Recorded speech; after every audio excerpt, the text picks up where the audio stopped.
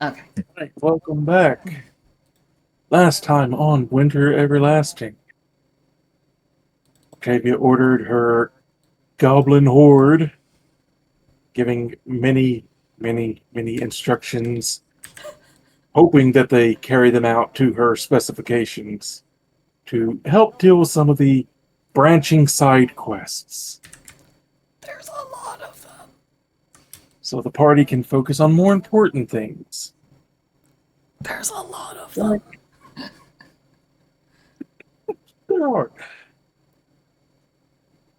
Uh, Leaving Targos, the party made it to Bryn Shander with a little bit of time left before nightfall. Octavia making her way to the house of the Morning Lord, with Scrivenscry Lash making her way to the Northlook Inn and Tavern. Octavia went to see the cleric Copper, who was busy working on the artificial sun, finding that no metal he had access to could contain it. He would, in fact, need the sky metal from the mountains. In a bit of experimentation, Octavia had him activate the sun next to her crystal and ended up duplicating her current stockpile. Kren has grown. Uh, while she dealt with this, Scrivenscry was given leave to wander the city. As he was out and about, he made his way down a few alleys, putting sigils in a few key places for scrying and emergency teleportation if need be later on. He checked for magical items in the city center, finding nothing important. He returned back to Octavia. Not before Lash being. engaged. Not before he was Lash. interacted with by Mercury. Yes. Scrivenscry was questioned by Mercury on what's up, Kyle. And Scrivenscry, to the best of his abilities of answering to someone not his handler, said nothing really to worry about. This is so I can keep watch on things and an emergency escape route if need be. So, quit being sneaky.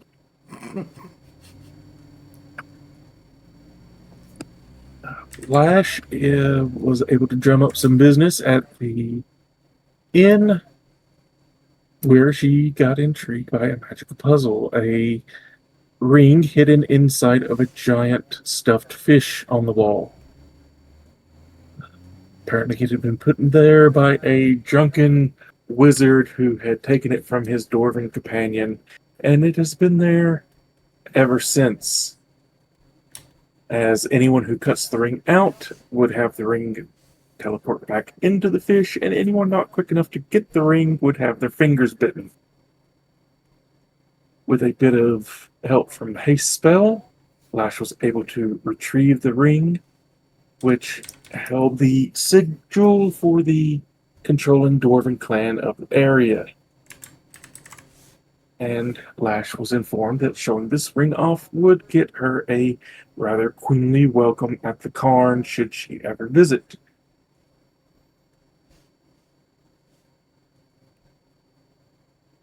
Settling down for the evening, Octavia got to finally see the creation of Grim and entered a deeper partnership as a piece of the crystal infused itself in her throat, making her voice nearly irresistible. Downsides, we'll deal with those later. What downsides? I have no idea what you're talking about.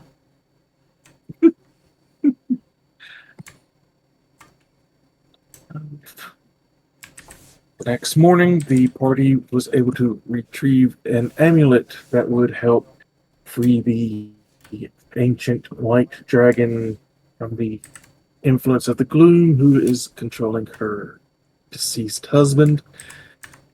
And with that, the party made their way to East Haven.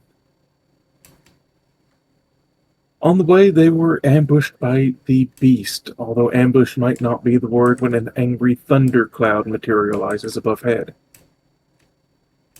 The beast made it rather clear rather quickly. Mercury could trade his life for someone else in the city, and he would not spare the city in gaining this person.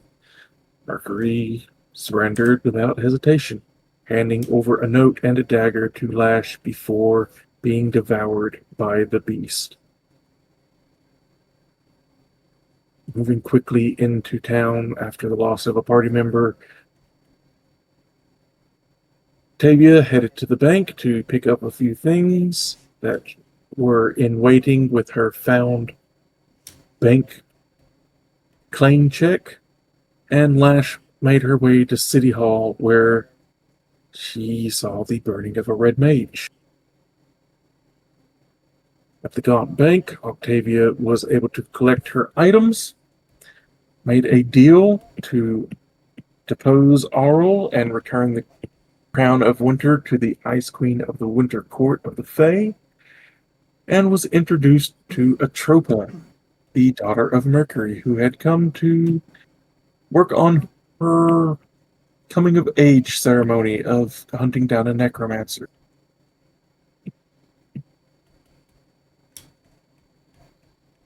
Once everyone was reunited, Atropa and Lash made their way out in the city to do some bonding, while Octavia stayed behind at the bank to negotiate a return to status for her hellish employee, the Viscountess Orenerith Arasolis. During their walk, Mercury's shadow made itself known. It had hidden away inside of Lash's tail shadows and has now bonded with Atropa, showing off its helpfulness by picking locks on its own at range, which led Lash and Atropa to a building that smelled of rot when everything should be far too frozen to smell of rot.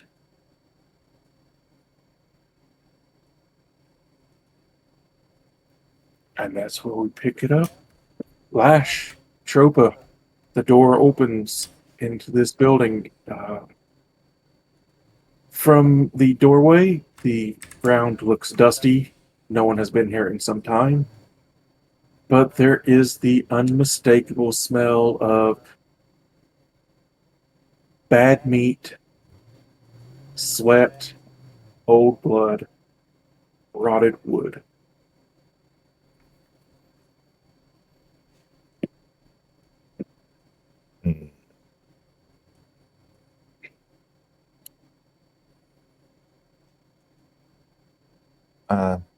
Atropa, are you stealthy like your father?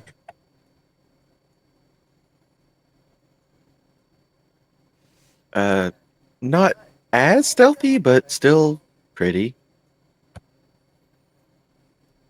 All right, Essentially, out of character, her stealth is also plus 13, but it's not an advantage like what his was. Okay. Would you prefer to stealth ahead or stealth behind as I be a distraction for potentially whatever might be there?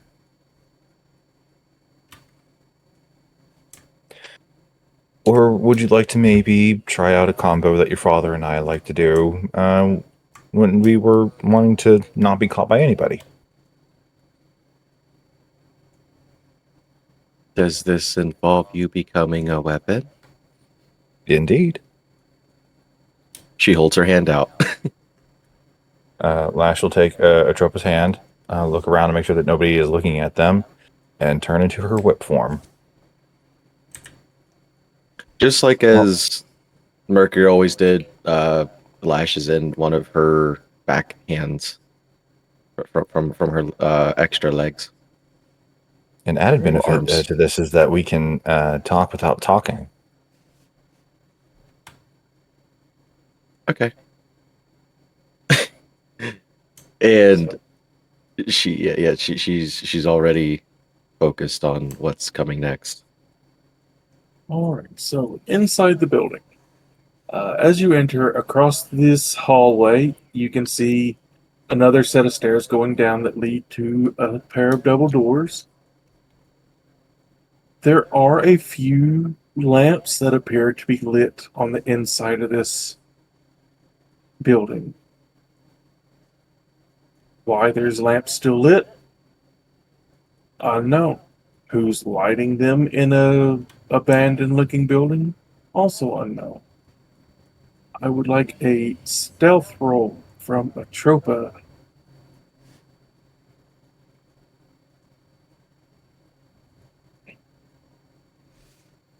$25. All right. You feel like you are sufficiently hidden away. Would you like to investigate anything? Perceive anything? Go straight to the basement? Look around the floor you're on? What would you like to do? Her passive perception is 20, but I do kind of want to make a perceive check to see if I can beat it. Active perception. Go I will give you the help action on that because I can look around too, believe it or not. Active perception at advantage. 28. And if you ever wonder, or if you want to know why Atropa's perception is so damn high, yours would be too if the person training you knew how to hide with a black body in white snow. Active perception. You begin to look around and you do notice the dust on the ground is not as unbroken as originally thought. There are small indentations, like not footprints, but almost nickel-sized dots in the dust. Something walking with very small, stilted feet, or something with pointed legs. Exactly.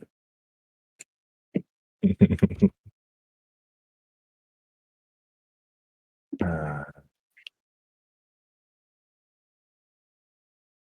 Yeah, she's gonna start following the peg prints. They go rather all over.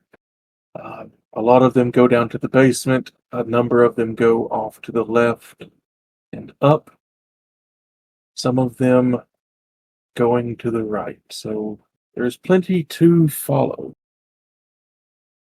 I would like to attempt a religion check on these footprints to see if maybe these are an unearthly being, maybe some kind of demon or even undead.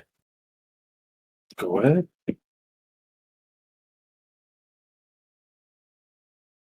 Oh, 12.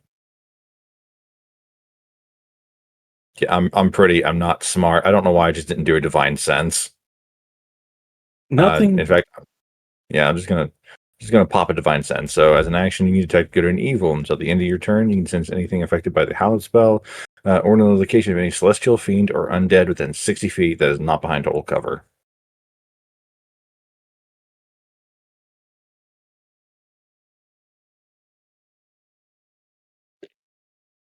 Oh, total cover. Just a second. How thick does stuff have to be for total cover?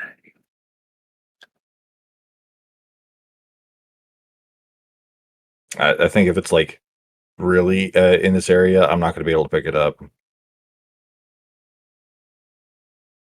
It's more like, is the thing hiding in the room with us now? Nothing is in the room with you now.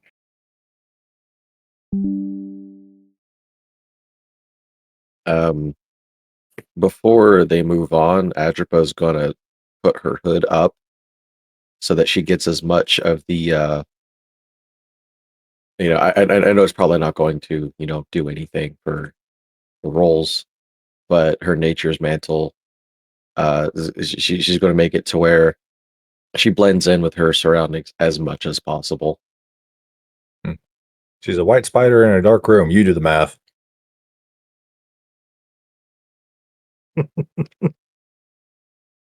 Well, dark is different than contrasting colors. Alright, so Something white in darkness is still going to be obscured by darkness. where do you want to go?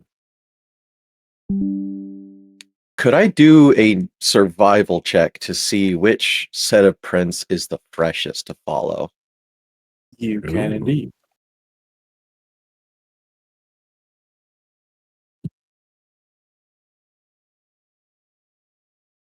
$22. The absolute freshest come from the left where you're standing and then down into the basement. Now that you're looking at it more, you begin to see a pattern. The footprints come up from the basement and make a circle through the house and then back into the basement.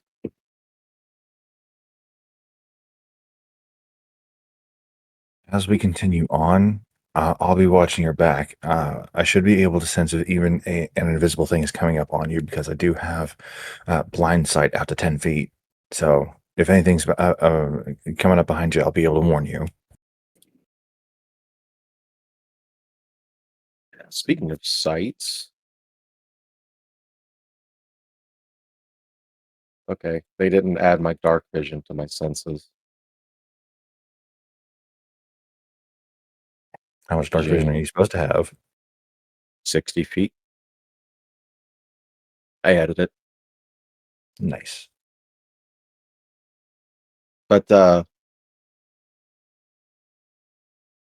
she kind of just like nods as if Lash could see her, and she starts can. making her way.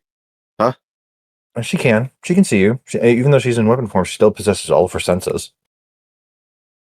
All right. So are they in the basement or are they in the house? You The are house. in the house. She's going to start making her way towards the basement. Right down the stairs directly north of you.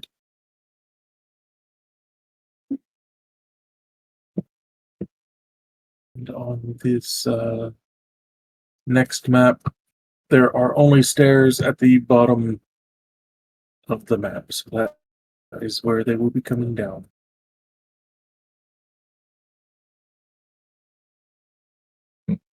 Enter at your own peril. Past the bolted door where the impossible things may happen that the world has never seen before. In Dexter's laboratory. As you come down the stairs, you see another lamp lit, but you also see, the look of water from like a pool that's being reflected on the ceiling, right? Yes. You see a kaleidoscope of green and purple light like that on the wall ahead. Spooky. The walls look like brains. Are they squishy like brains? I touched the brains wall. It is smooth and a little slick from condensation, but there's no give to it. It is stone.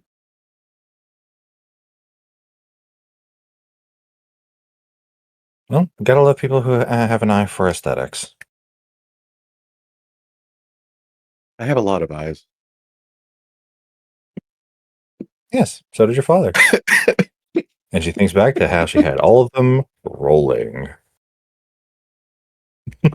With a 16 and a 20, you begin to hear a small, high-pitched-ish voice. Just above a whisper, further in the room.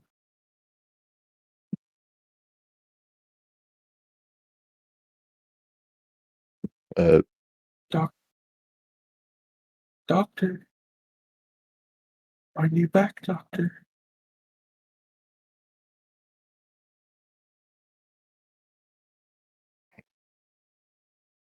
That doesn't sound good to me. I'm not cold anymore, Doctor. It worked. I'm not cold anymore. I'm going to pop Doctor? another divine sense.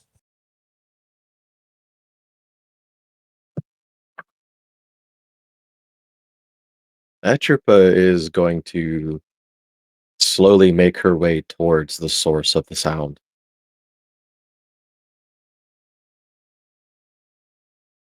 As you enter the room fully, you see in deep pools on the ground, almost like liquid crystal, swirling green, blues, and purple being fed into it from large bronze vats.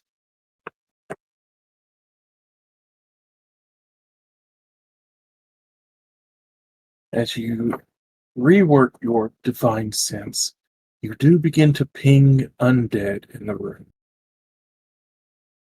Your father would have had a field day in here. Why? What's in here? Undead. And I guess it's my field day too.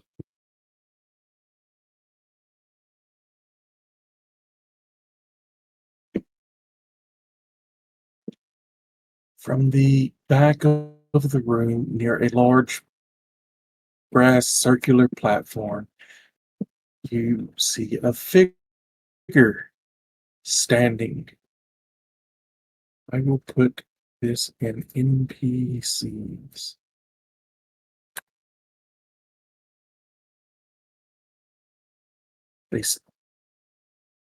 I will resize this and put this in NPCs.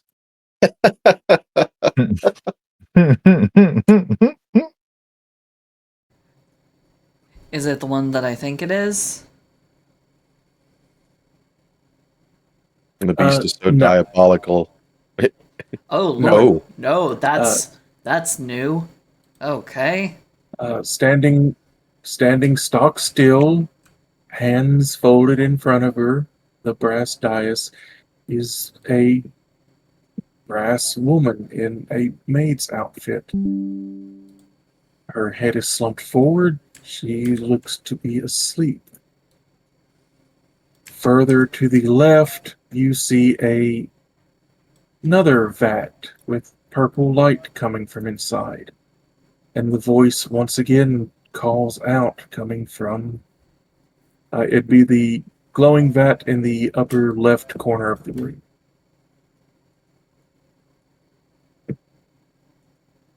Doctor, can I come out now? Doctor.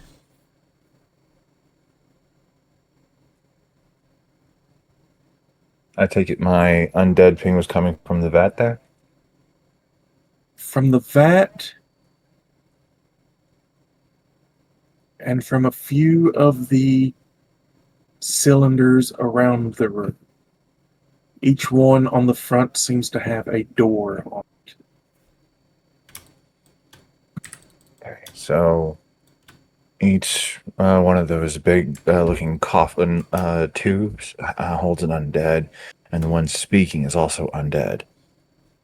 I'm not picking up anything on the coin-operated maid over there. Well, probably because she's not alive either, but not an undead. That would make her a construct? Either You're way, asking the wrong whip. Either way, I'll treat it as if it could possibly come to life. In the mechanical sense. Above table, watch it act like the Reaper from friggin' Repo. Stalks around, big blades on arms. No, you guys are fine. Don't worry about it. We try to hide loose on the table. Chop, chop, chop, chop.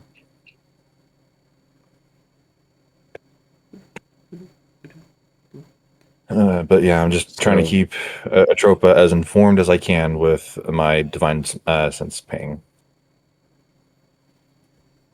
So, where in the room do you want to go? You can approach the mechanical maid. You can approach some of the cylinders. You can approach the cylinder that is talking to you. Or you can approach the glyphs on the ground. And around the glyphs on the ground, not pictured in the picture, but there are a few desks and tables with vials, books, papers. There might be more papers upstairs to find, but there you go. You have undead around the room, you have undead speaking to you, you have a mechanical maid, and you have what look like maybe researchers. She is going to think, like, okay, out of me and Dad, I'm the smarter one. What would I do? Because I know what he would do. And I don't think that's We a would good go on idea. a stabbing spree. Maybe we should check out the org over there. Might get some answers. Yeah, I was thinking that same thing. And she's gonna she's gonna be keeping her eye on the on the maid, but she's going to go over to the notes and stuff and try to read up on to see if she can figure out what's happening here first before she makes an action. Okay, and while Atropa is able to view far away, just kind of in her own little weapon space, Lash is going to close her eyes and focus solely on her blind sight of 10 feet around Atropa to keep her safe from anything that might be trying to sneak up on her. So, she's got long vision, I got short vision.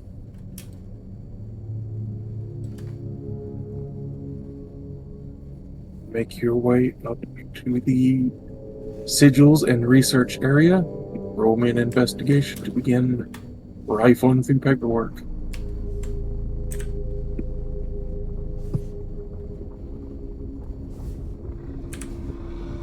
$13. Investigation's not too high. 13. At least it's not a +0. This is perhaps some of the most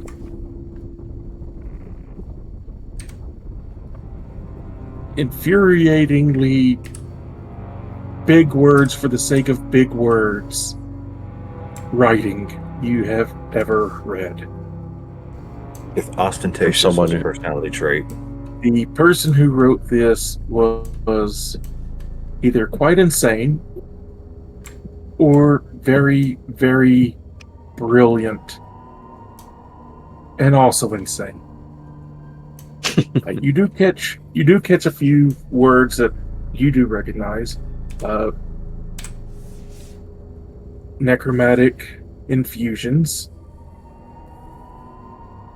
Flesh is weak. The metal will save us.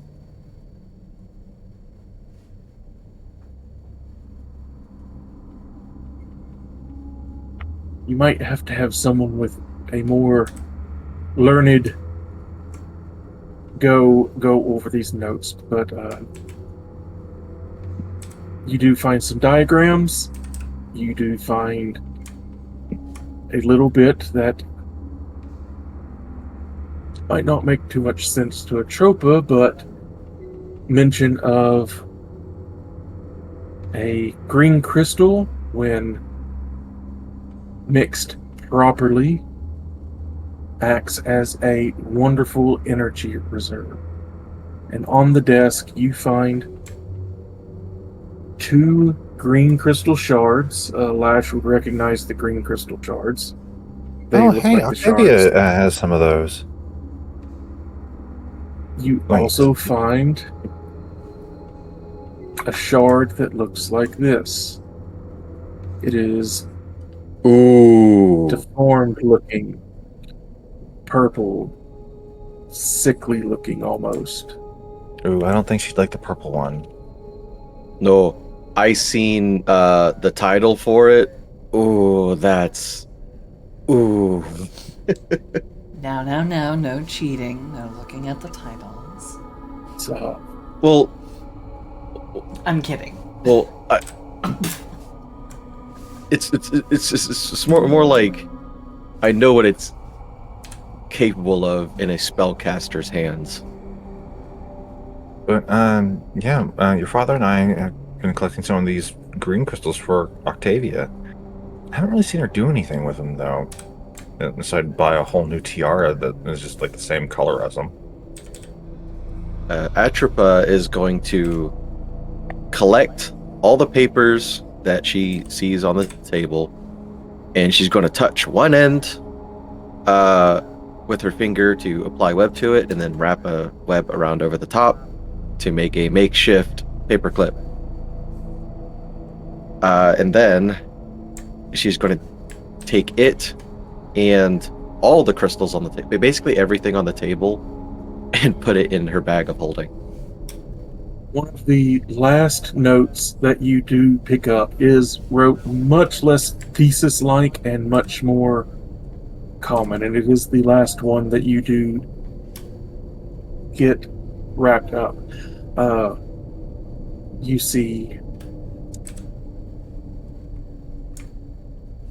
I have done as much as I can in this town while remaining anonymous. I will have to move my operations out to the academy. There I should get some sort of privacy. I will leave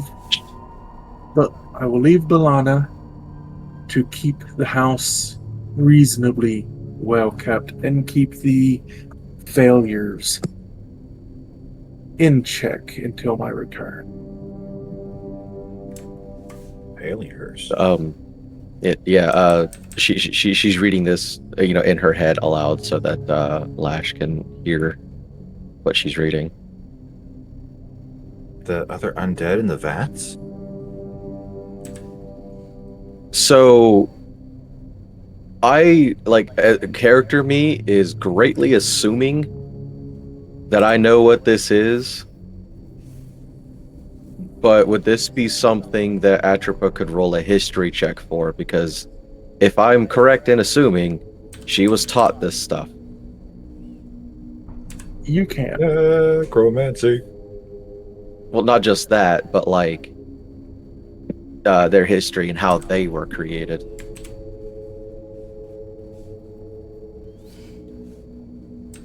$17. The green crystals you don't know much about. The purple crystal doesn't quite look like what you've learned about, but it looks like a mixture of the two. And what has been mixed in with this green crystal is a substance called delirium. Dragonite. A very unstable, very corrupt, very dangerous crystalline substance.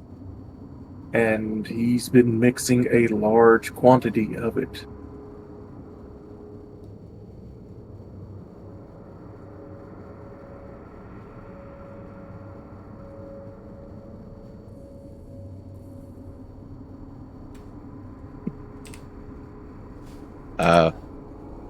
So what she's going to do before putting the delirium shard in her bag of holding, she's going to wrap it up in webbing so it doesn't come in contact with anything else.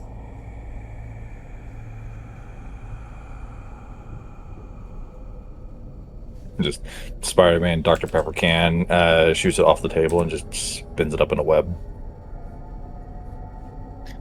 As you are wrapping things up, you hear the voice once again. Doctor, are my legs finished? Legs? It would be nice to walk Yeah. again. It would be nice to dance again. Doctor, is my body finished? Oh, these poor souls. Yeah. This is how we were made. She kind of just says that. She's like, yeah, this is how we were made. Hmm.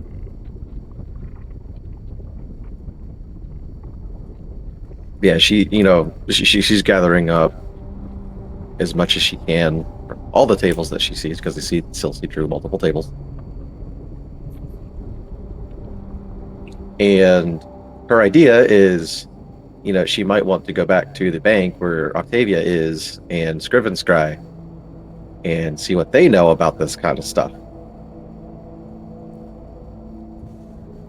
Look, man, I know about fish, okay? Necromancy outside my fucking wheelhouse. Well, then we'll take your She- rat wizard. No, She wants leave you- Scrivenscry alone. She wants them to read the big words that she can't read because she was homeschooled by somebody So who how only much- learned combat. So do you investigate the rest of the room? Do you deal with the undead? Do you investigate the maid? Or do you bugger off because things seem to have been relatively contained up until now? Hasn't been any talk of undead roaming the street. Well, she's thinking that currently they're contained. In her mind, she's just like, okay, she was told that there are soul necromancers that she needs to be hunting. Has read that whoever did this is not here, and they have moved on to some place called the Academy. She does want to get rid of this place. However, when it comes to an actual encounter with a soul necromancer, especially one of, or a necromancer of this caliber, then she wants to know everything she can before she takes an action, because she knows that going up against something like this is not something she can do blindly. And Lash is just here to They help. They were taught well how to deal with some situations. Mercury just thought stabbing everything was the right way to go.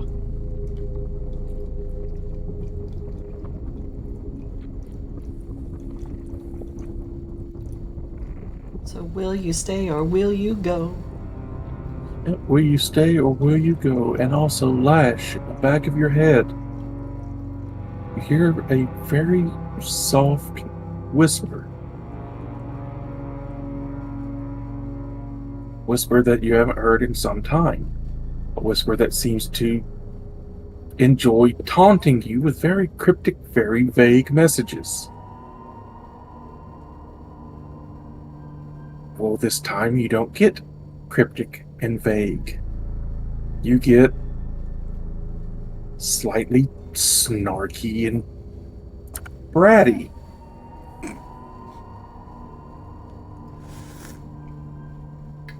The whispers here are loud, big bust. The what? The whispers here are really loud, big bust. Whoever that is clearly has not met Octavia.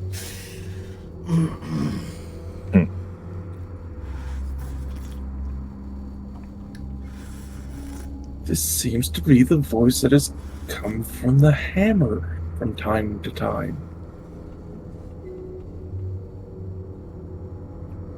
And what did he say about the whispers again? They're really loud here, Big Bust. Bastard nut. Sorry, I couldn't help myself. Also, I imagine I've made everything way too big. Give me a second. It was a big table. Well, I didn't know how big the squares were. She'll try to respond to just the hammer. What whispers? All I hear is somebody calling out for the professor from a vat.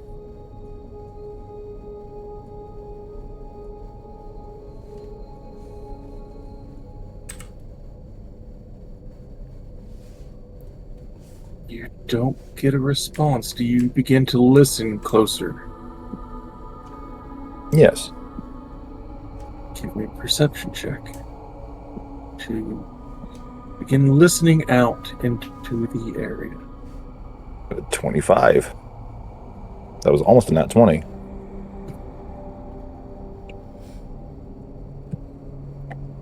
As Atropa is busy gathering up things, making sure she doesn't miss anything, you begin to listen now that you have been poked about it.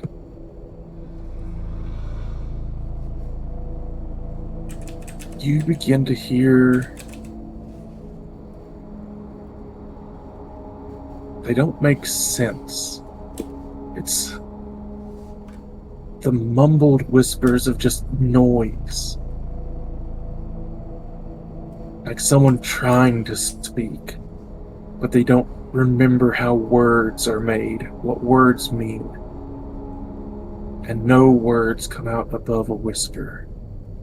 From 3 tanks on the right and 3 tanks on the left, the whispers begin to grow more and more, and you see purple mist begin to hiss out from around the doors as one opens. We've got company.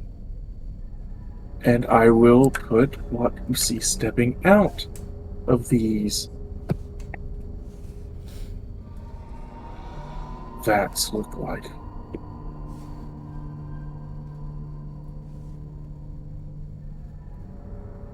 Oh no! I feel like I've seen one of those before. Where have I seen one of those before? It reminds me of the robot dudes from Invincible. It makes me feel like it's something. It makes me feel like it's something from Doom. Like they tried making an imp into a soldier and it just didn't work.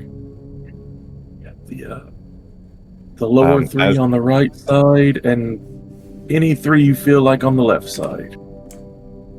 As they step out, do we see any movement from the robo-maid? You don't see movement, but you do... Her body doesn't move, but you do see a few gears sort of in her...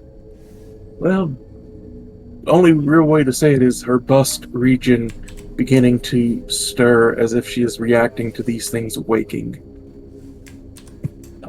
What you see stepping out look like they might have once been human. Some large enough to be clearly adults, others small enough to either be a person of a smaller species or children. They have had metal plates that glisten with a greenish tint forged onto them, helmets nailed to them, arms replaced with scythe blades. Undead, partially encased in armor. Word undead.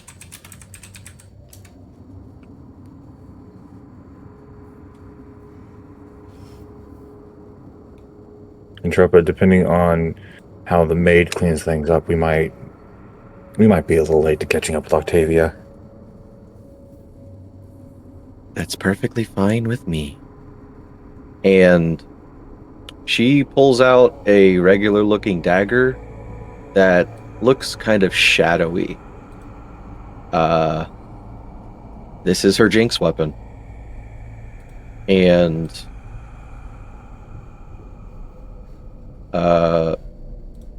she will also bring out Grim.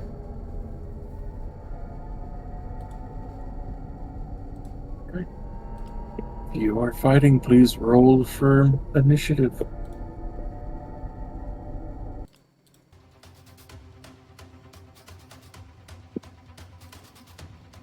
Nat 1 for 5.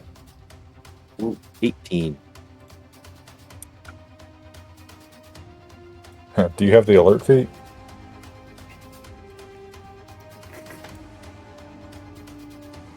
Unfortunately, no. no. Damn. Well, I had to check because, this is a whole new character. So and also she has a lot of stuff that needs reading over. On the left, top to bottom are A, B, and C. On the right, top to bottom are D, E, and F. You also hear something above you.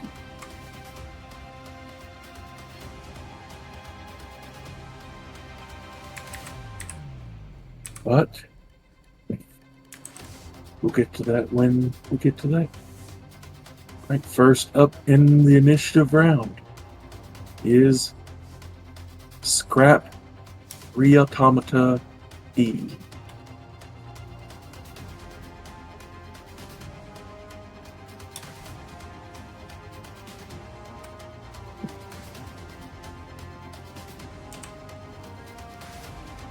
It is going to run 30 feet straight towards you. Okay, so I had to rescale this because I realized that each of these squares is 10 feet. Yep. Okay. So, 5, 10, 15, 20, It is. 30. It will wade through the Oh, okay. delirium. It does not seem to slow it down. 20, 25, 30. Gets it right there. Alright. As it gets closer, you see the jaw moving, clicking away, not making too much of a... It acts like it's trying to talk, but nothing's coming out that can be deciphered. Just random noises and sounds. Atropa, you are up. Well, I'll have to wait to see how far she is away from everything. Every one of these squares is 10 feet, so you are 5, 10, 15, 20, 25, 30, 35, 40. 40 feet from E. The question is, do you try to wade through this liquid crystal? Oh no. What she is going to do is she is going to walk. Let's see. Sorry, Oh, I'm, got that. I'm resizing this grid so then I can actually make it accurate for you guys. My bad. Sorry. I will be done here momentarily.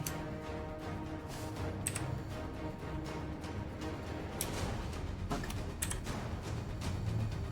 And there we go. Okay. Let's see.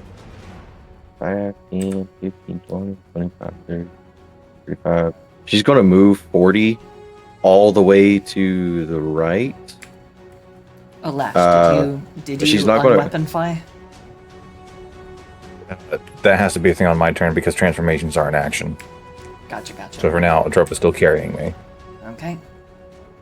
Yeah. So it's going to be 40 to the right, but she's not going to enter any of the delirium. She's just like her strategy right now is she's going to stay near the exit just in case she needs to escape. Okay. 40 feet gets you right there. All right. Then let's see what I have. You can use your cunning action to dash, so bonus action dash if you wanted to.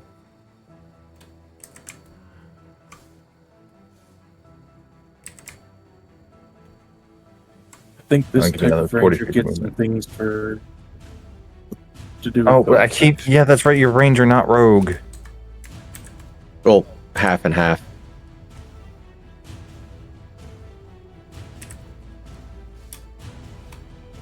You know what? I'm not going to say anything else on your turn. I do have the ability to do cunning action, actually. But what she is going to do is, since it is still at a good range,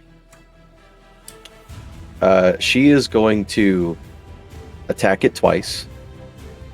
Technically, I think I can attack it 3 times. No? Where's my action, or where's my attacks per action?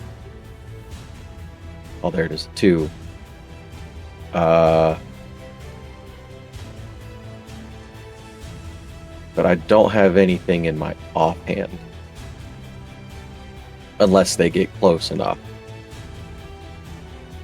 I mean, technically, I'm in your offhand. That is true, but I don't think you have range.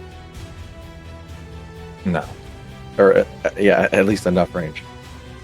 So, even though, let's see, 5, 10, 15, 20, 25, 30, they're a little bit out of the regular range, but thankfully I have archery. So anything that classifies as a ranged weapon, like my Jinx weapon does, I don't get disadvantage on the long range. So she will make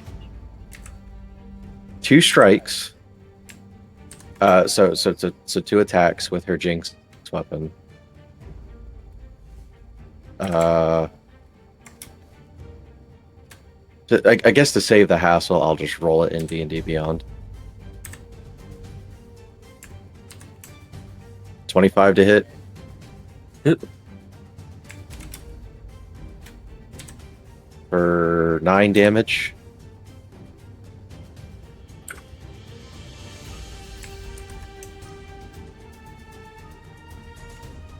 And then, because her Jinx weapon has the Vex property, my next attack has advantage. Let me see. Let me see if I read that right. Yes. Yes. Okay. So once again, advantage. Another 25. Yep. For another 9 damage. So that's 18 plus sneak attack for another 16. So 18 and 16. 34 damage. For the maid up And- there, you can make her take up 4 squares. She is. Oh, Oh. She big. The dais there was made to hold her. oh no! Kind of like a charging station. Oh no! All I want to do is see you. Turn into a giant woman. A giant woman. I'm pretty sure they're immune to necrotic. Undead usually are.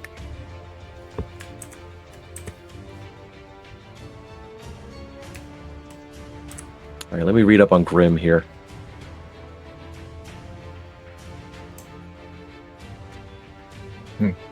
He likes to chauffeur around a Billy and Mandy. Well, likes is a strong word. I'm trying to concentrate here.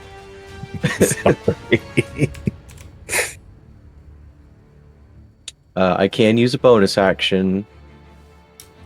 Oh, you don't have an icon for Grim, do you?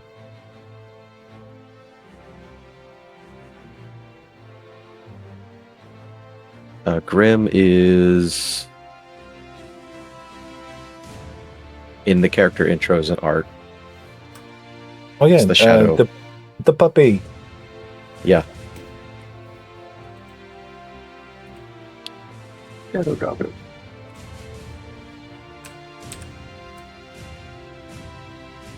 Move speed 40 feet.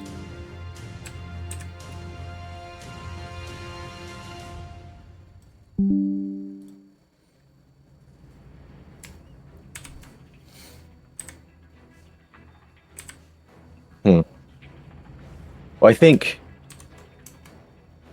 if I don't command it to do an action, then it'll do on its own and move towards the target. Medium or large? Medium. So move it 40 feet towards that enemy.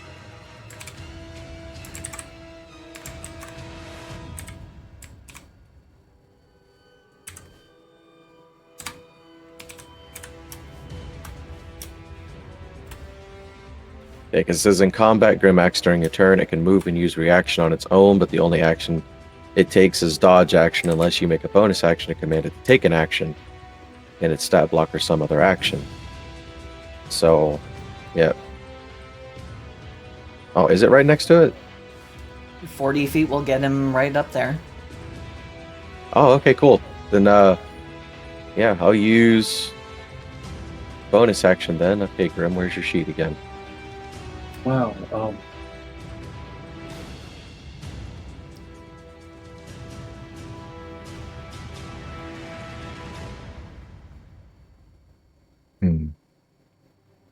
So Damn, to it's show you how, I'll put this in normal general to show you how bad they've broken the website at the time currently.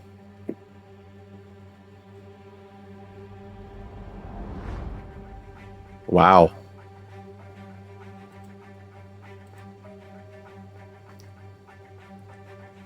Oh see. dear. Oh dear. Well, Grim Yeah, sounded like a command it. great idea until I realized that basically all of its attacks do necrotic. Give Really it a great bite. for a undead hunter. Okay, yeah. You can also Ominous command as Friends, part of the bonus action used to Omen of Doom, or you can sacrifice one of your attacks. Ominous. I'm reading his stat sheet at the moment. So either way, Grim will use Ominous Friend. So it will be reach of 5 feet, 1d. Wait. Bonus equals your spell attack modifier. So 1d20 plus 6.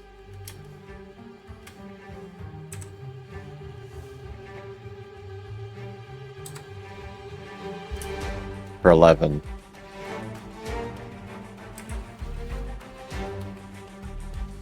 Does 11 hit? Does not.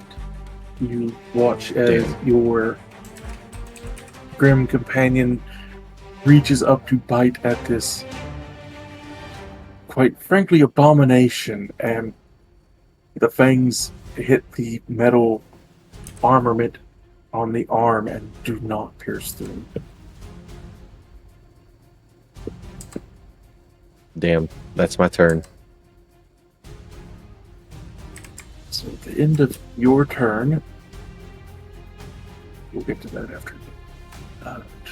Yeah, Your turn's forward. I don't get the nicked property until they get close for Atropa to use both spider bite daggers, which still won't work because they're poison. You never know. There is a goddess in all of us, strong as a lion. All right, so your turn is done. In the space that you had been standing next to the table, you hear something drop down from the ceiling. Where all great sounds come from. Oh.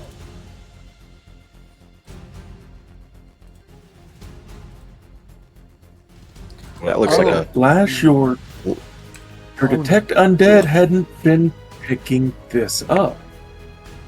There's flesh here, but there's so much machine added to it.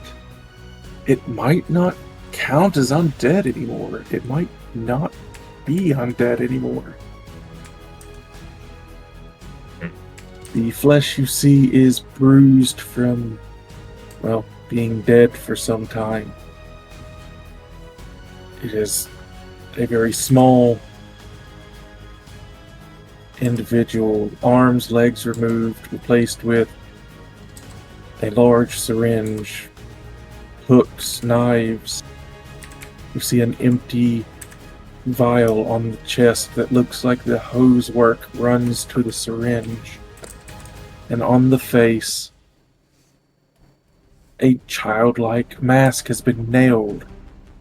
And Atropa, that nail, bears a skull surrounded by a skeletal snake eating its own tail. The mark of the soul necromancers. Hmm.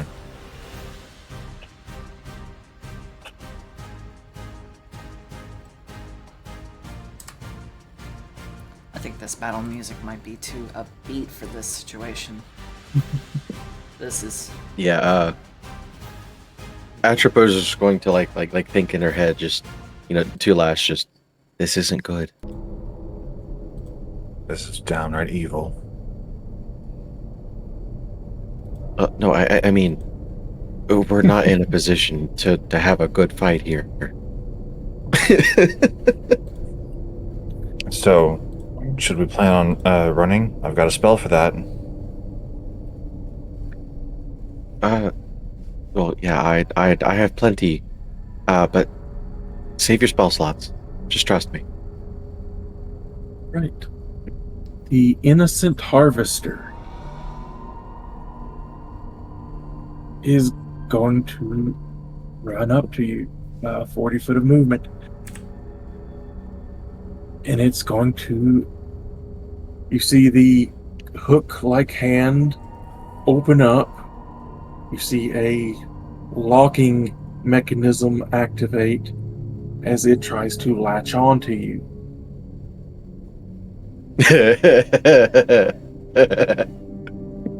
It's trying to grapple you. So let's see. if Oh, this damn. hits.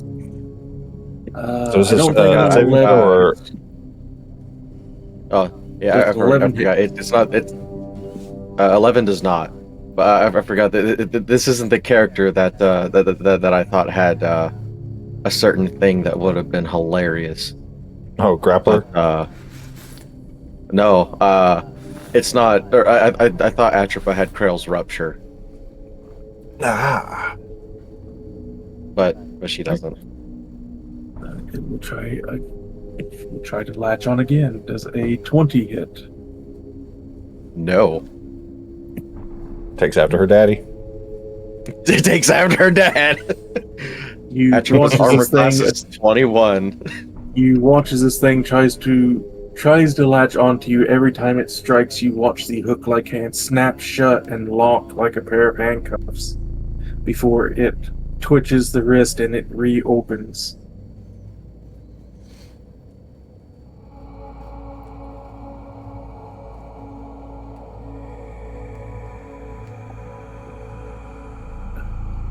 Yeah, this thing has advantage on stealth checks, and that's why it was able to hide on the ceiling. It was also on the ceiling, which Yep. is something that her daddy did. This thing has a climb speed, so it was just waiting above the tables.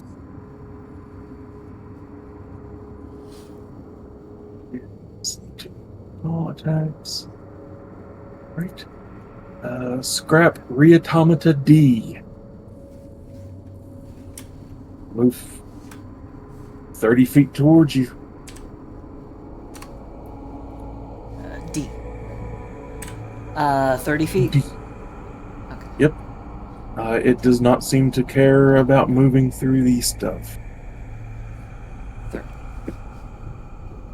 30. A is going to move 30 feet towards you.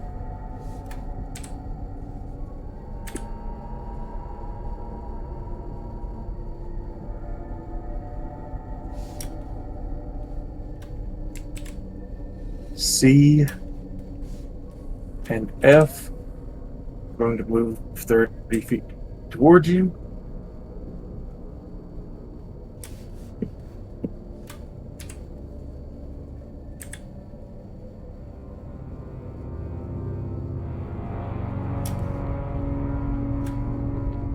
Lash, it is your turn.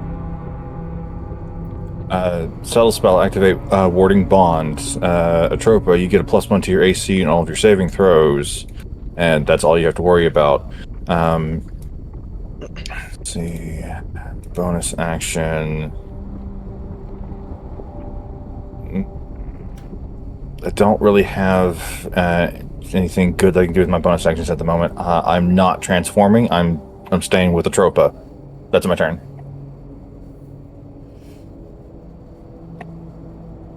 So yeah, And Atropa, B from is- your platinum ring that Lash had given you, a slight aura starts to emit from it. So yeah.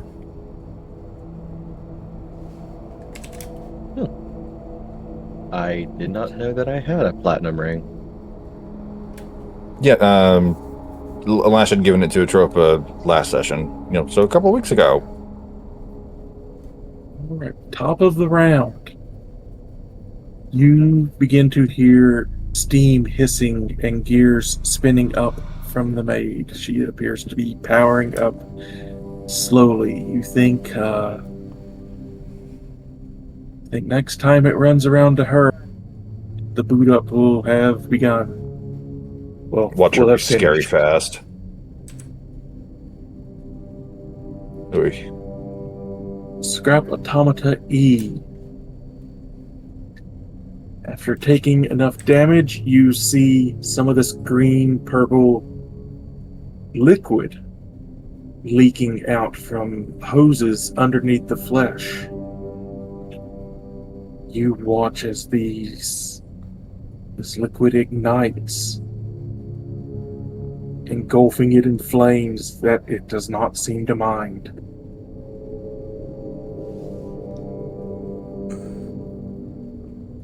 It is going to ignore your dog, and instead of 30 feet, it is going to move 50 feet towards you, Atropa.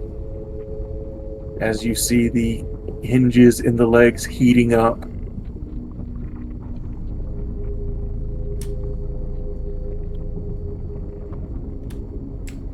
So apparently when these things get damaged enough, the goo powering them ignites. And they get faster. They're just going to make 2 attacks at you. That's a no on that one. That's a 22. I believe your AC is now 22s. Yes. Beat the meat. Right.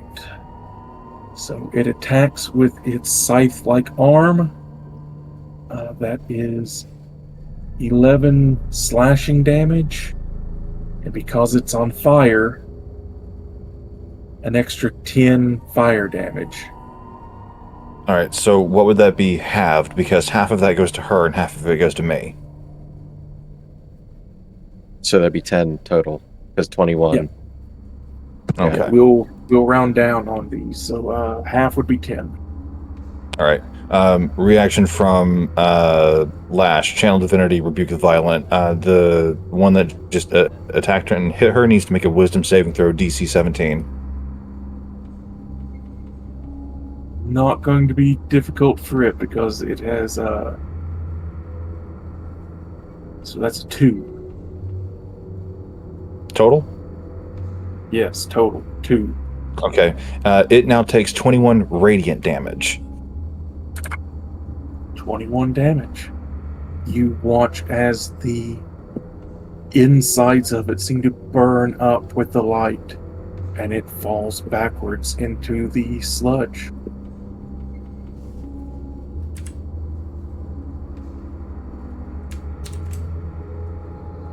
Yeah, these things, when they're damaged enough, they get extra dangerous. They move faster and they do an extra 3d6 fire damage.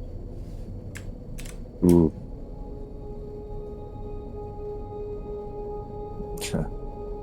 I already lost your dad. I'm not about to lose you too.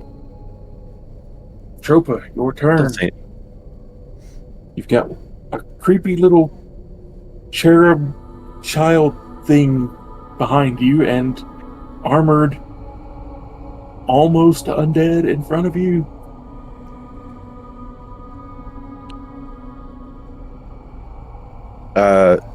She is going to use her spider bite daggers this time. And let's see. She's going to bonus action steady aim to get advantage on her attack roll.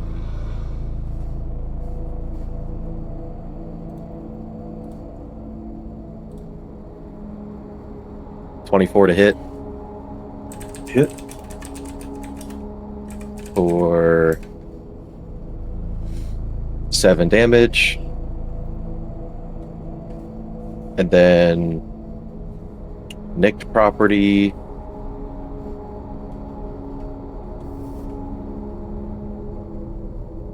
Yeah, nick. So another strike. You still have Regular advantage, don't you? Doesn't your steady aim give you advantage on that one target until your next turn? Or is it It just, just on your says you next give attack? yourself advantage on. It just says your next attack roll on the current turn. Ah. But Oh well, at does least you can 17 sneak hit? attack the first one. Ooh. 17 hit. Yes. Okay.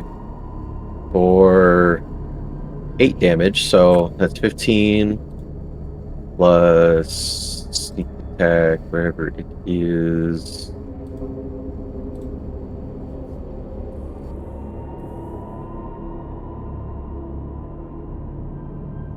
My goodness, trying to find sneak attack in When you're multi-classed. all this. Yeah. For 14 more damage, so 15 plus 14, 29. And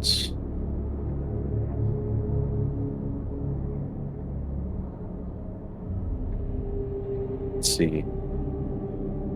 Oh, I already used the bonus action. So Grim is going to move towards F. All the way up to him.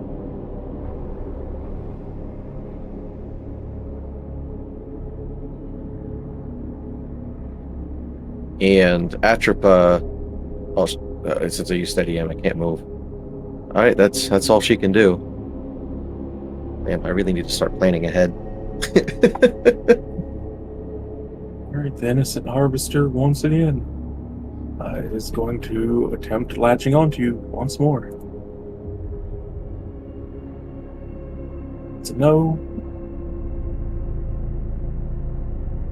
That's a 24. That is a yes. Damn. So as it latches on, it does minimum damage, in fact, as the blades try to sink into your wrist, but the chitin helps prevent a lot of the damage, so you take 5 slashing. Halved to, I guess, 2, and I'll be taking 2 as well, because Warding Bond.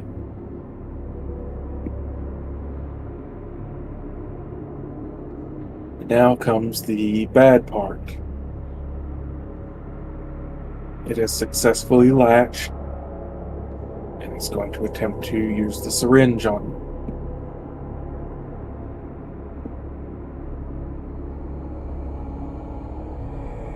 That's a 23. Damn. Alright, so piercing damage. It rolled the maximum on the piercing damage. So 15. Rounded down to 7. To 7, and I'm taking 7 as well.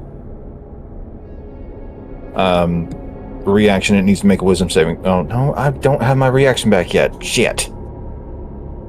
And now the plunger on the syringe is going to pull, and this is the bad part. So I need you to make a Constitution saving throw, please, as the needle pierces. Okay, so you get a +1 to your saving throw from Warding Bond and a +5 from my aura. So whatever your con save is, +6. Dirty 20, so 26. All right. It does. All right, so half damage on a success.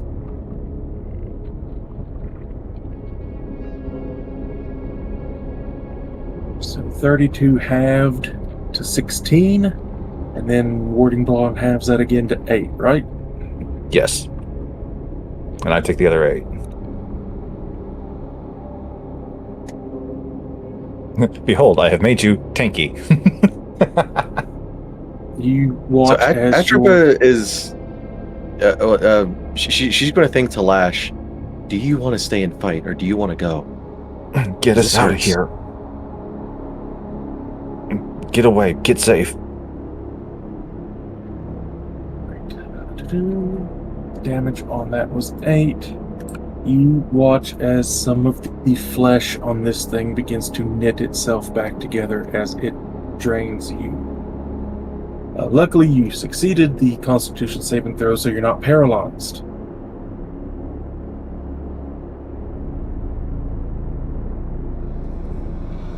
That's its turn.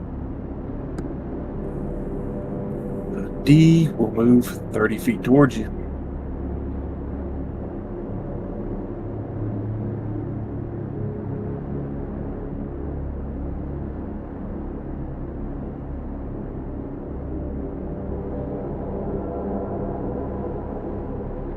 A will move 30 feet towards you.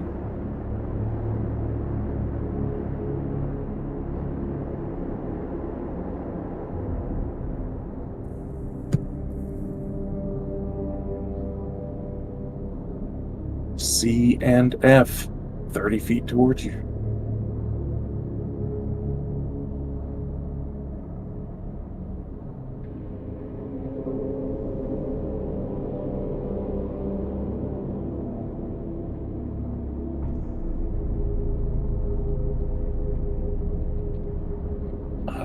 Your dog can take a opportunity attack on F.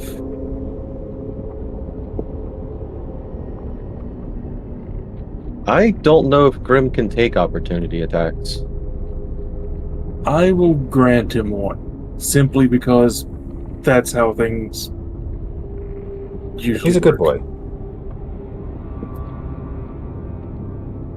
Yeah, this thing moved out of his space, I'll give him a bite. Yeah, that syringe deal, it's 2d6 plus 3 piercing damage, then a con save. Then you take 8d6 necrotic. Wait, are you Ooh. resistant to necrotic? No, she's resistant to poison. Okay. Actually, immune to poison. But Yeah, it draws your juices out and then heals itself.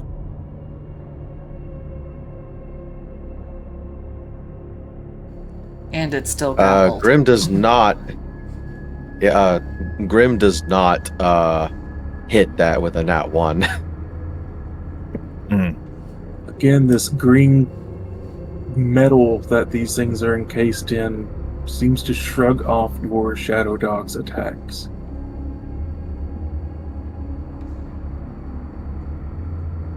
Lash, you're up.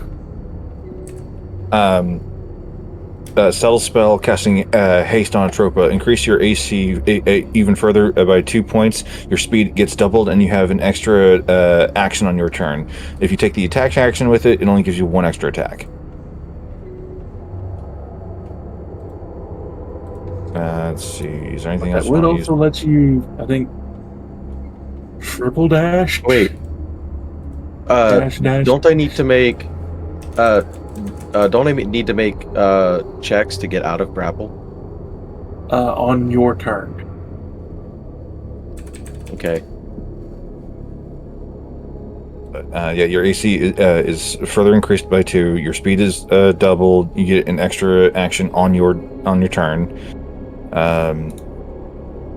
Is that all that haste does? You have advantage on dexterity saving throws as well. Perfect.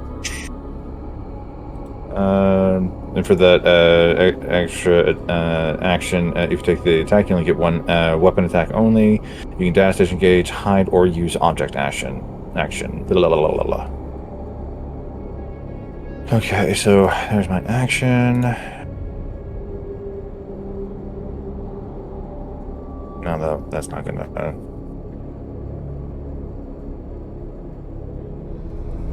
Then just get back a spell slot. Is And I'm not creature fighting right E- now, so I don't need my curse. Is creature So- E dead? E is dead. Okay, just wanted to make sure. Yeah, E can be removed or X'd out. Here is insights, divine burned. All right, so yeah, the main things are I have hasted Atropa.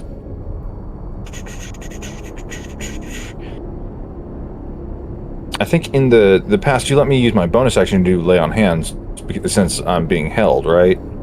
Yes, you're not having to touch. You're already touched. So as a weapon, you can bonus action lay on hands. Okay. Atropa, I'm going to give you 10 points of healing. With my bonus action, I get my reaction back.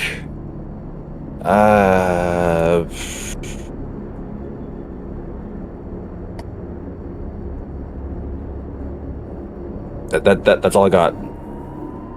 If they touch you again, I can burn another one with radiant damage. But for now, I've hopefully set you up to where we can get the fuck out of here. He is going to move 30 feet towards you. You already know if this was Mercury fighting, he would be like, "No, we're fucking staying." Oh yeah, I know. Death Yeah, spider. and if this had been Mercury, But then again- Lash would have transformed back already and would have been fighting alongside him, because she's more useful in a fight in her bipedal form, but since we are retreating, she's more useful in her weapon form. Here's a quick above board question. How scary is it that these are the failures? Kind of scary. We're fine. All right. Let's be top of the round. The maid wakes. You see her Yep. lift her head up, hands still clasped in front of her. You see a smile go across her face as she looks around. Oh, no, no, no. This will not do. You are all out of bed.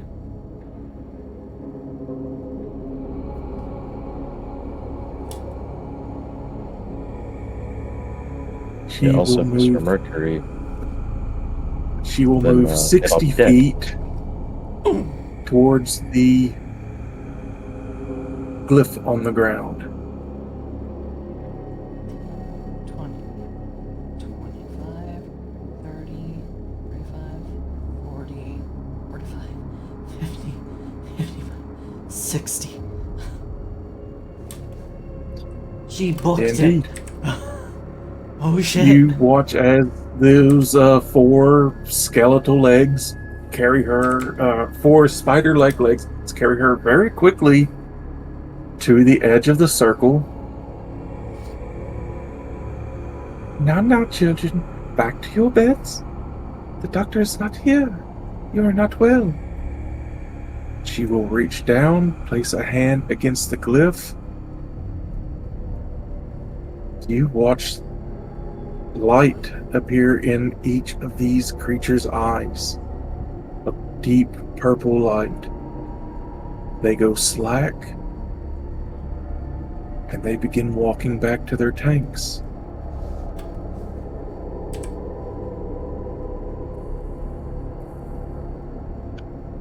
Then she turns her face to you, Atropa.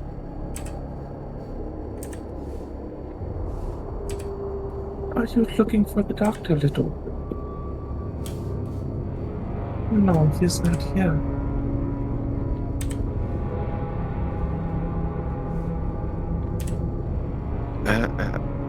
I just got lost.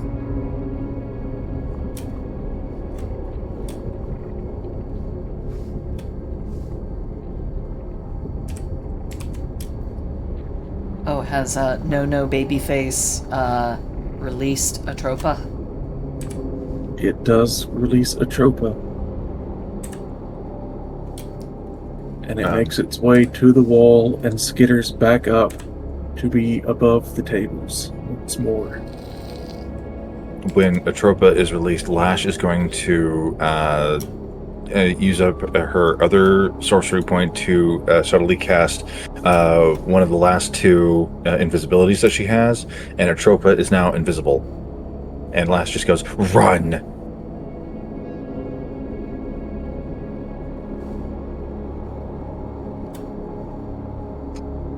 Part of me kind of wants to hear what the Atropa, it is your turn. If you wish to run, you will be out of combat. If you wish to stay, you will be still in combat. Oh, if we were still in initiative turn order, I wouldn't be able to make her invisible.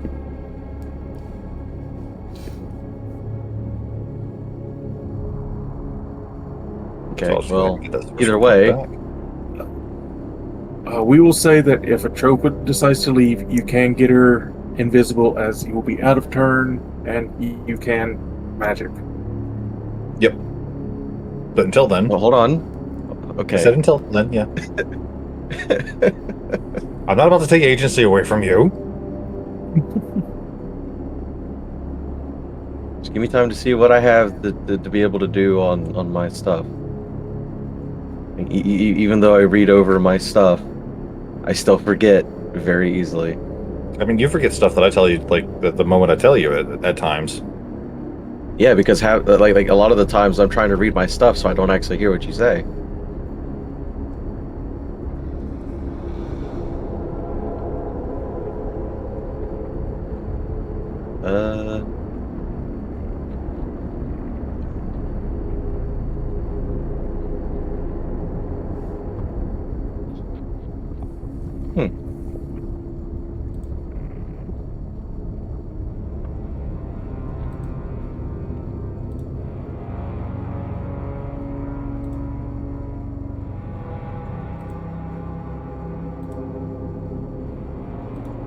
Well, that sucks that chameleon skin doesn't give me advantage on stealth.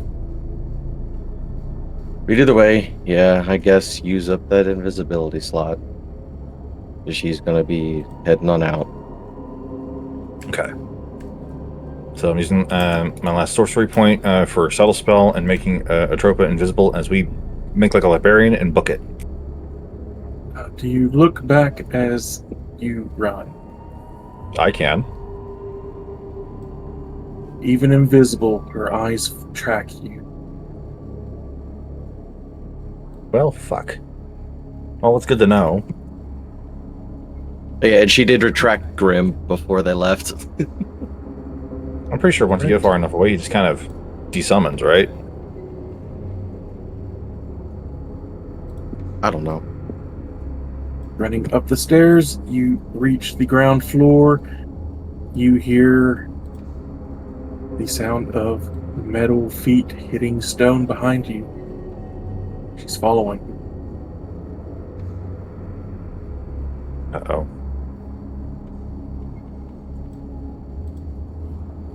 hide in the house or out the door.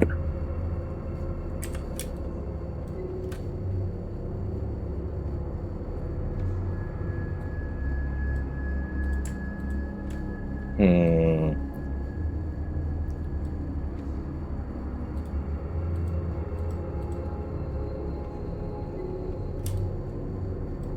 She is going to go out the door. Because she's just like, okay, even though invisible, she's seen me. She's following. If I can go out where there's a bunch of people, they can potentially help me take this bitch out.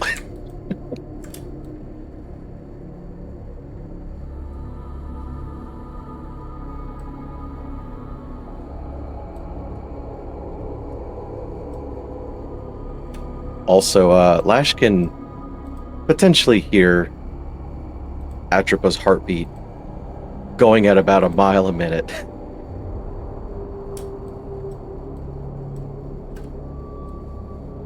You get the sense that she doesn't have very much experience in actual combat. Right. You make it out the front doors. You watch the large mechanical maid make her way up the stairs and stop at the threshold. She does not exit. Instead, her hands fold in front of her. She gives a bow, and you hear, "Please visit us again once the doctor is back home." Then she seems to hear something. "Coming, little one. Oh, do not fret. The doctor will be home soon." And she goes back down the stairs.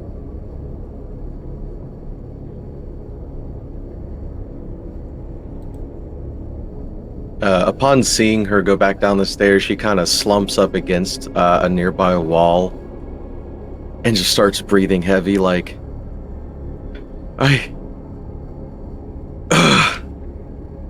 didn't think that they were actually that serious. That made it sound so easy. Well, Oh, normally, goodness. whenever your father fights, he gets some proper help. I was more focused on getting you out of there rather than trying to be combat backup. And Lash will Well, turn back into bipedal form so that she can do a cure wounds on Atropa. well, for future battles, maybe plan on fighting instead of leaving as soon as possible. That could potentially help.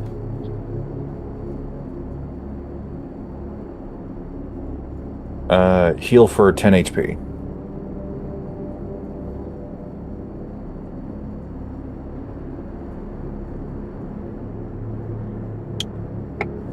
And then Oh. in turn, and then in turn, Atropa will use Cure Wounds on Lash Adorable. for 12.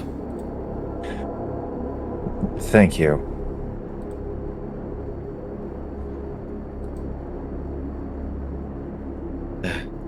So, next time, weapon forms for sneaky. No weapon form is for fighting. Let's Gotcha. focus on fighting. Oh, just wait until we tell you about the Llama Sombra that we gotta go kill at some point. Okay, just whatever. Let's see if Octavia. what was her name again? The really the airbag lady. How dare you? How Octavia. fucking dare you? And please repeat that nickname to her. Yes, please do. By all means. or I guess in Atropa's case it'd be Airsac. The exact lady. Madame Balloon. Madame Balloon. My damn balloon's floating away. Octavia. I'm gonna fucking kill all of you. None of you will survive. Once you finish in the vault and are led back to Adez's office, he does not go to his desk. He goes to the mirror that Atropa had stepped out of. Since this is not bank business we're about to discuss, a change of venue. Would you like to discuss this over a drink or just down to brass tacks? You know, I have been practically pulling my hair out with all the stressful mucking around outside. I would truly love to be able to kick back with a drink or two. So long as they're free.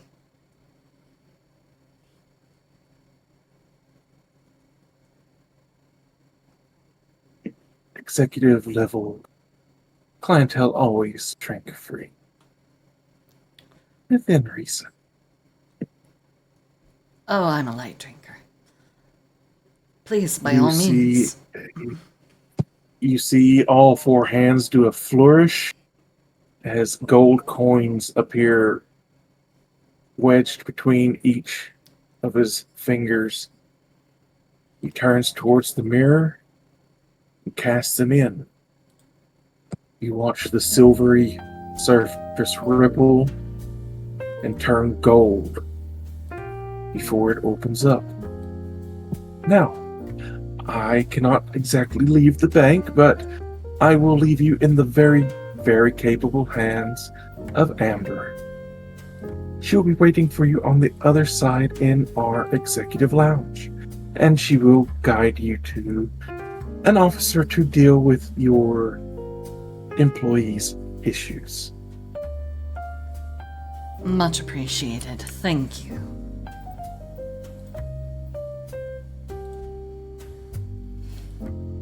And NPCs, I will load a picture of Amber. No, I won't. I will resize it because, good God, my computer and internet cannot handle putting in these at full size. Oof. Yeah, 2 megs and it was struggling to load, so.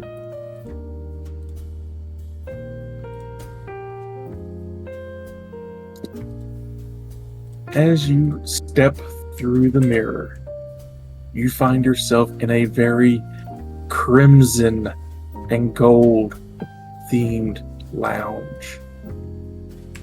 Crushed red velvet everywhere, satin booths, the smell of very expensive drinks and perfume in the air.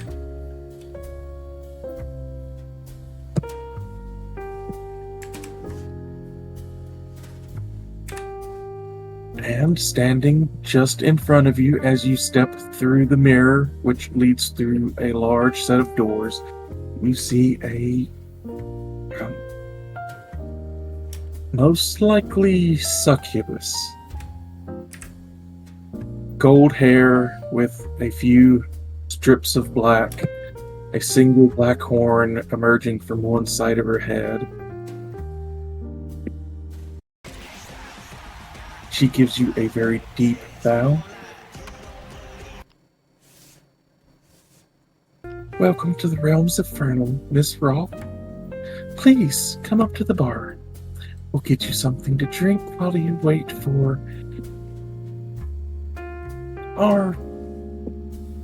well, I believe it was a PR officer you were needing to speak to.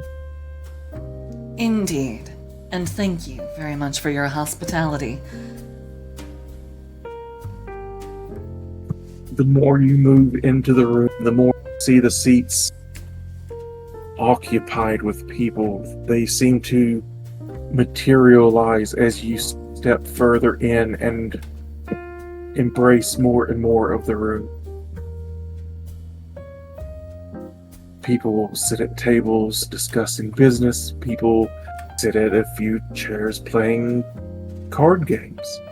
Several laugh, talk. Very few heads look up to look at you. as if prying into someone else's business is not looked up very highly.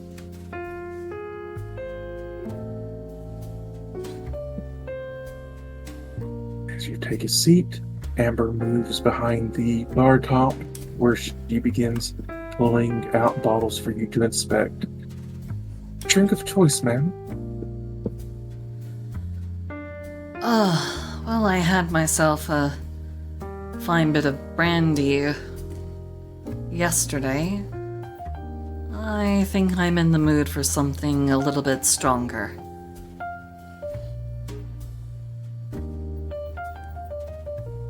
Do you have any fire wine back there?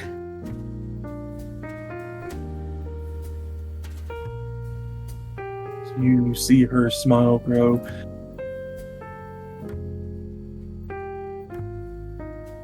In a establishment owned by the Lord of Greed, everything is available here.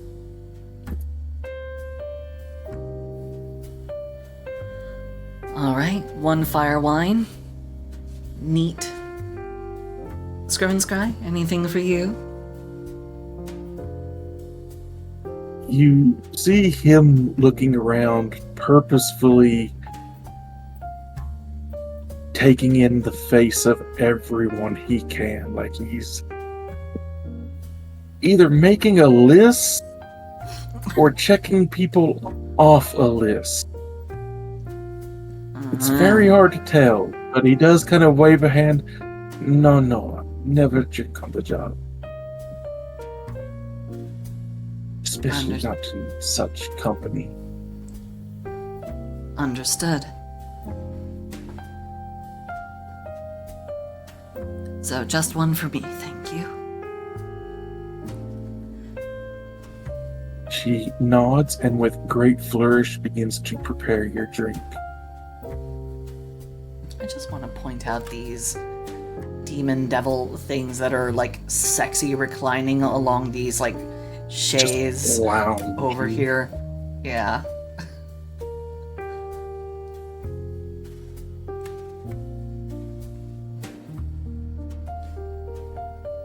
I almost posted that in the wrong NPCs, which means I'm going to have to start over in the upload of this. Coming.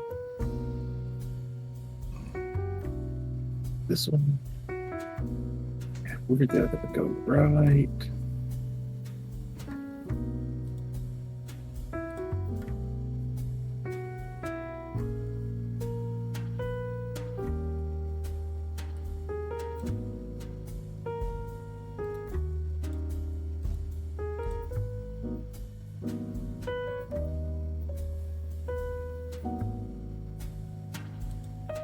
There we go. Come on, load up. Oh, he has a very punchable face. But that'll be for a different character.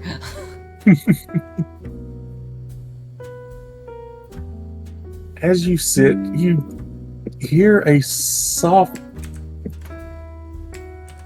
ripple go through the crowd. People beginning to talk in those hushed whispers of, oh, someone important just stepped in.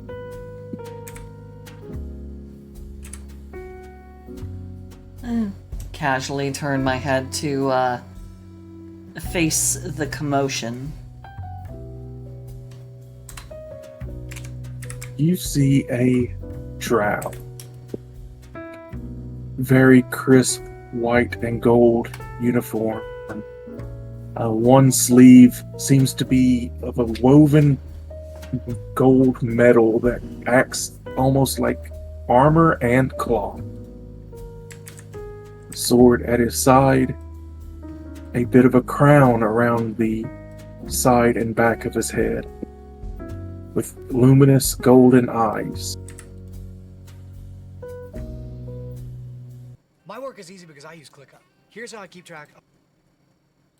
Desatro Gaunt at your service.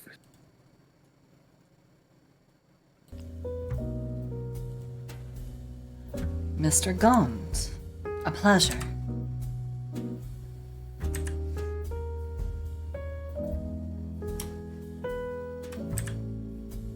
My father would attend to this himself, but, well, he is a very busy man, and I told him I could handle it for him. But if you wish to speak with the Lord of Greed, well, I would not stop you from seeking audience. But I am here, and you can deal with me if you wish. Well, so long as you're able to fix the problem, I see of no reason to deny audience. Thank you for your attending to this matter. He gives a deep bow. Of course. Any business regarding my father is of utmost importance to me. I am one of his most devoted paladins, after all. And devotion is a very important thing. An admirable trait.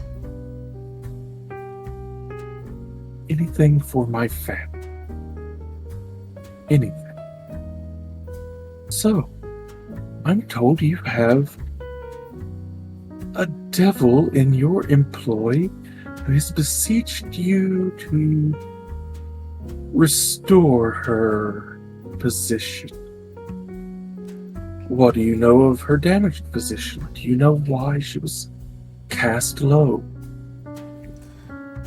No, I decided to not pry. It was a matter of, well, it seemed to be a sore spot for her. I didn't want to cause her distress. Sore spot indeed. Accused of cowardice, desertion, and for making a fool contract that gave away her true name to get out of duty. Grave crimes indeed.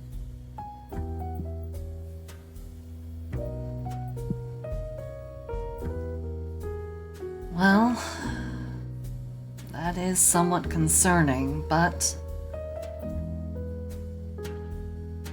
that was quite some time ago. From my understanding, it was with the Netherese, who are, as I'm sure you're well aware, quite deceased. Extinct. He stops for a moment and gives you a smile as he kind of takes in your face. Deceased indeed.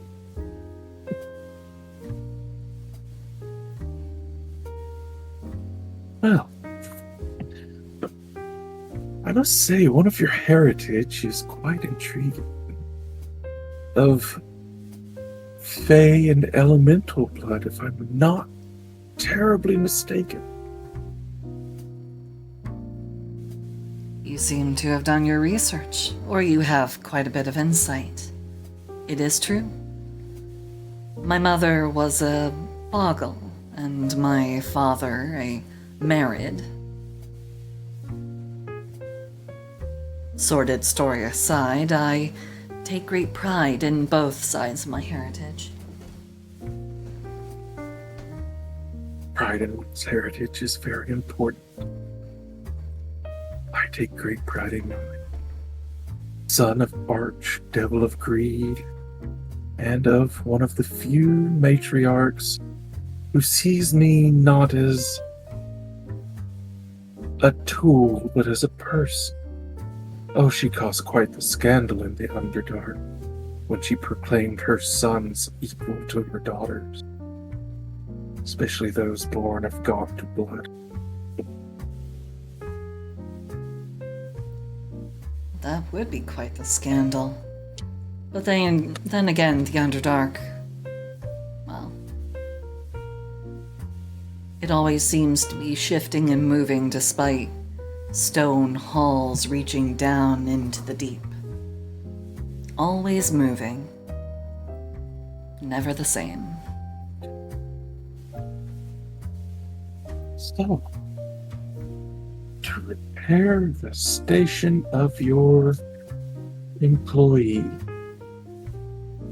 Yes, it was some time ago, but desertion during the Blood War is, well,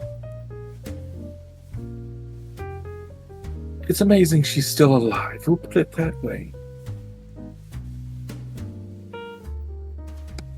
Alive and in quite good health, to be honest. She's been, well, absolutely indispensable so far in helping me with my own pursuits. And as you can see, as I'm here on her behalf, I don't treat her like a tool. She is a valued...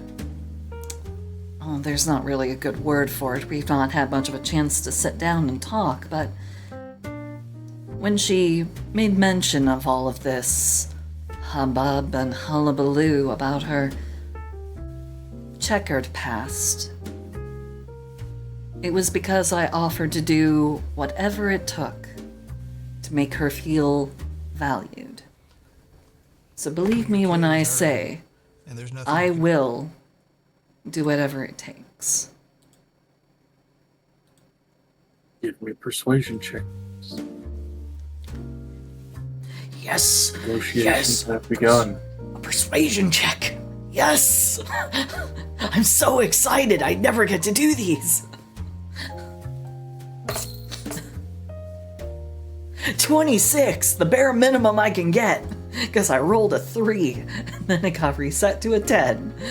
Oh boy. Okay. His smile grows a bit. Such an employer as yourself is a rare treat indeed, Miss Raw. Rare treat indeed. Someone who truly cares for their people. Father would like you a lot. You embody a lot of what he stands for. Greed, yes. One cannot give and get nothing, but also kindness. You see, my father has many titles, as greed is wont to do. Archduke of Hell, the Miser of Hell, the Prince of Greed, the Lord of Greed and Kindness in the Duodem Empire. And aspirations to become the god of greed and avarice and coin. Lofty goals, I know, but if anyone can accomplish it, it is him, as his ambitions know no bounds. Ambition is important. It drives us to be our best selves, both for ourselves and for those that rely on us. People of vision are relied upon.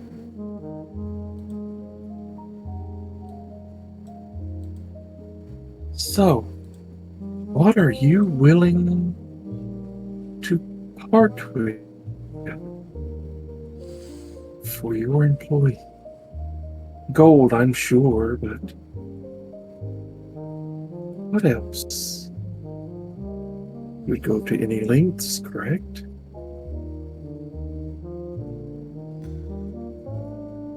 I'm willing to do what needs to be done to ameliorate this situation. Now, that's not to say I'm going to let myself be taken for a ride. Only fair exchange, of course. Fair exchange.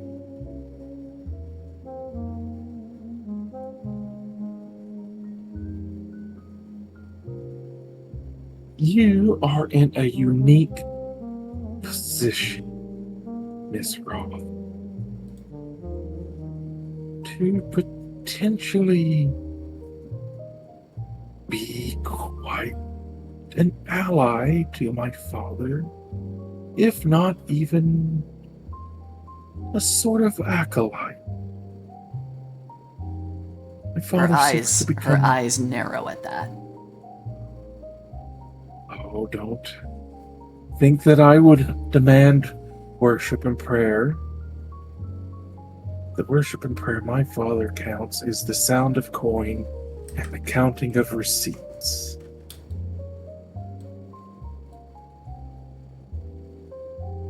He does not demand obedience as much as he demands shrewd business.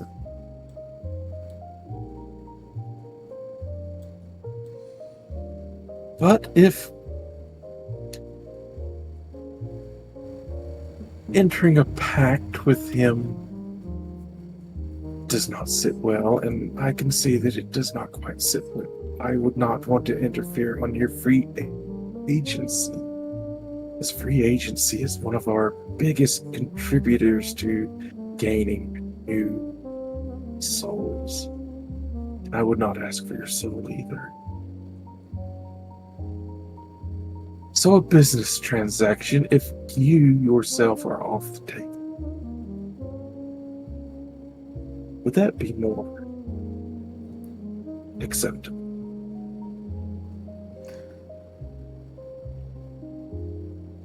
I'm a woman who doesn't like loose ends, messy business. I like simple, straightforward contracts. Especially in freeing someone of their bonds and obligations. I've had a few pickpockets and thieves as employees back when I lived in the capital. They make wonderful kitchen staff when properly motivated, but I didn't want to have to keep paying into their bonds. I didn't want to have to keep passing money off to guards just to be able to get them out on day passes. I like lasting, permanent solutions. Not that I don't appreciate what your father represents, but a simple greed and business have surprisingly become a little less important to me.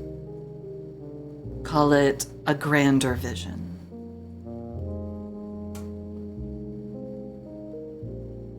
Grand indeed.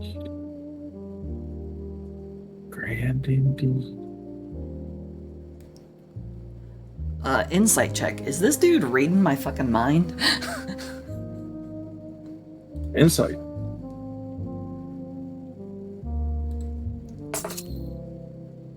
Shit. 13.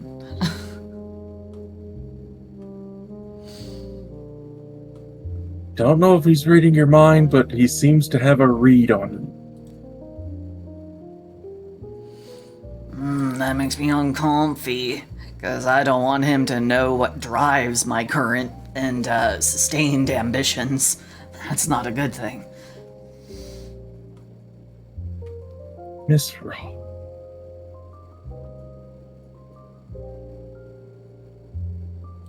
Here's my offer for a free and clear and very harshly enforced cleansing of your employees.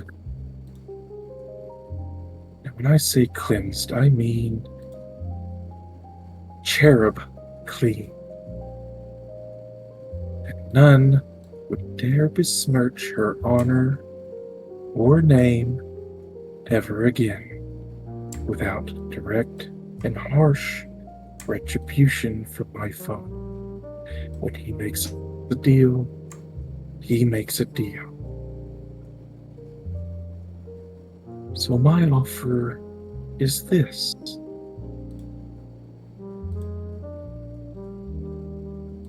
All of your future business transactions, we would ask them be done through the Gaunt Bank, as every coin passing through our doors is a small mote of power for my father. I'm not asking you to claim souls. I'm not asking you to put people into debt. But when you buy goods, we want you to buy them through us. When you sell goods, sell them through us, There will be no market change to your prices. We will not raise rates. We simply want the flow of coin to pass through our bank. Because someone like you,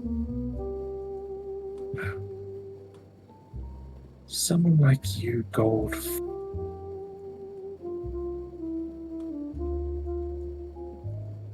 We become your banking institution. Your employee receives a clean bill of health on all future dealings with the house. All forgiven.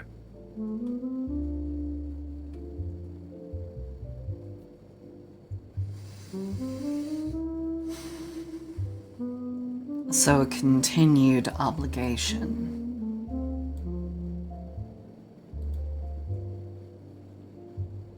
Sorry, You give need me a to deal moment. with things. Something happened to Fuki Tech. Oh. Crap. Tech, why are you dying? Like literally, it's dying because it's saying this embed URL no longer works. Please go check out what the fuck is going on. Oh, yeah, I was having that issue too earlier. Whenever I was trying to make sure that it was Lash that was displaying. Yeah, it did have a big maintenance update. Like, the entire site looks different. Oh yeah, I'm having to go through and add each of y'all back in here. Okay.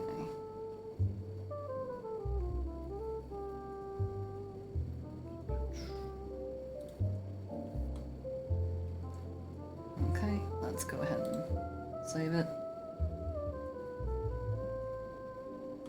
I think that's saved. Oh wait, it needs a name. D&D. There we go. Save. Okay.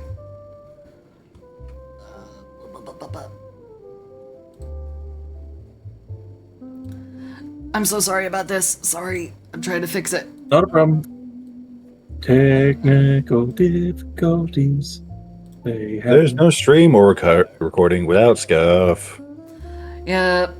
Nah, it's always.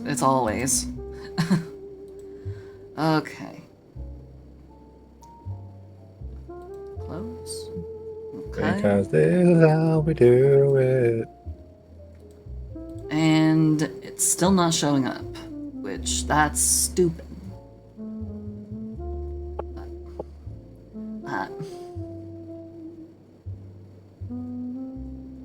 Reactive can see the voice channel you're in, you're ready to go, but it's not showing up on my fucking... That's not what it's supposed to show. Damn it. No. Turn that off.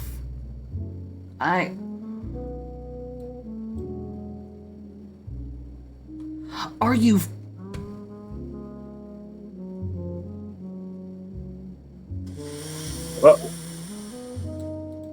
Never mind. I will fuck with it later. Sorry guys, you are invisible for the remainder of this. I'm so sorry. But I cannot seem to fix it at this current moment. Oh, that makes me mad. Okay. Sorry. You're gonna have to repeat what you just said.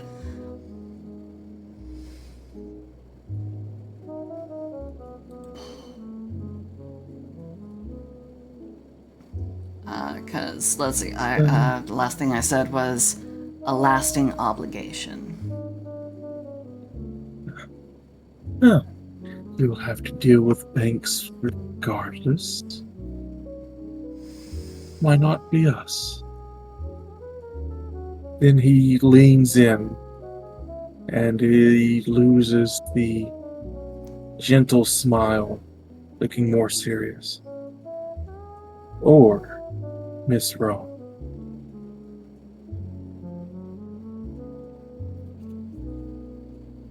And his eyes flick up to your tiara.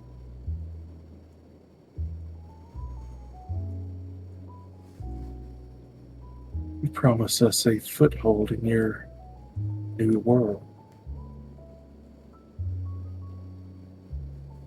Okay, this dude clearly fucking reads my mind. Fuck. Damn it. Or wait, no, he can't because I've got both crystalline passengers and they're keeping shit out of my head, so Indeed. so he can't be in my head. He's just really, really fucking good with insight.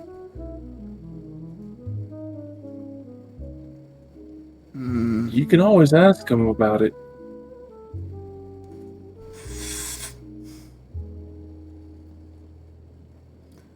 You can always ask him about it. You seem to have some interestingly grand visions of my own aspirations. How, pray tell, did you come to this conclusion I intend to make a whole new world? I'm just a simple businesswoman. Don't demean yourself like that. Nothing simple about you. No one wields that and stays common.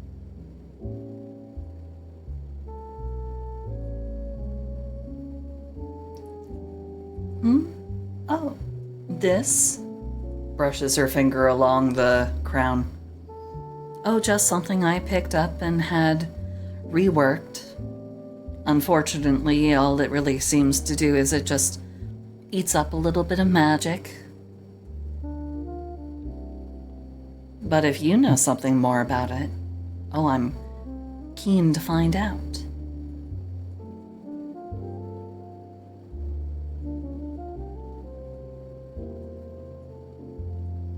Just what do you think that it is?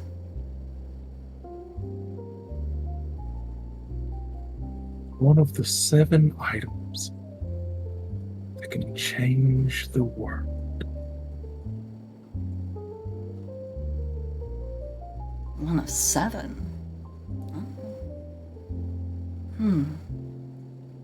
Honestly, I just thought that it was a rather lovely piece of crystalline material, easily worked.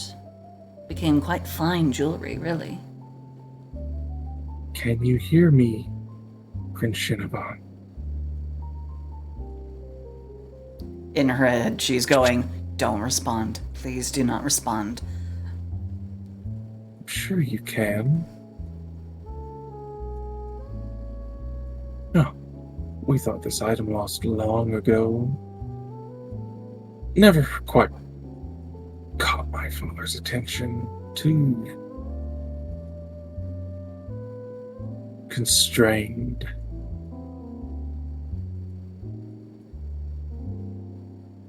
Some of the other items have caught his eye.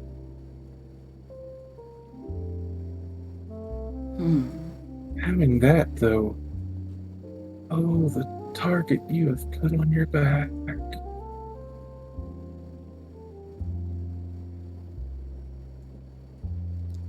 You mean the one who was present at its creation,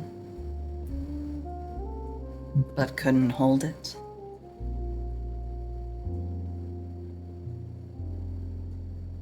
There are many who thought that item destroyed. And if they hear that it's back on the board, all they would have to do is end you and claim it themselves. It doesn't really have that much loyalty to who wields it. For the most part. You seem to be a rather good fit. So how does that offer strike you, Miss Roth? A place in whatever you intend to create, if you intend to create something. I wouldn't accuse you of plans of world conquest. Nation, maybe. World's getting messy.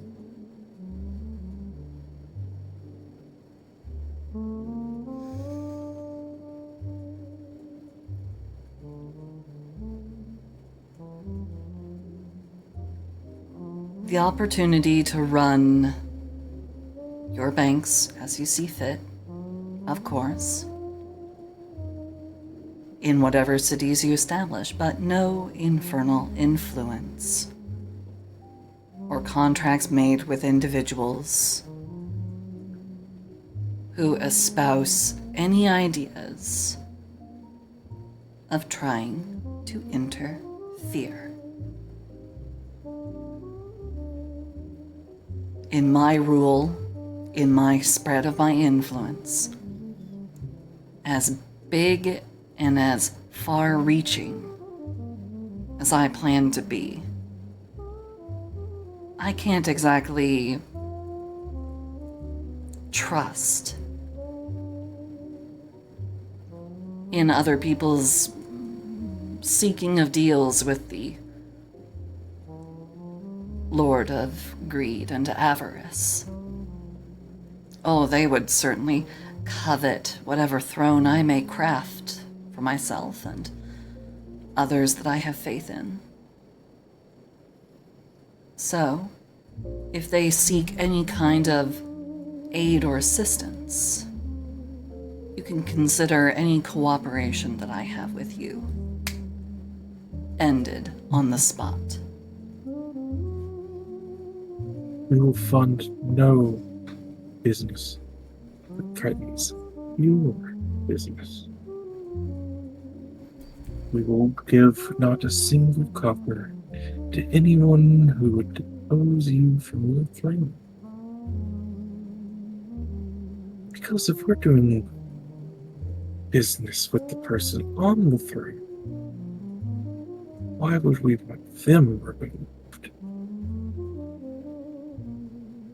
Oh, you and I both know that thrones are really only a comfortable fit for those whose posteriors you choose.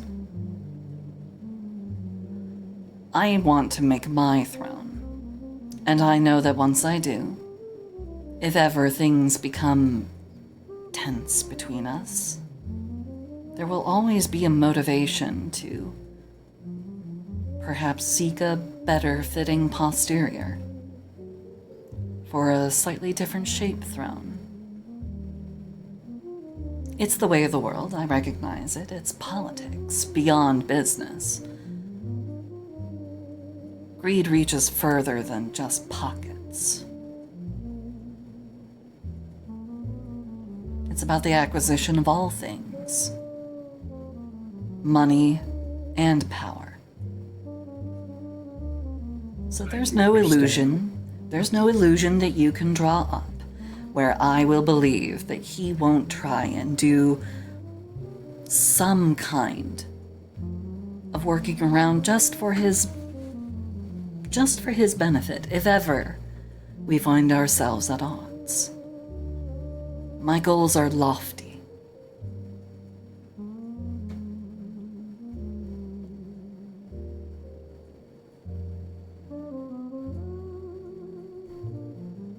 There may not be a space that is a comfortable fit for, well,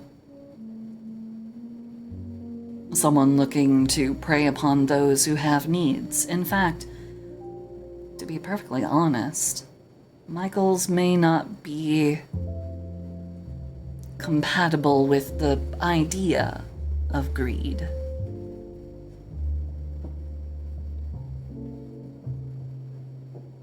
Oh, power, yes, I very much want that. I need it to fulfill my vision. But who said there's going to be a place for business? Who says there's going to be a place for haggling, transactions, for having to beg for coin for investment?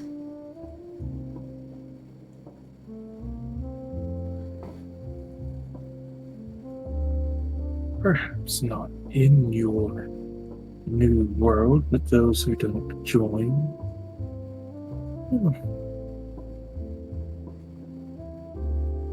trade outside of your borders. You would need some finances.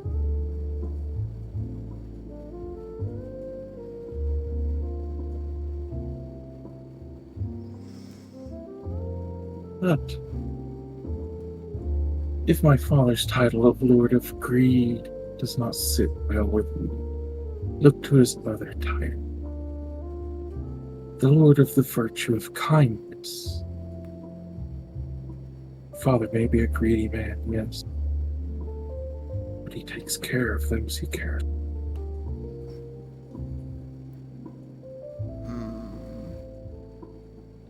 Is that actually a thing? Hold on. Sorry, history check. Is this dude blowing smoke up my ass? Is he actually known as the Lord of Kindness? Give me a history check. Okay. Son of a bitch. 8. Fuck.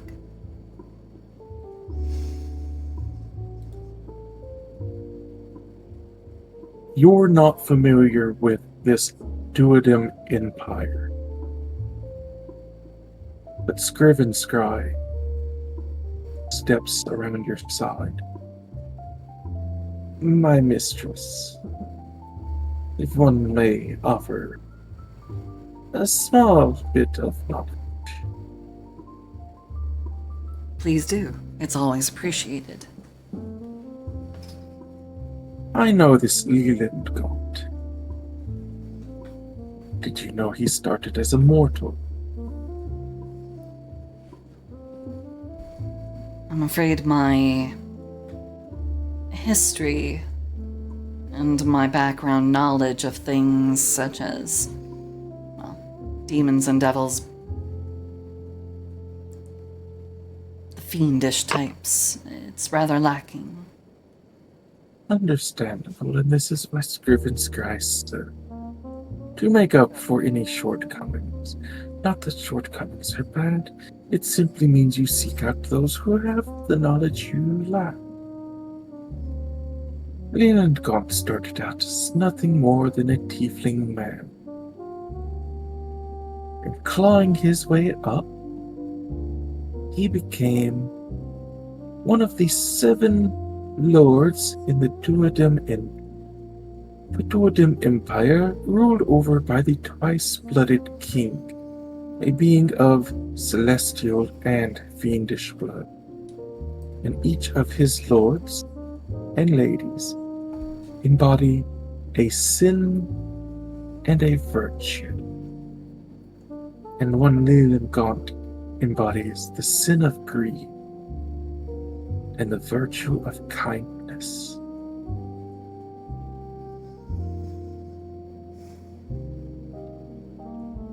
He has also been known to be very willing to swallow his pride in dealing with others once he makes a deal.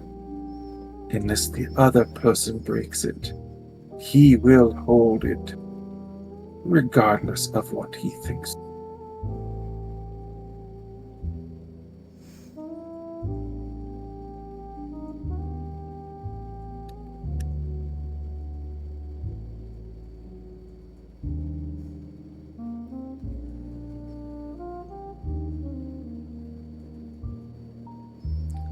What sort of foothold? Sorry.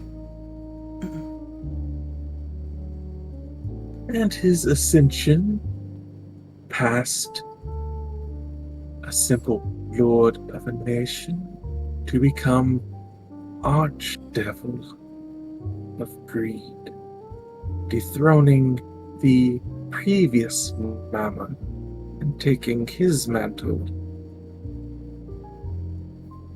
The man's ambitions know no bounds, but he has never betrayed one that he holds contract with, even in his pursuit of power, even in his climb to godhood, which he seeks to become.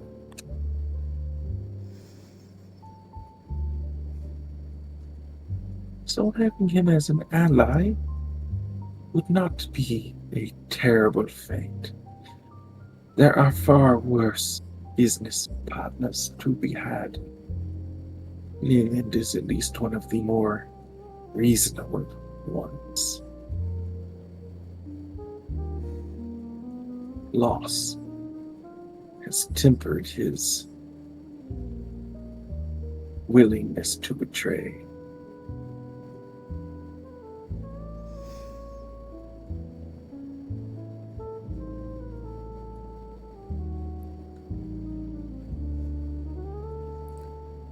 To what extent would he seek these footholds?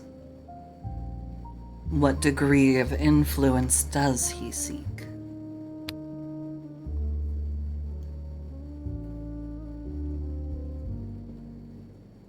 My father would hold no sway in your world other than the exchange of coin, other than the purchase of goods. As I said, prayers to him are the clinking of coin, and his scriptures are receipts. A deal with him would mean he would not seek to undermine. No, no, far from it. A deal with him means you're an investment. One he would wish to see grow, expand. Having someone like you as an ally, not a servant, not an indentured individual, but an ally, a business partner, would go a long way in his eyes. You would have his protection in any business you see fit that goes through his banks. He does not tolerate unfair, one-sided, or maliciously created deals. Do they tip to his favor? Yes. All businesses tip things to their favor. It is how they stay in business. But his would not be such a tip that you would lose anything of great import to him. Any wish to offer soul for coin? I would say let them.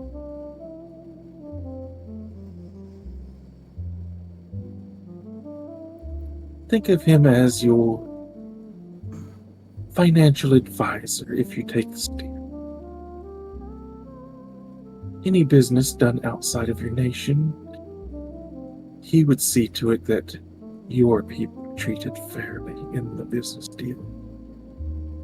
With your permissions and, of course, with your knowing of him doing it.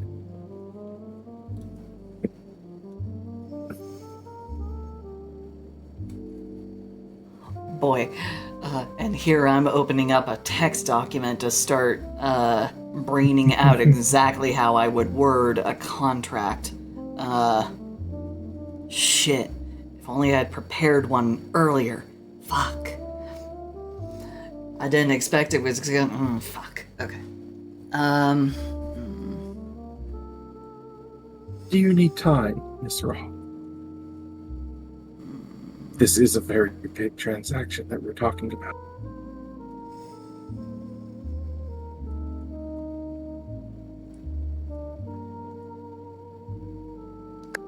I promised Miss Arasolis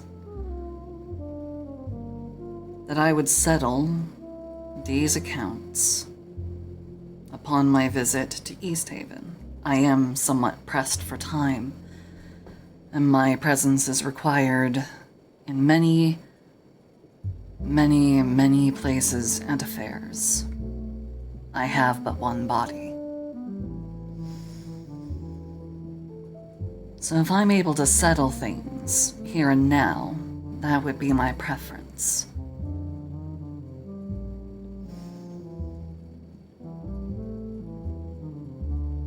Well, The offer is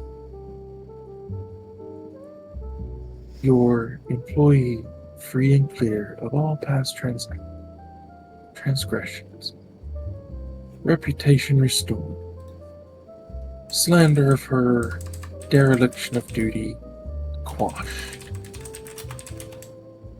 You also receive the financial backing of the Common Bank. With business outside of your employ and control. As your people might not need coin, the people doing business with your people will. And in exchange, you let us have a foothold in your nation. A place where people who wish to do business can do business. People who do wish to conduct monetary transactions with the outside world can do transactions. You will be allowed to do some infernal contracts with those who come to us willingly and knowingly.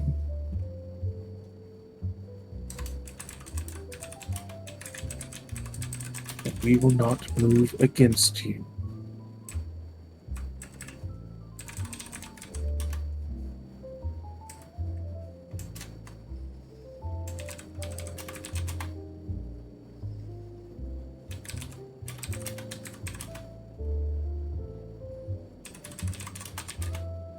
Some financial security with outside influences, your employee, record clear, and you let us set up shop in your new work.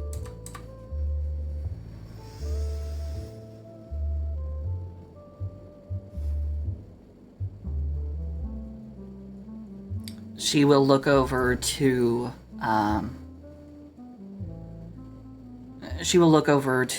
Scrivenscry.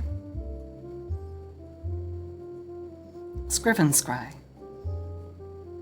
you have a Yes. sanctum in which you keep some of your supplies for making contracts? The more particular and bold kind? Of course, mistress. Are you able to go there now from here? As I take it, we are...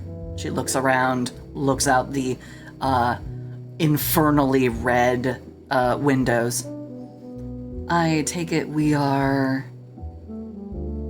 a little bit Outside closer of to the home. Yes, we are currently, as far as I can tell, in Malbold. The Circle of Hell run by men. We are very firmly under the Nine Hells influence. But I can go to where I need to from here freely. Then please do so. Go and get the supplies that are needed for... And she is giving a very significant look to him and kind of willing through her connection with the shards still in him through Kryn Shinabon.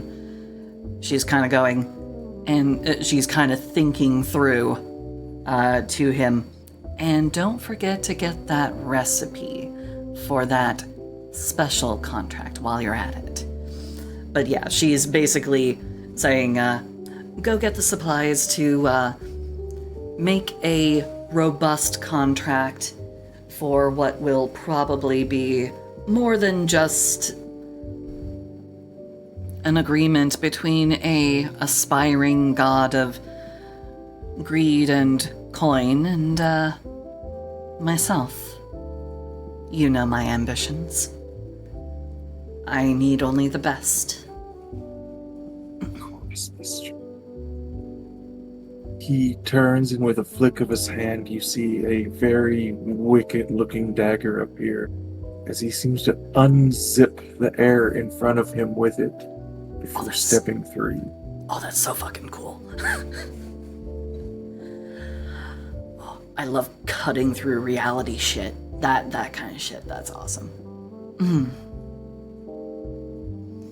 While he goes and gets his materials, again, I have lofty aspirations, so I need the most solid. Takes the glass of the fire wine. I need the best of the best for my contracts. The most solid and most binding. I'll take nothing less. You wound me slightly on suggestion that ours might not be up to your standard, but Oh, no. It's not that I find your own contracts insubstantial. As you can see, I have my own Arcana Loth legal consultant. I don't find that infernal deals are less than adequate or sufficient. It is simply that my aspirations will put me in a position where simple contracts from a mortal to an aspiring god won't be sufficient. Instead, I need something binding between fellow aspiring gods.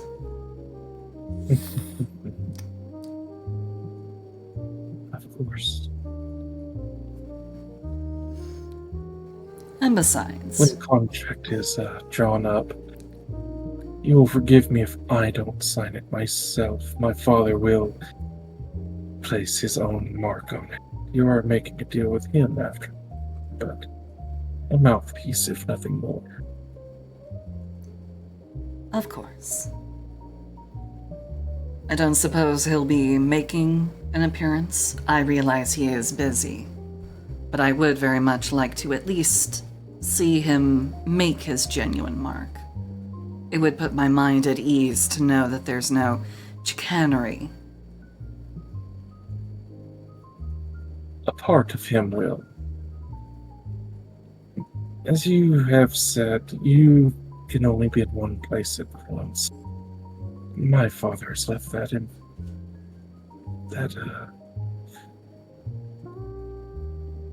inconvenience behind. An aspect. Moving As very, close as very you can far get along. As close as you can get to meeting the real him without meeting the real him.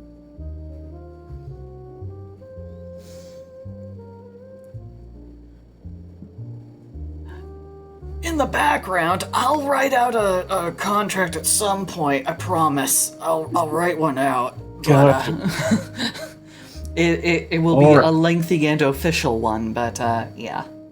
As I have to- Scriven Scry is away, and you and the son of Gaunt enjoy your drinks.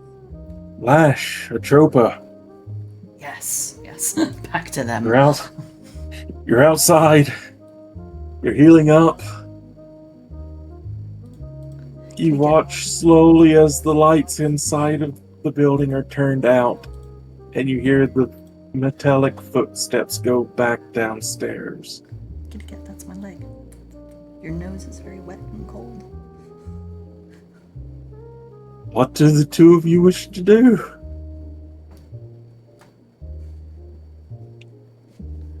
Don't mind me, I'm just making a deal with the devil.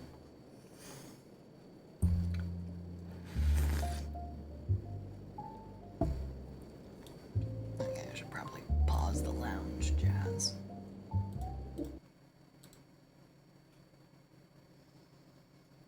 Are you like, I don't need that music right now. I need the winter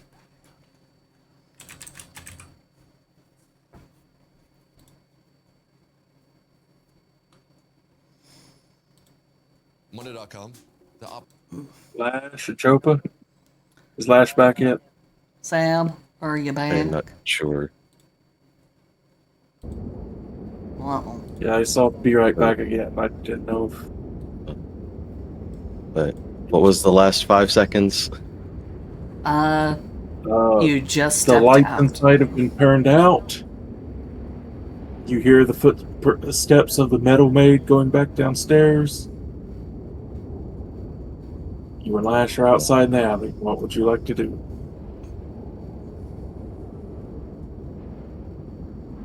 Well, Atropa wants to go find Octavia. Jeez, I almost forgot her name.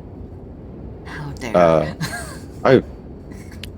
I'm gonna be honest. Today I have been out. I understand. Like outside, yeah. I mean, outside, yeah, but I'm talking like mentally out. Mm-mm. But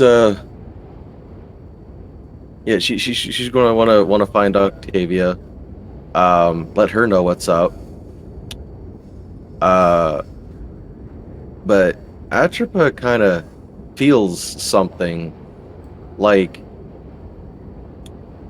she's getting the feel for just how inexperienced she is with real combat. Like, she's been in combat before, especially against undead, but it's still been in a controlled environment. This was not very a much controlled. not. Yeah, this was not a controlled environment. In fact, this was the deep end. So yeah, Atropa is telling Lash that she wants to go find Octavia, and she's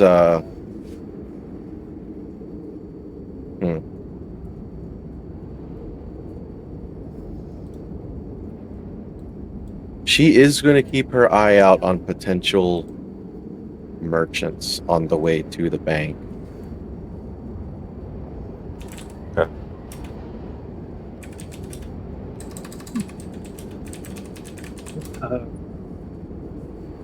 Lash or Chopo makes it known that she wants to go find the other member of the party. You also notice that the lights inside have been turned out one by one, and you hear the maid going back down to the basement. You also have your hammer talk to you, kind of for the first time, as an actual conversation, not as cryptic messages. So that was new. Indeed. As they are walking, Lash is going to try to keep maybe poking at the hammer as just like, asking him how he's doing, how awake are you? Do you have any questions? Because she wants to be there to support him. She didn't have anybody to ask about this stuff. She was just kind of woken up and taken in by the person who had been having men beg for mercy before she even knew what that word meant. Oh my.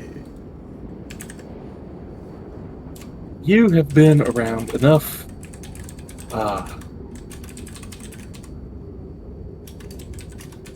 You have been around enough rats, Lash, that you can physically see the huff and head turn that you get back.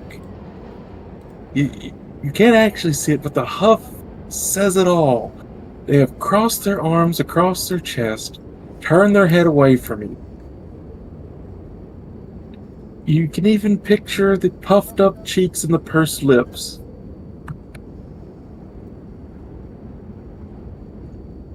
Look, I'm just trying to be supportive because I know how confusing this part of your life can be. I didn't have anybody like me to answer any questions that I might have had. And even if you did ask questions, I may or may not have an answer. But all we have is each other.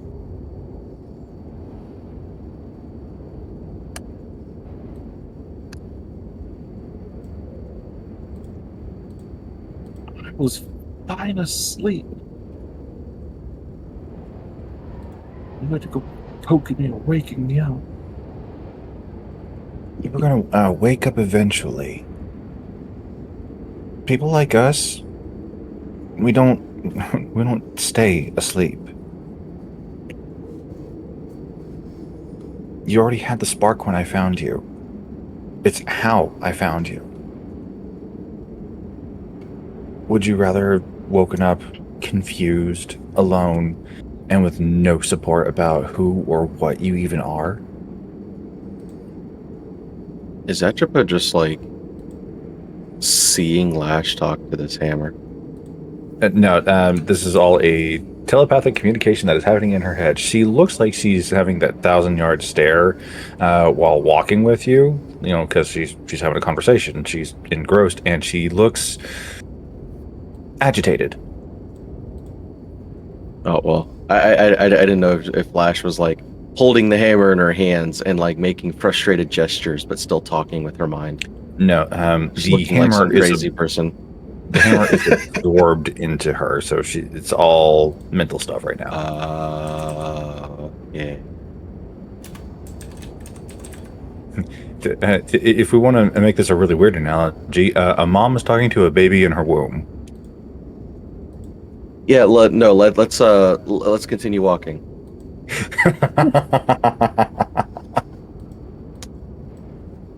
But and she said what she said, and is probably hearing nothing back from her moody teenager.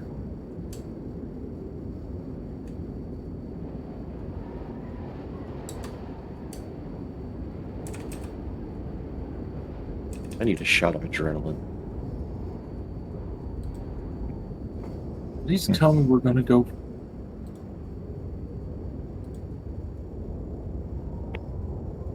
Where I asked you to take me. When the opportunity presents itself, yes. But there's a lot of stuff to do for a lot of people that we care about. It's on the agenda, I promise you. Octavia made it herself, so you know we're going to get to it eventually.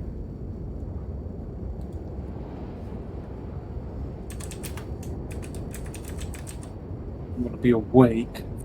I just want to know why the person who made me up. And Can they you tell cut me off. anything? Can you tell me anything about the person who made you?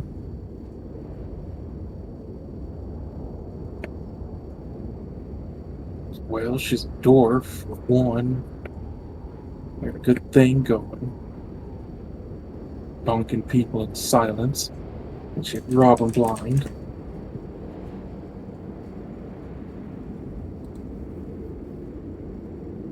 And do you know how you were originally cursed?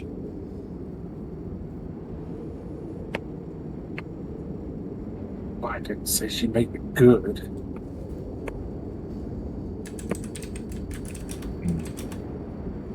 Well, one of the great things about being awake and alive is choosing who you want to be. Now, granted, whenever you fully awaken, if you don't want to be around me, I can't stop you. But again, I've never met another of our kind out here. And I've been around for a little while.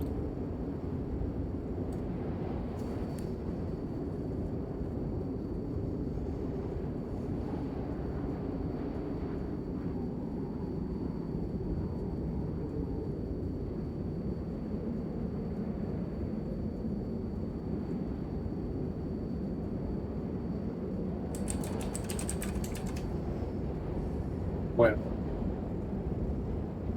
at least she'd take a bit better care of me. If she did. Could you repeat that? Sorry. There's a weird echoing effect happening in my headphones. Says, well, at least you take a little bit better care of me than she did. Could polish me from time to time. It's kind of hard for me to polish you where you are. I mean, I could always try. Do you have any preferred oils? Probably.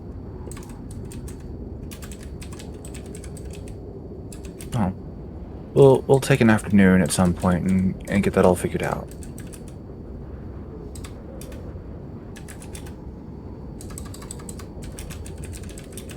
Do you have a name that you like?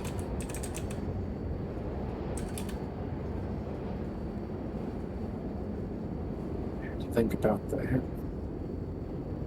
You've got plenty of time. I'm not trying to rush you in the slightest.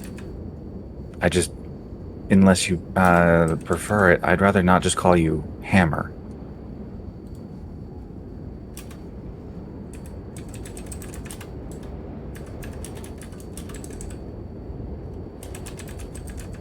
Even if you want to just go by the moniker of Whisper until you decide on an actual name.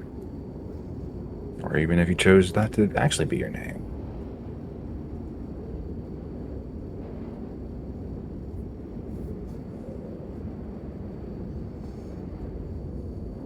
That'll work for now. Hmm? That'll work for now. Okay, Whisper.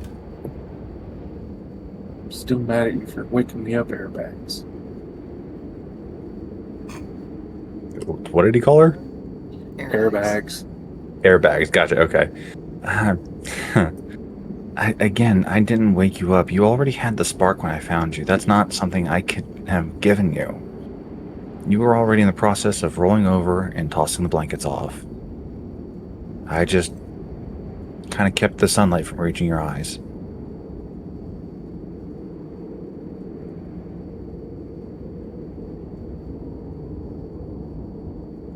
But we'll talk more later. Rest. And that's where she stops looking agitated and looks around like, oh crap, we got far in that conversation. You do. You actually make your way to the front of the bank. You are shown inside. Atropa, you are once again led to the office where you appeared in and told to have a seat as... Wasn't Atropa keeping an eye out for something on the way there? Like a merchant or something? It wasn't important, but yeah, she Oh, like was like it? she was gonna keep an eye out for a merchant, but What kind of like merchant? you know, weapons probably. Weapon? Blacksmith!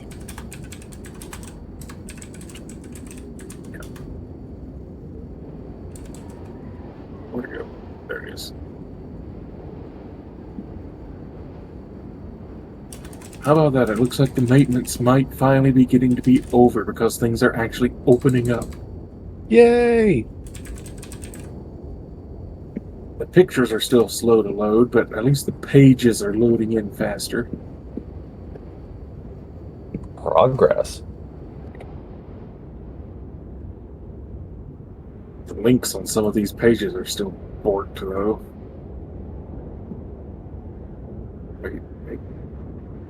Copy. Refresh that, see if the link is fixed. Because that was weird. Where it gives the, okay, that line of text, this has been deleted, removed. Why? Why would that be deleted or removed?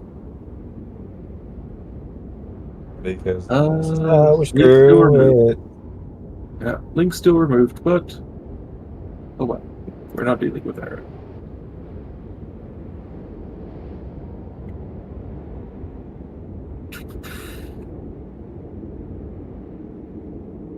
On your way, you do have to pass through the market center, as the bank might have been an active.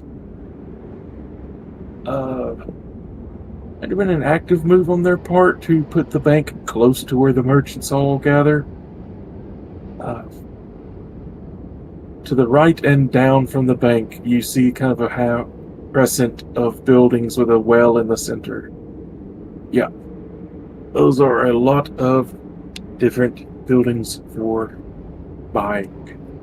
You do have armorsmith, you have weaponsmith, you have apothecary. While they are going to do their shopping stuff, I will be right back. If they need help with funds, we can settle that when I get back. Actually, you know what? Just go ahead and take 200 gold, and I'll take the change when I get back. No, don't worry about it. Don't worry about it. Don't worry about it. Okay, then my change will be 200 when I get back, but I will be back. Enjoy your shopping.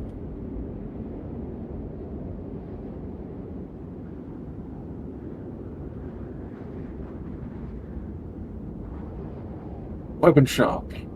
Correct? Yeah.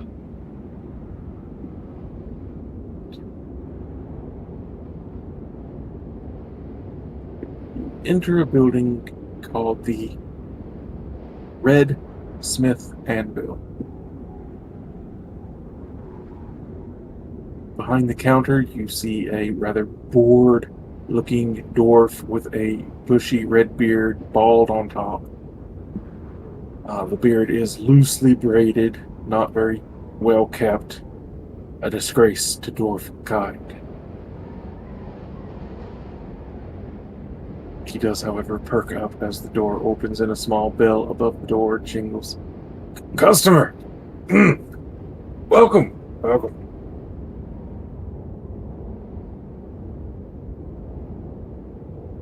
What can I get for you? Something that can help me kill things. Specifically undead. Because the more the better, I guess.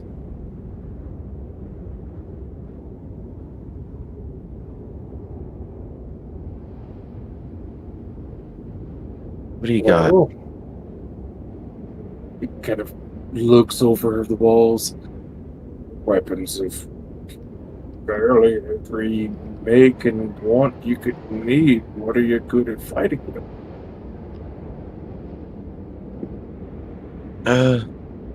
I'm good with daggers. But also maybe something of range? Short bow, perhaps. Also,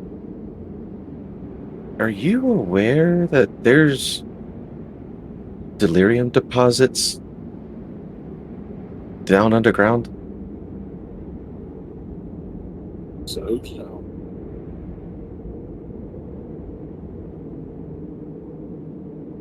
I didn't hear what he said. What's up? Who's now? Very dangerous, unstable crystal, but I was in the basement of house. She's trying to remember, like retrace her steps and say where it is.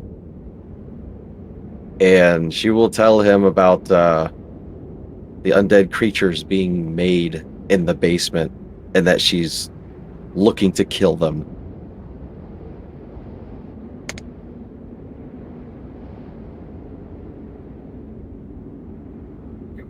Sounds more like a guard problem. I've lived here my whole Okay, life. There's no deposits of nothing, so if there's anything underground, got in.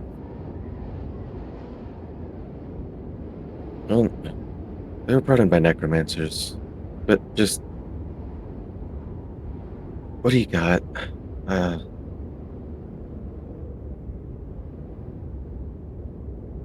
He kind of goes down the hops out from behind the counter, begins to lead you to a separate part of the shop. Well, for ranged, short bows, long bows, hand crossbows, short bows, light crossbows, heavy crossbows, tinker a little bit with repeating crossbows, different types of arrows, non-magical, some magical. You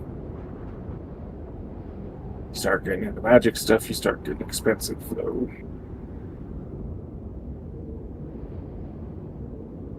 Well, my range is about 169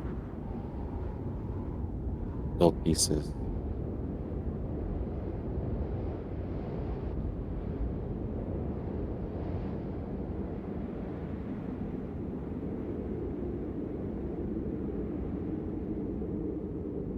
Well, for that, you could get a quiver of some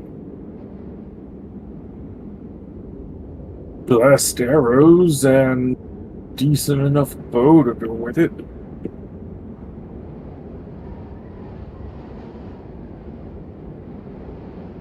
That could potentially work.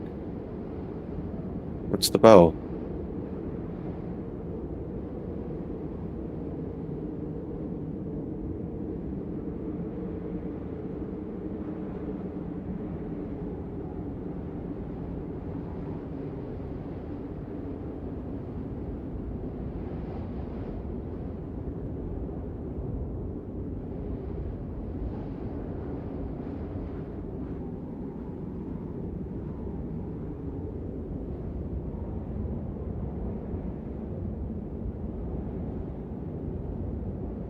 Come on, you can do it, D&D Beyond. I believe in you. Not really, but I'm saying it to boost your confidence.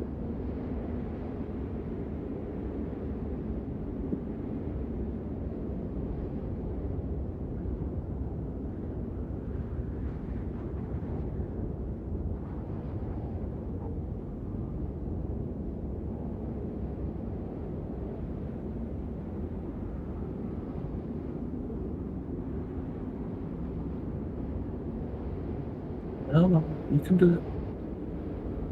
I believe.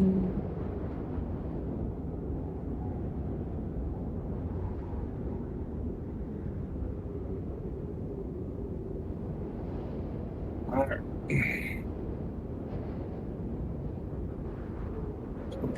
Leads you to a few of the. Make sure this is right. Yes, that's right. Leads you to a section of short bows. Once you mention daggers and such, probably want something a little smaller and easier to maneuver. He does stop on the way and picks up a quiver. It is made of a pale blue leather with a bit of gold inlay, and you see the arrows inside on a white wood with blue feathers. He hands this over to you. This would be the blessed arrows.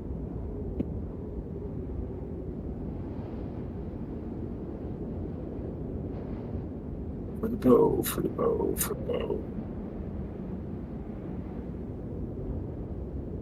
Try to stick with short bow. Picks up a couple bows, puts them back down.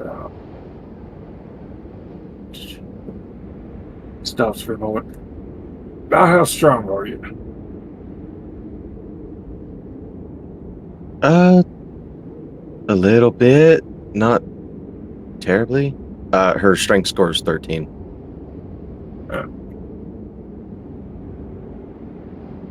Alright.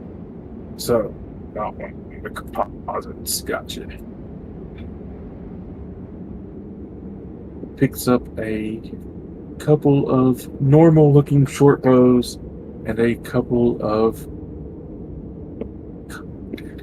Open up a little faster for me, please.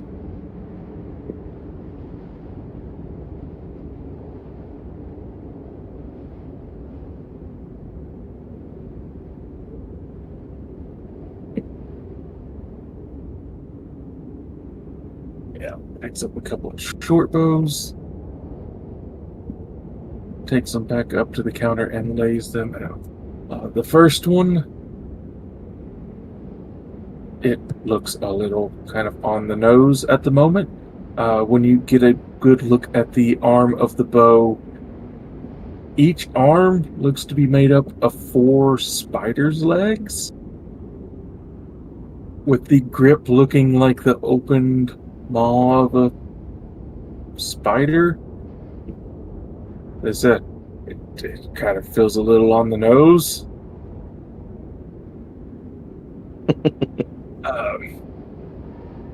Without him knowing what you are because of the mask? Oh, she doesn't have her own mask. Oh, What Yeah, happened to that she's gold just mask? well, it's in her bag of holding. Hmm. she's not like her father.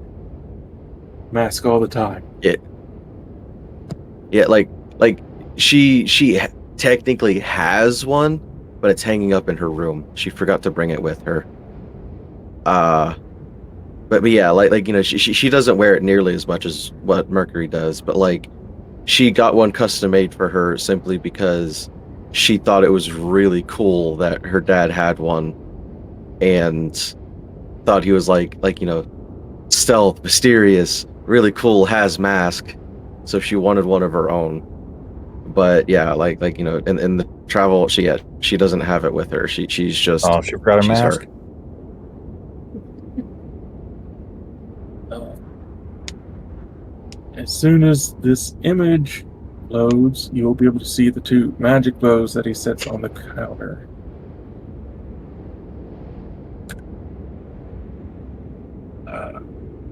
Well, this first one would be a web grip bow.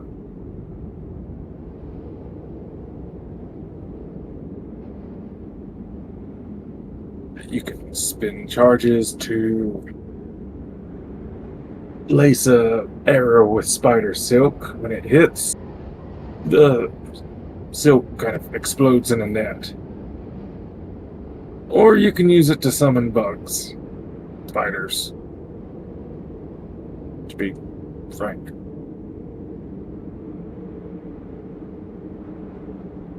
The second one is air render. This one, don't really need arrows. You can pull back the string and shoot a bit of sharp wind. Well, that doesn't sound too impressive, but it does. And it has different settings. A punch, a pierce, and a slash.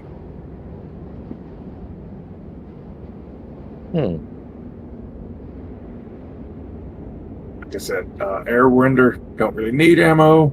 You can use ammo, doesn't need ammo. The other one needs ammo, and if you need something restrained, it can restrain it.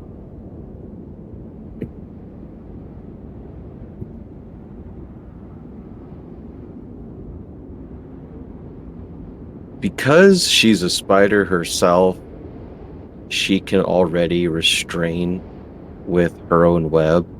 So she's probably going to look more at air render.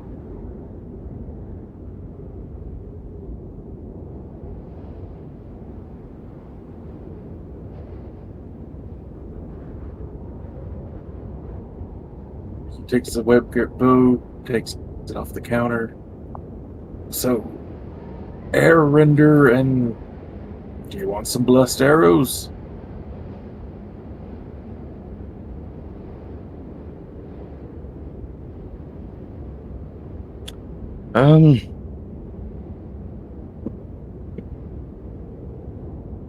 Sure.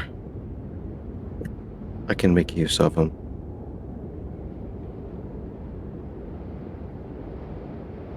Awesome.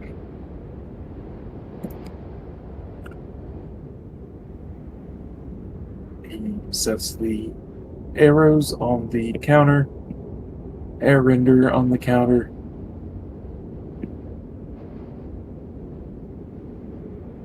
Complete total of this, looking at about 120 gold. Could we have to part with that?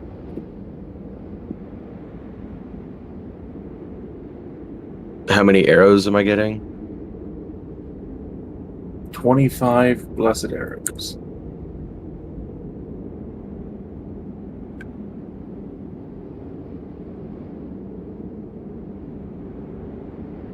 Yeah, I can part with that.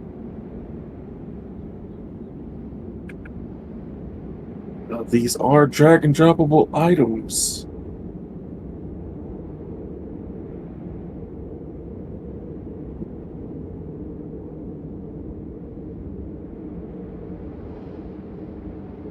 So you can find these and drop them onto your sheet. Air Render gives you a +1 to attack and damage.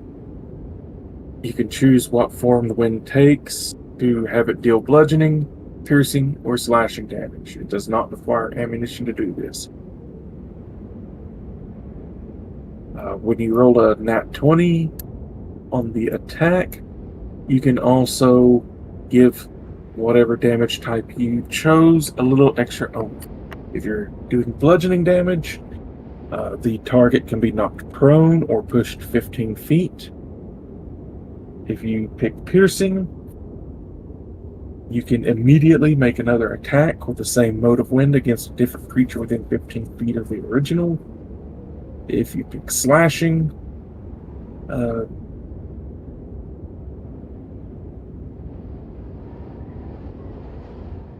each creature within 5 feet of the original target needs to make a dex save or take 2d6 slashing damage.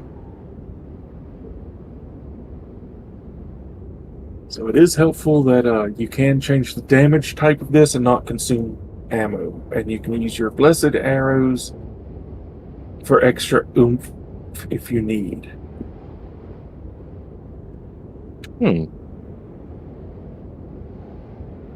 She is also going to ask, like with her 49 gold left, if there is any magical items that could protect her from, what was it?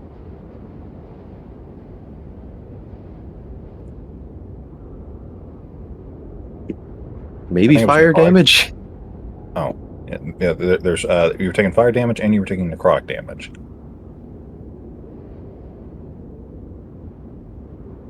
I think necrotic damage could work too. Or I don't know. It's just player me, basically just being like, I want something to help me out here. Well, as somebody who would be hunting down a lot of undead, you would probably want resistance to necrotic damage, generally speaking. Again, this is meta player me. I'm an item whore. Don't make any jokes, please. But that's literally what I am. I know.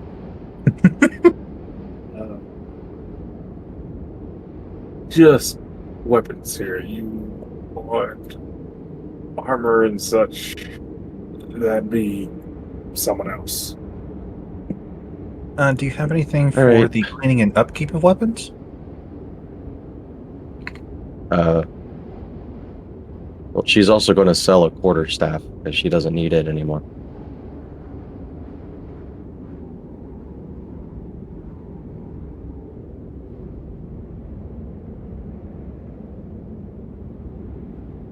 How much would the quarterstaff be?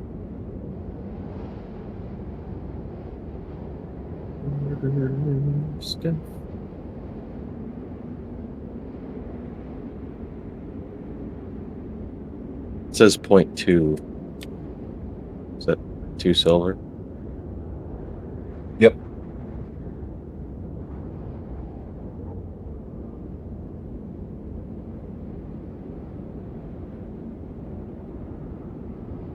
Yep, quarterstaff 2. Yeah, 2 silver Okay. pieces. Oh yeah, there we go. I sold it. I sold it already. Nice.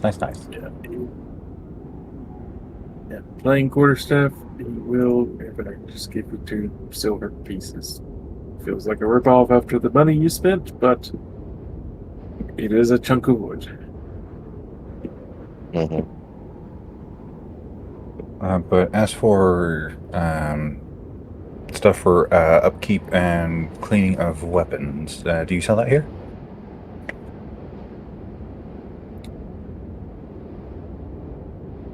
Some oil of sharpness.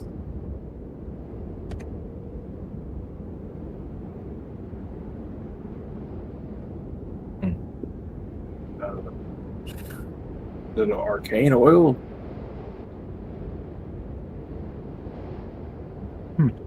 How much for the arcane oil?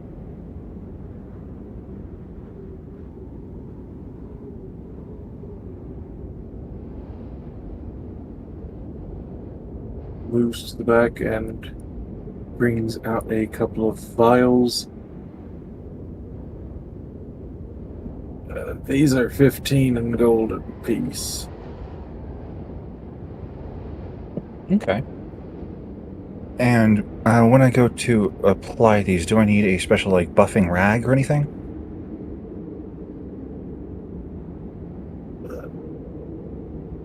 Hold on a moment. He reaches underneath the counter, brings out a small wooden box, opens it up. The weapon care kit. Okay. Yeah. Shows off the brush, the cloth, a rather soft towel. Brush it off, oil, wipe off excess. Shows the bit of thick thread and needle for stitching up leather wrap.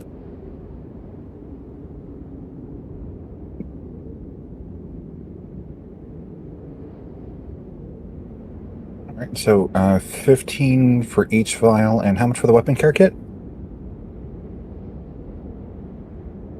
I'll throw it in since you want to take care of your weapon and don't have any to speak of. And any what to speak of? You kind of cut out for me. Since you don't have anything to speak of, you can almost see a grimace on the dwarf's face that you have no weapon care kit. Take care of your weapons. Well, thank you kindly, and she will happily pay the 30 gold for both vials of arcane oil and the weapon care kit. And doing these like deep bend overs whenever she goes to put the gold on the counter to give them a nice view down her top.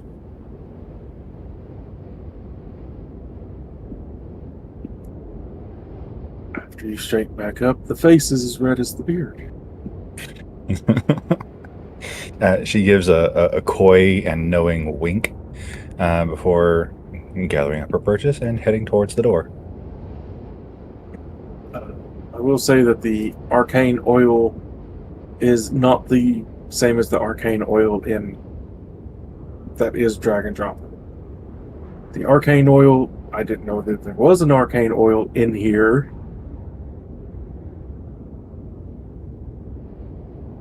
But arcane oil, when you work it into a weapon, it takes about a minute to coat the weapon.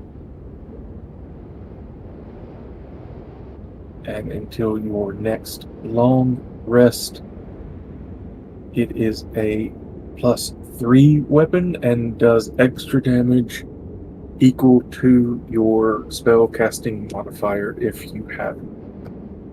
Ooh. So for Lash, it would be a +3 and a +5, so 8 extra damage. Okay, so I'm making 2 custom things because I don't see a weapon care kit either. Yeah. Custom item. I didn't want to do that. I go to highlight the name and it acts like I'm clicking off of it.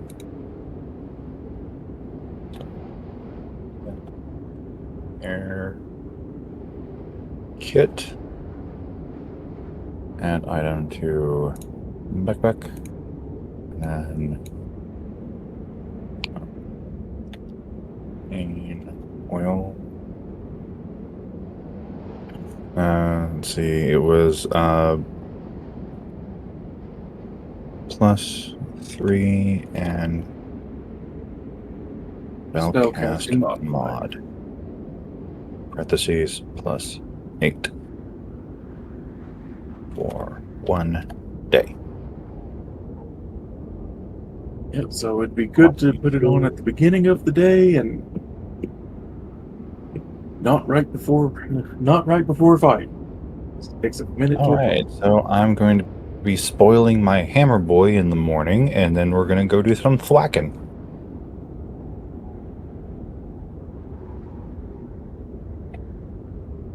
Anything else? Also, Lash is on her way out. I was just going to point out to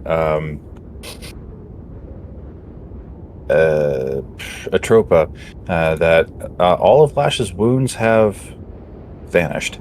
Like, you did heal her. She still had some wounds, though. And now she is right as rain. Downright pretty, even. Atropa is going to take out her bag of holding and bring out the bee.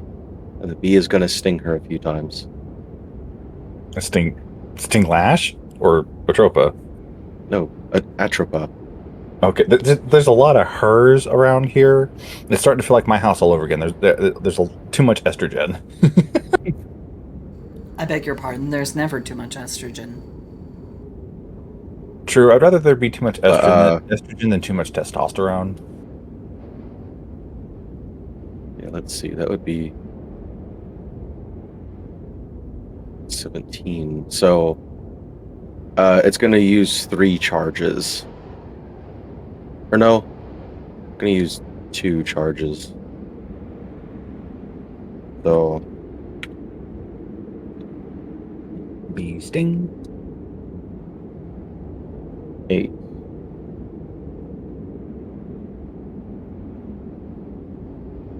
I probably should have done 3, but oh well. Then she kind of just lets the bee float around alongside her as they walk.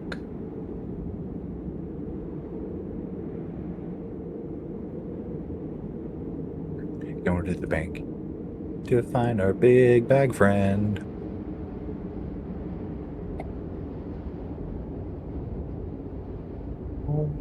Silsy's gonna kill me. She is plotting my demise.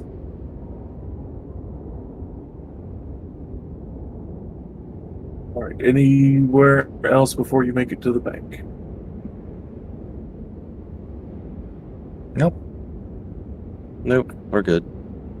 Yeah, I just really wanted Jake to get his shopping in for Atropa because he did say he was looking out for a merchant while we were on our way, and then Lash had her whole conversation thing, and I did not want Jake to get buried. I completely missed it. I'm glad you remember. All right. Magical bow acquired. Arrows. Oil for weapon acquired. You make it to the bank. The 4-armed goblin once again leads you to the office that you came from, Atropa. You are sat down and asked to wait. Octavia.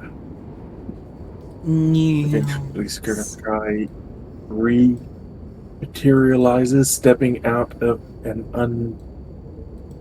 It's one of those very strange ripple-like distortions in the air that he just kind of slips between. Now I have to go back to my lovely vintage jazz music.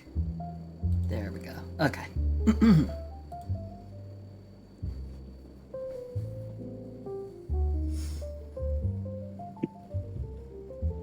Sets down a large inkwell. The ink inside is a murky green. Almost looks like it's pearlescent as it swirls in the bottle. It sets down a very large curled scroll, begins to unfurl it.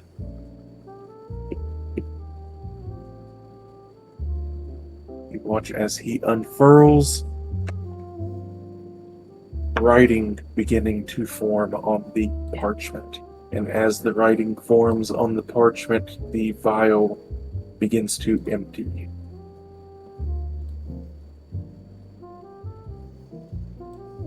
Ooh boy. Okay.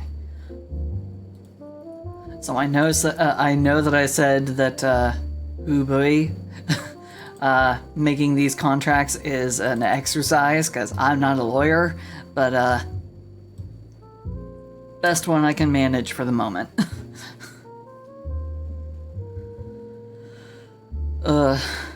We could fiddle with it a bit later, but it has basically the gist of things. Oof. I'm not a lawyer. Oh, Lord. My eyes. My brain.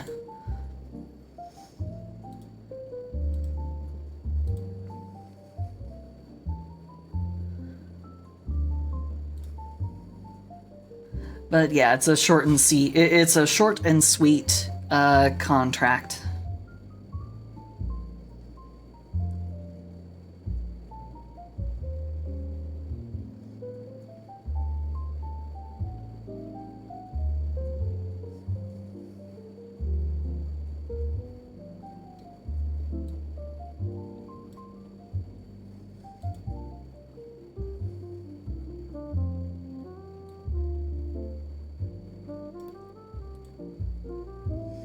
It is, of course, not even close to the one that I've drafted that I'm gonna try and sneak by the child. But you know, that's a discussion for another day and a completely different timeline.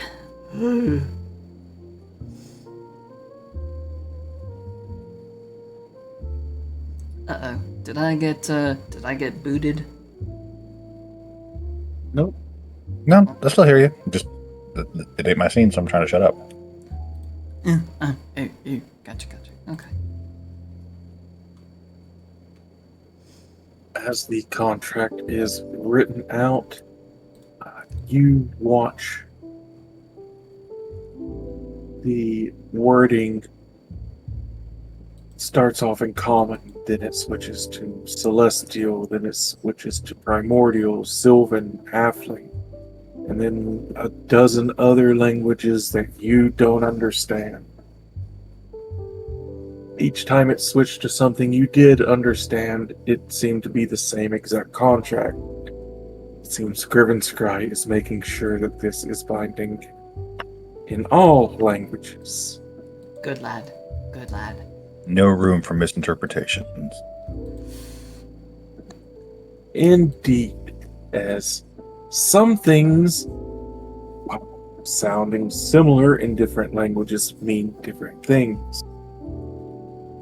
The interpretation of the word, let's say, freedom, would possibly vary between common and draconic.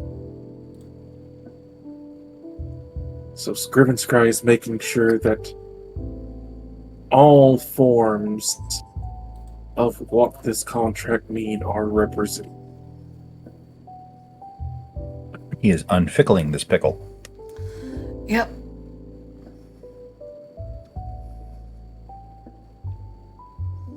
Cedro picks up the scroll once the wording stops,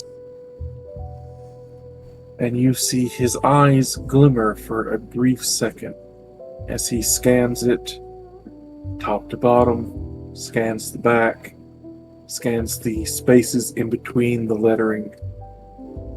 You even see him look at the edge of the paper.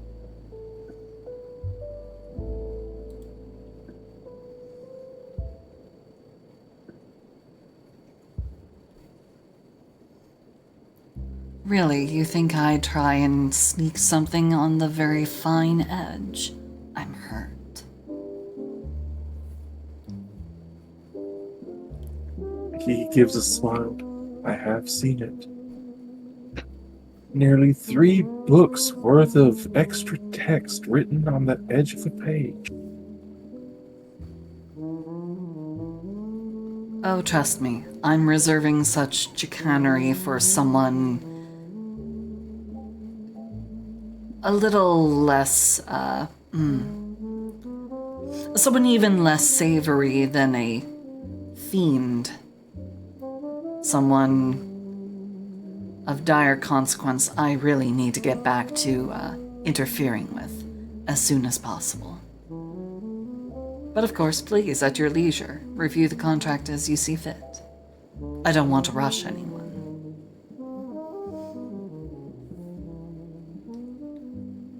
He looks over it one last time before he turns away from you, rolling up the scroll as he takes a knee and holds the scroll out before him.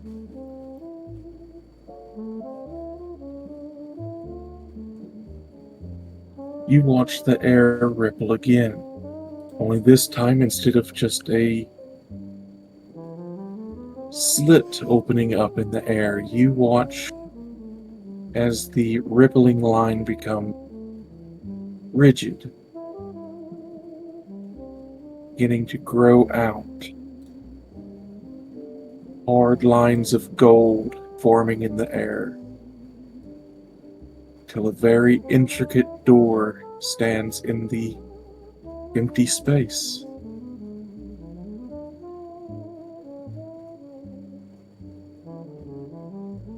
Oh, stop.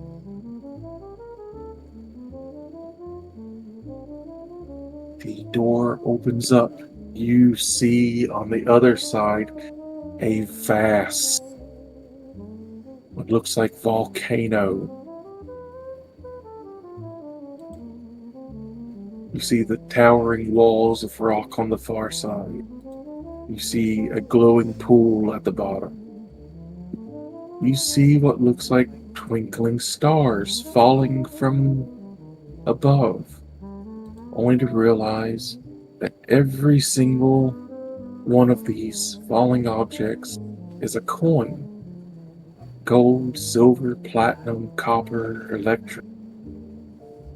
Hundreds of thousands of coins falling like rain down into what isn't a molten pool of lava, but a great lake of coin.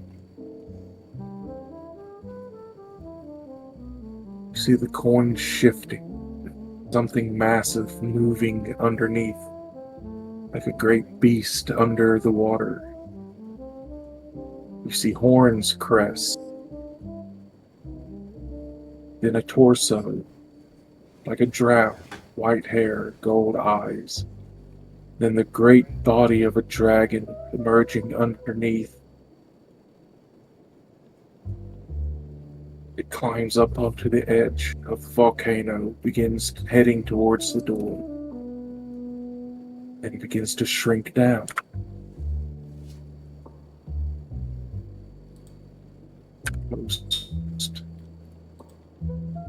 The draconic form. Yeep.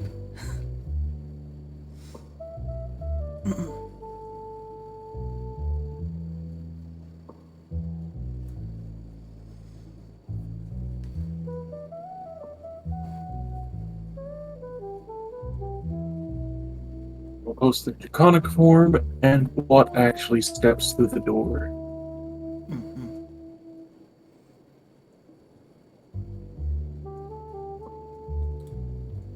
For a brief moment, Octavia, you saw the true form of an archdevil. A great,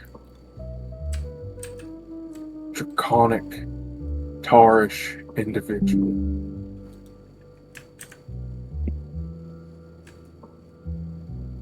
And then a man steps through the door. Bare-chested, a black and gold overcoat over his shoulders. Horns have been carved and gold inlay has been in. High-heeled leather boots click on the floor.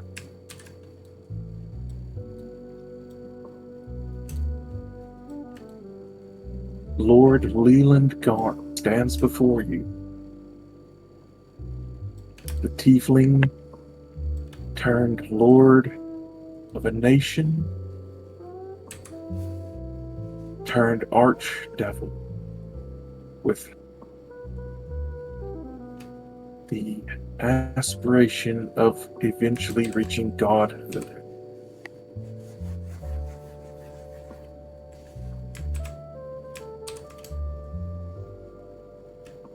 Smile is bright, warm even, as he reaches out and takes the contract, unfurling it in the air. It hangs there as he releases it, and he begins to read.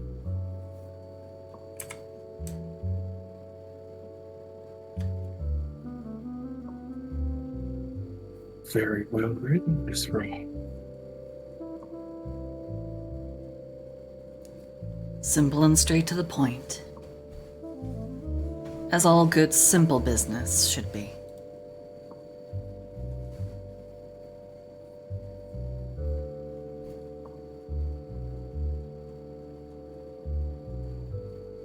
Yes, I will agree with you. I might be a being of greed, but fair business brings back. Being cheated chases them away.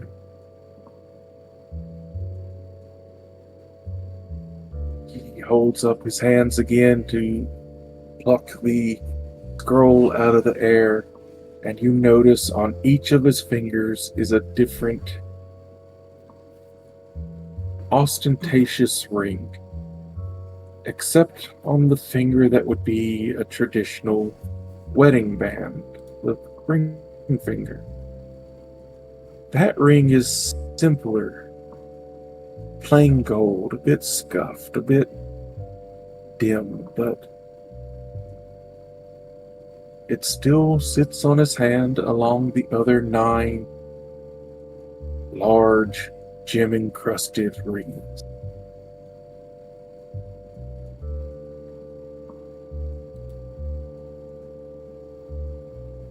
So, the terms that you've written, you are satisfied with? Oh, damn it. If I had more time, I'd think more about it, but I'm pretty sure I made it okay.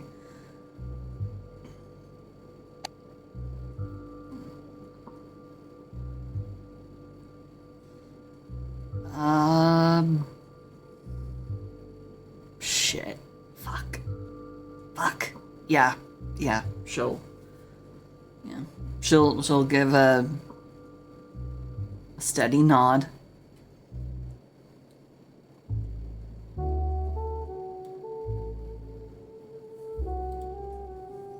Right.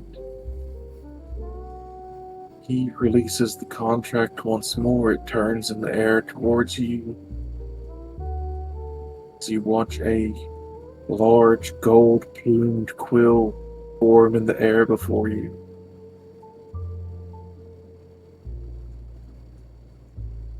Your signature, please.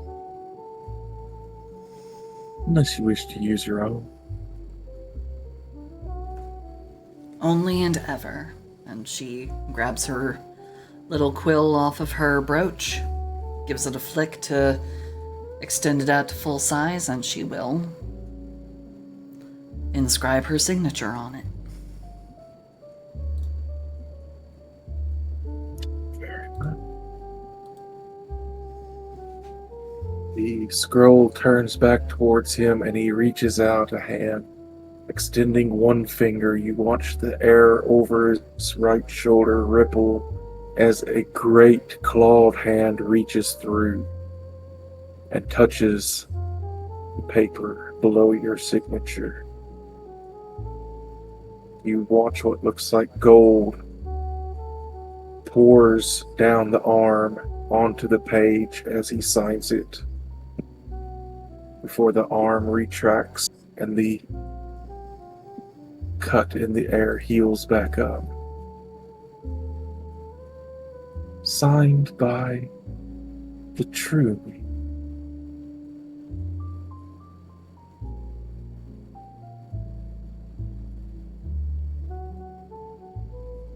I thank you for your genuine consideration on this matter.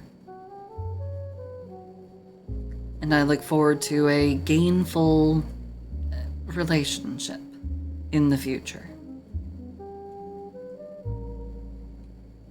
He takes the scroll from the air, rolls it up, and hands it to his son. Make sure this is filed immediately, please. And make sure that the air is clear around the couches. Let all know that any future disparagement against her will be met with my ire.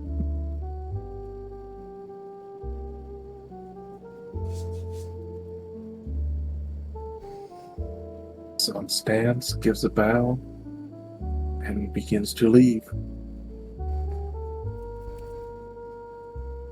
Leland steps up closer to you, Octavia, and extends a hand.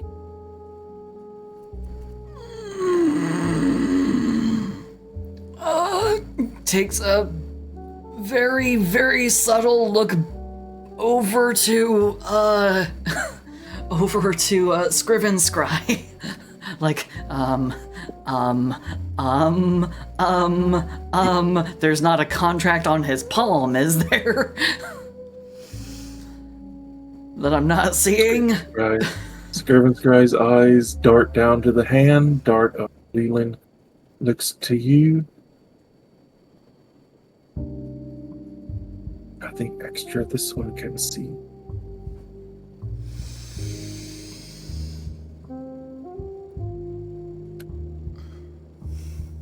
Leland continues to hold his hand out.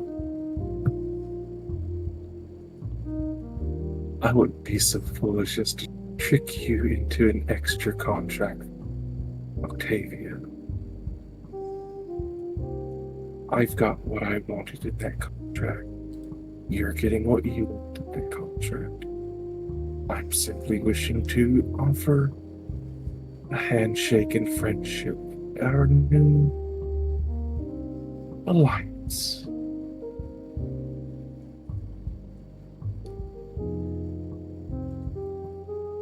If it makes you Forgive feel my- any better, Forgive my nerves, it's simply, this is an escalation from shaking hands with sweaty men with cigars in their mouths and balding pates. She will go ahead and she'll shake his hand. he wraps the fingers around your hand, gives it a soft shake. You feel no encroachment on you. You feel no spark of binding magic. It's a handshake. You've made a powerful ally today.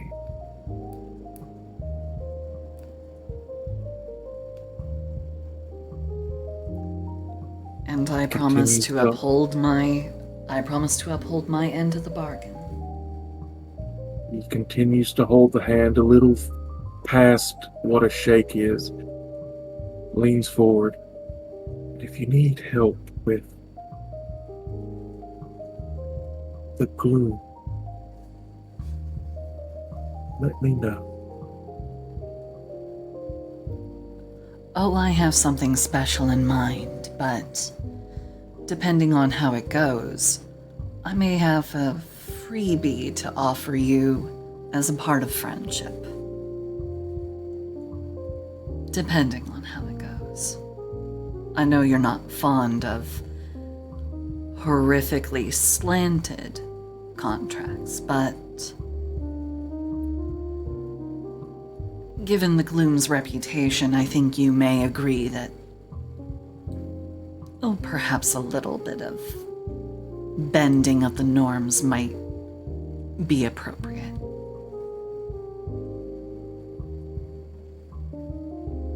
In their case, I make an exception. They wounded my daughter.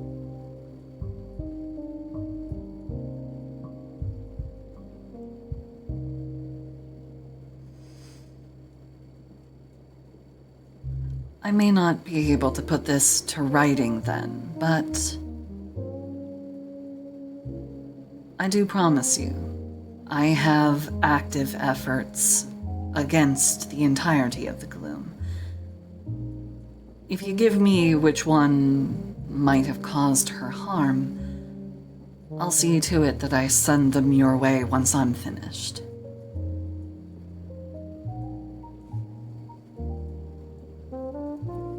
That would be the child.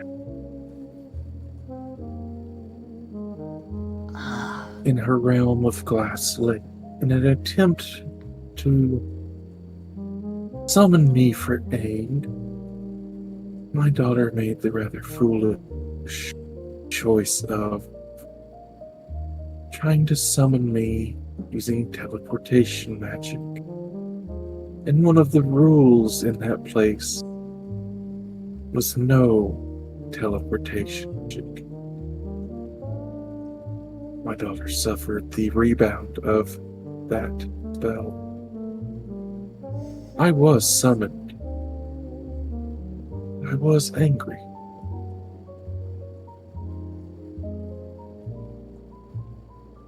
I will let you in on a little information, Tavia.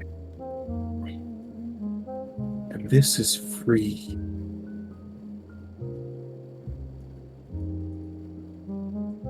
The Hells cannot act directly against the Gloom. For the Gloom, as vile as they are, hold a small sliver of divine protection. He releases your hand.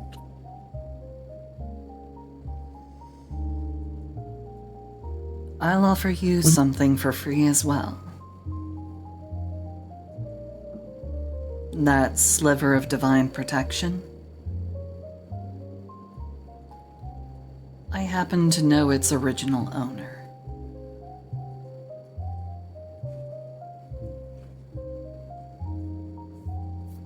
And they're most keen on getting it back.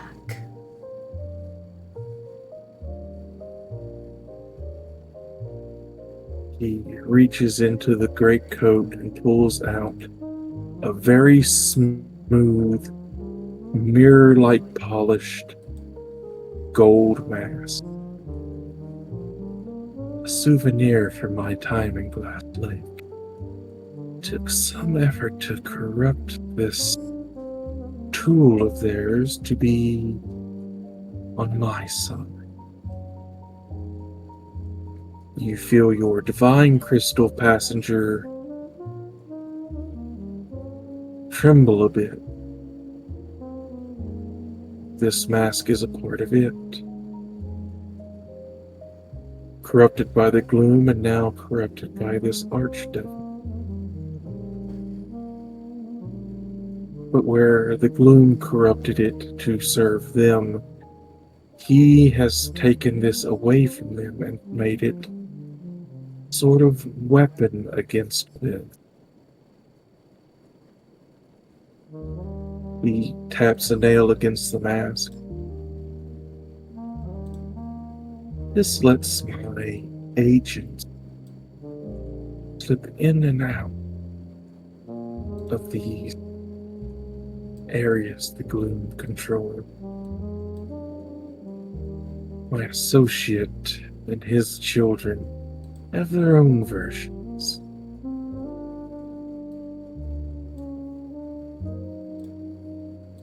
This one is mine.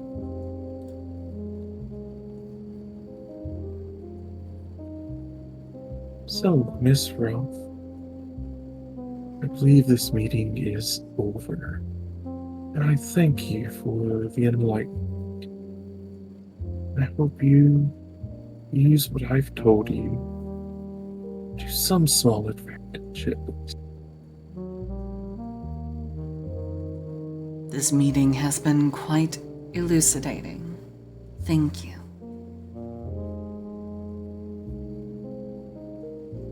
He gives a bow. When he stands up, you see the youthful face looks a little older. A goatee has begun to form.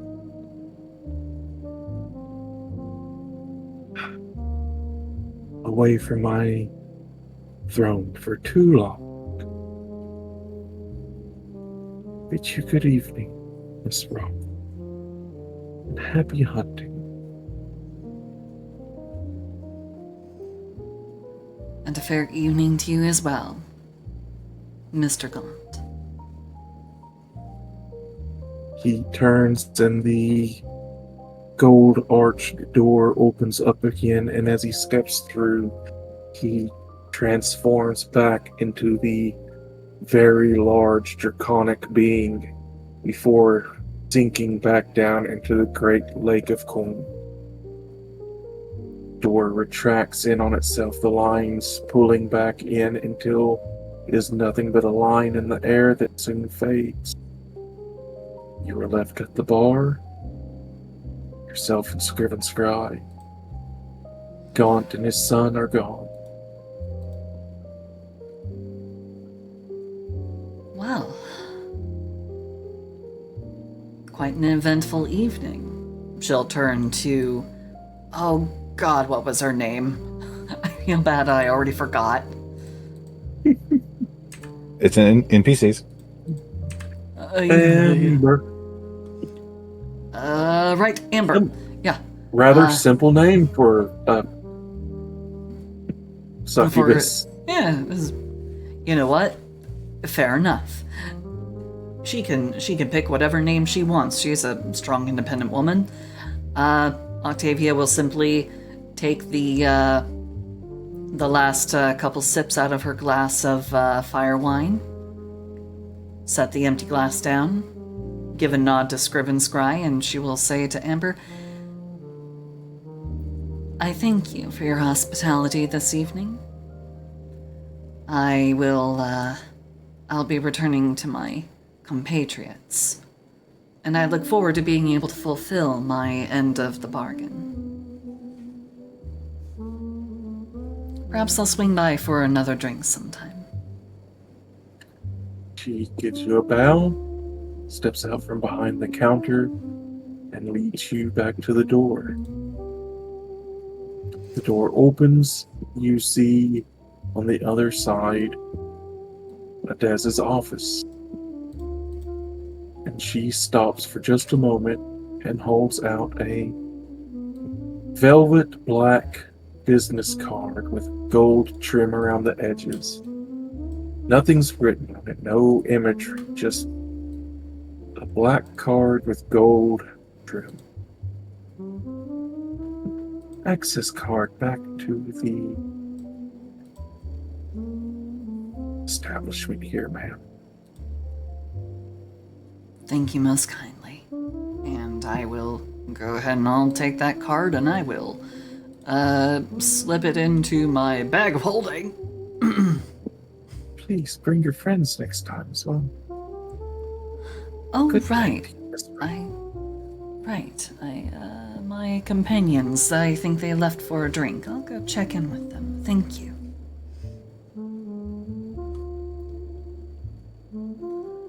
Oh my lord, my bag is so full of stuff.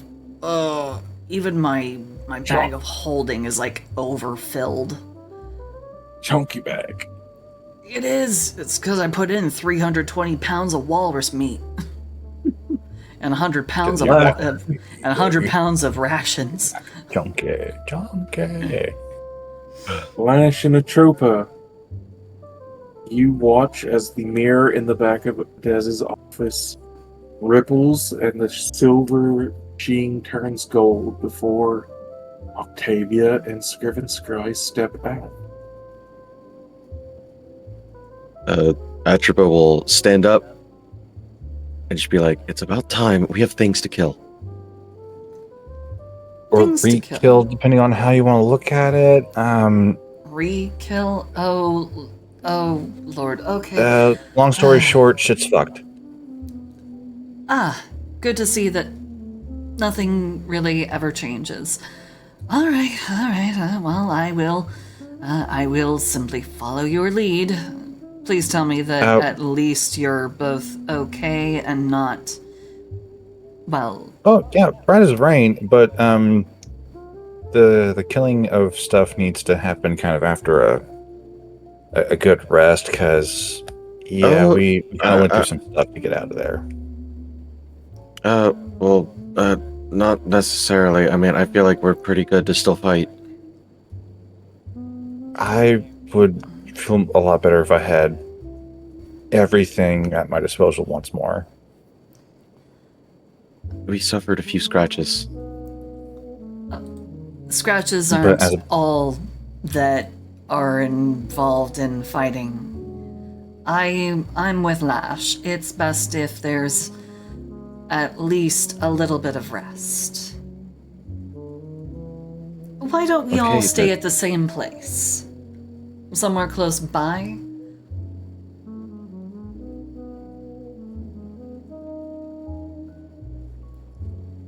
They're making new undead as we speak.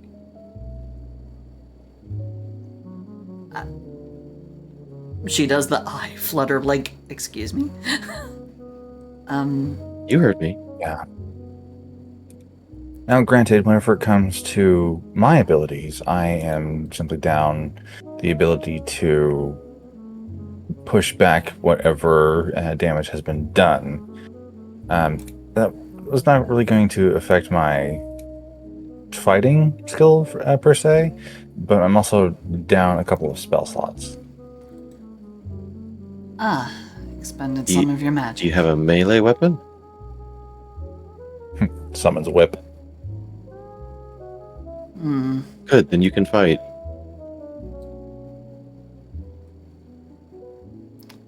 Mercury sure is your father. Well, I am absolutely topped up and ready to go at any time, so I have all my magic at my disposal. Not a single thing used. Don't worry, I'll keep you safe. Okay, so a few things that you need to know. If you damage them enough, they'll catch on fire and become more dangerous. Also, there's a mechanical undead child in there that hurts. I beg your They pardon. were Really, able they were able to latch onto you, suck out your essence, heal themselves, and do a good bit of damage to you in the process. Oh, That's because I was delightful. careless. Absolutely I'm not going to be delightful. careless again. Well, lead the way, I will follow, and we can go ahead and we can pound this out as quickly as can be. Don't want an As you undead walk, horde. As you do walk, you mention the crystal. Oh, yeah. Because player me forgot entirely. She starts digging through. She starts digging through her bag of holding. Pulls out 2 of the green crystals, and just shows them to Octavia, saying like, "Oh, we found these down there. I have papers for you to read, or him," and points to Scriven Scry, and also pulls out the. Like she's kind of like frantically doing this because she just remembered to hand these things, but yeah, hands the 2 crystals to Octavia, hands the papers to Scriven Scry, and pulls out the web that she had made around the delirium shard and kind of unwraps a little bit and goes, "I also found a delirium shard." Octavia, There's a bunch of that stuff down there. Octavia, Yeah. make me a Constitution saving throw as this crystal is pulled out of the extra dimensional space. Plus 5. No. Oh no. You got me nearby. You got that +5 to your saves. Not one. Oh my goodness. Oh my goodness. Do I have a thing that can allow me to redo that? You have a die of fate. May I you do. use a die of fate to not one that? You can use a die of fate anytime you wish for any roll you wish. I'd like And to you have use a die 3. of fate. I'd like to use Then a die I'll- of fate, please. Then make a Constitution save at advantage. Okay, thank you. I don't want to nat one this. I mean, not a whole lot better. The 13 plus 5 would be plus 18. 5, 18. The moment this shard leaves the pouch. Tavia, you feel a wave of nausea hit you like you have just opened up a barrel of fish that has been sitting out on the dock for a while in the sun. And you feel Kryn almost, it feels like a frantic animal clawing at a wall trying to get away. Put it away, put it away. Oh god, oh god. She wraps it back up and puts it back in the bag of holding. Oh, Tavia, you alright? whatever that stuff is. Ugh. Oh, that's disgusting. It's No. uh Ugh. Scriven's Cry, do you know what a delirium shard is? I was trying to ask, do I know one, but then boss made me roll a con save. Do I know what a delirium shard is? History check, please. Okay.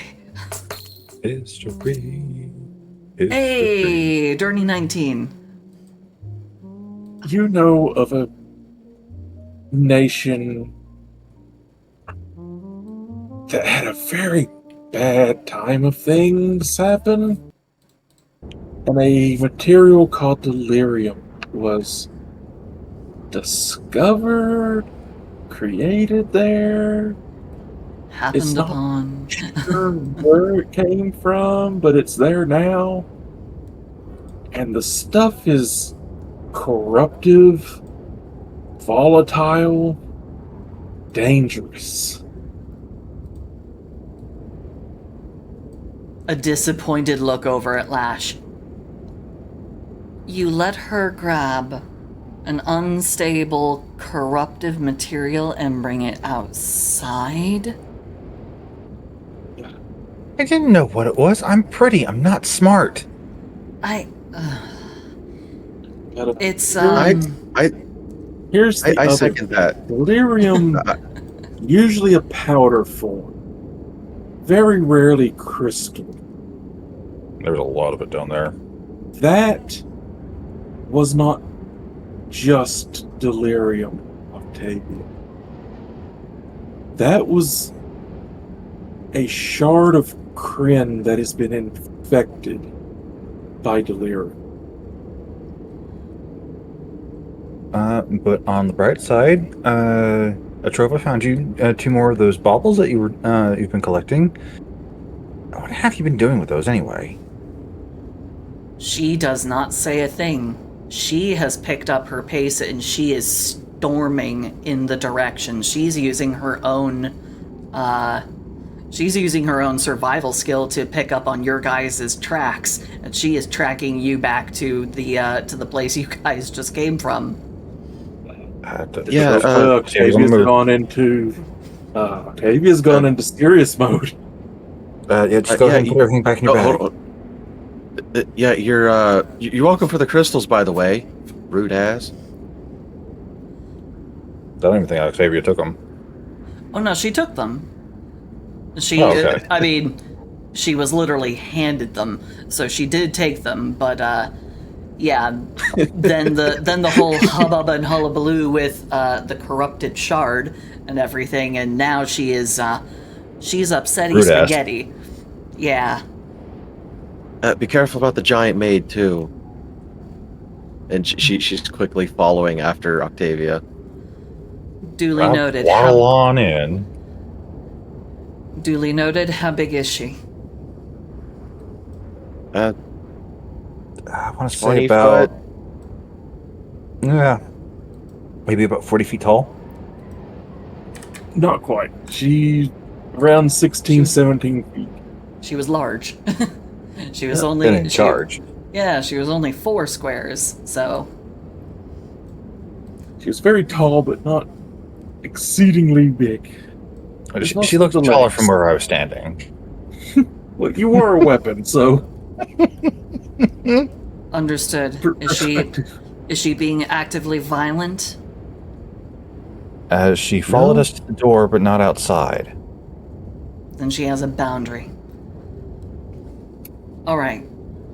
Do you Let's tell her go about fuck what she some did shit up. when she She did She told- run after us, and I made Atropa invisible, and she followed us. So I'm feeling a Nietzsche's little true side. peckish. Do we have? Yeah, I'm feeling a little peckish. Do we have any more of that fruit? Reaches into her bag without even looking, pulls one out, and lightly tosses it over to you.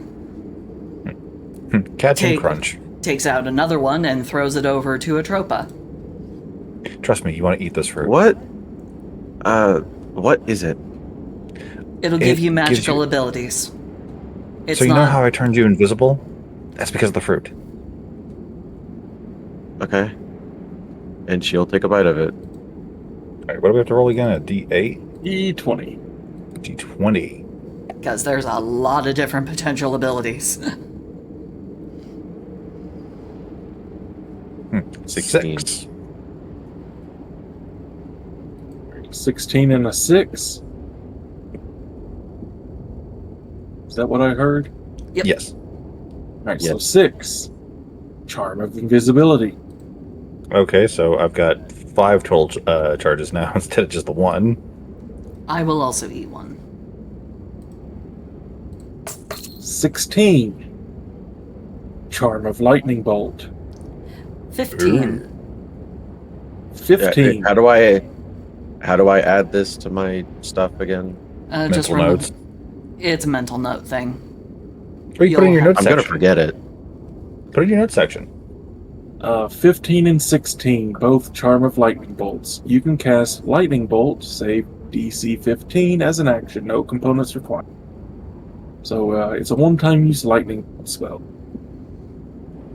And lightning bolt is a dex save, 100-foot range, 8d6 lightning damage. This fruit really wants this paladin to be stealthy. It's a paladin's greatest weakness. Only in this case, it's not, because she don't walk around all janky and loud. She usually gets carried by the stealthy one. Indeed. Not this time, though. So did you say lightning bolt was 100-foot range? Like did it have a width? It's a 5-foot 5 beam. foot wide.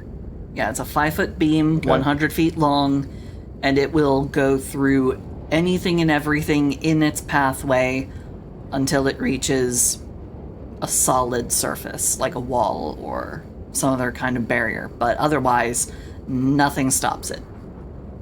So we got a So- long salt. So, remember how you told the shopkeeper the bed in the town, and he said it was a guard problem. Apparently, after you left, he went and told the guards, and they followed your tracks. When you arrive at the house, you see the door busted open. It's silent inside.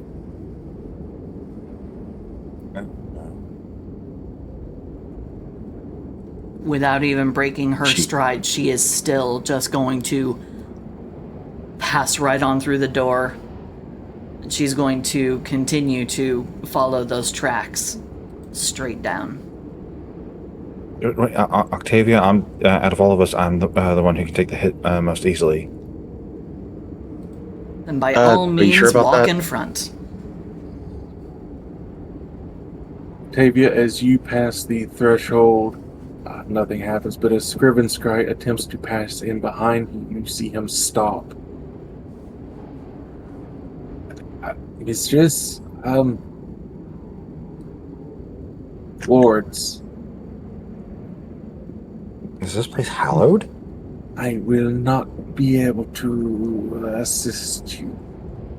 Not unless you bring things up to where I can see them. Understood. Stay here, and if I need you, I will call for you. Scrivitsky will be waiting here, and I will keep any other outside interference from. I'm more concerned about things trying to come up and out. But yes, do both. Thank you, Scrivenscry. Right. Atropa, Lash, Octavia begin to head down the stairs. As we do so, I'm going to go ahead and preemptively do warding bond for me and Atropa, and then Shield of Faith for Octavia. You see a guard on the stairs as you go down, unmoving. And from the amount of blood, he's not going to be moving anytime soon. As you enter the room, you find a few more dead guards.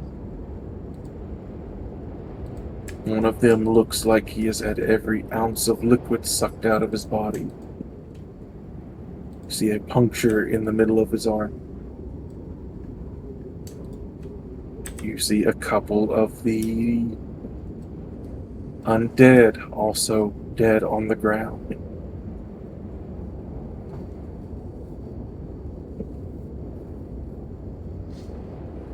Lash is going to be walking ahead of the group, maybe about 5 to 10 feet. However far away Octavia will let Lash be, and is not being stealthy. Atropa will be stealthy. She has Night Stalker. Or Skulker. To the ceiling? No. It's like, On it. it's like that was your father's favorite tactic. Well, no, like, Well, she Like, wouldn't for be alone combat- up there. well, for like for combat, since Atropa is ranged, her keeping her spider ability and being up on the ceiling out of their reach would just be cheating. Alrighty.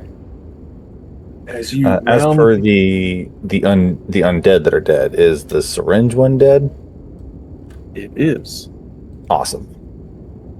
I mean, if the DM would allow the range from the ceiling, I'll be more than happy for it. But you know, I mean, you You could do have a bow, I probably. just feel like Alright, it's kind of so- cheating. E Anyway. is still where you left it. Yep. A and C are dead near the tables.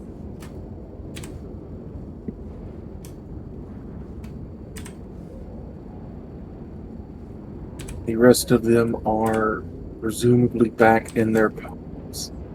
In the room, you see, looks like, and it would be hard to tell without piecing all the parts back together, at least 7 guards, and they only killed 2 of these things, including the little needle war. So that's 3. Yeah. Okay. So 7 guards to 3 of these. Okay then. Yep. And the moment Octavia makes it down into the room, she's going to bellow out into the chamber. I would like to speak to the owner of the establishment. Okay, Karen. I want to talk to your manager. Yeah, basically. Octavia. It is Another- almost impossible to be in this room at the moment. Yep. You see the deep pools of liquid crystal. You also see that it is tainted, just like that shard that Atropa had in her pack. Yep. This is a very large amount of Kryn that you're not ever going to be able to use.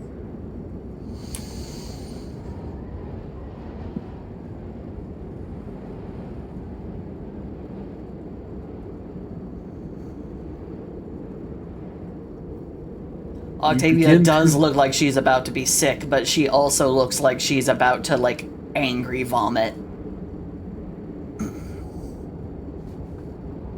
At first, you don't hear much until you hear the small voice that Lash and Atropa had heard before in the tank.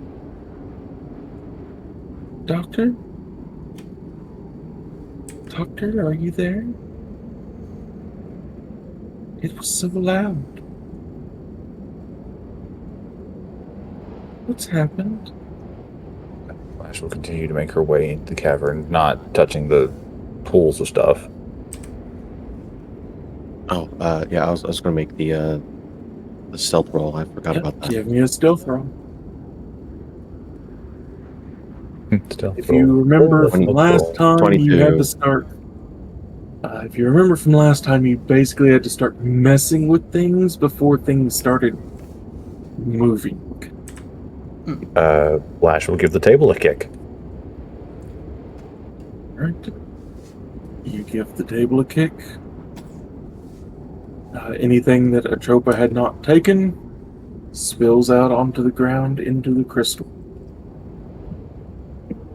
Oh, she took everything that was on the tables.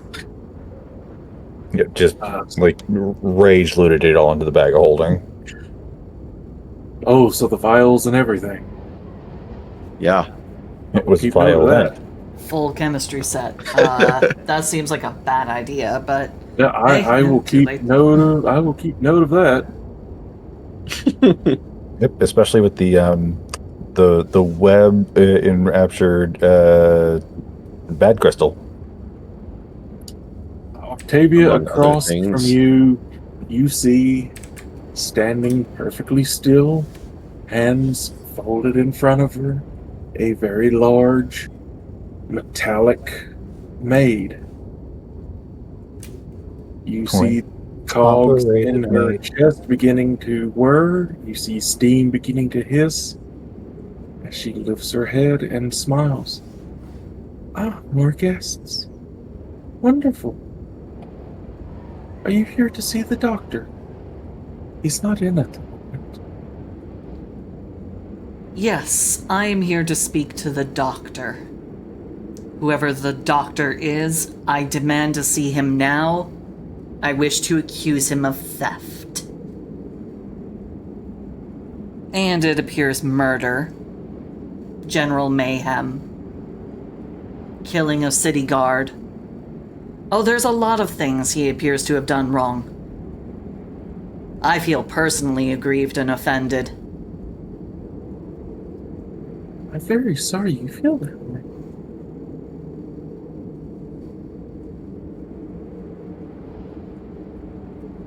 She steps down off the dais. Even as large as she is, she's very delicate on her feet as she walks over towards you. Lash would like to get in between the maid and Octavia. I'm afraid the doctor has not been home in some time. Do you have a means of contacting him, perhaps? Calling him forth? Sadly, no. He left me to keep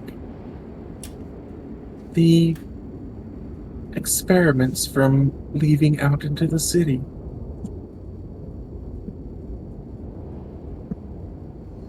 These were not deemed of quality to take with him. I was not deemed of quality to take with him.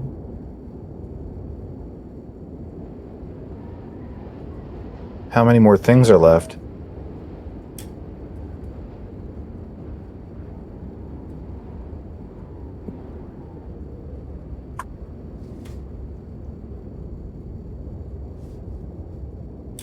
Three more scrapped reautomata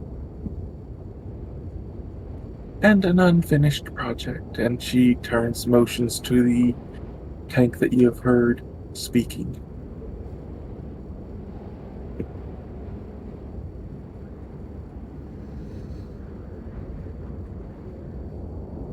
Well, it's time for disassembly.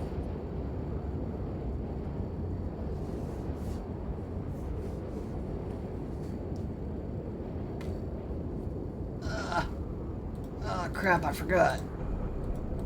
I don't need the sound of wind and snow. I need the creepiness. You watch as she tilts her head.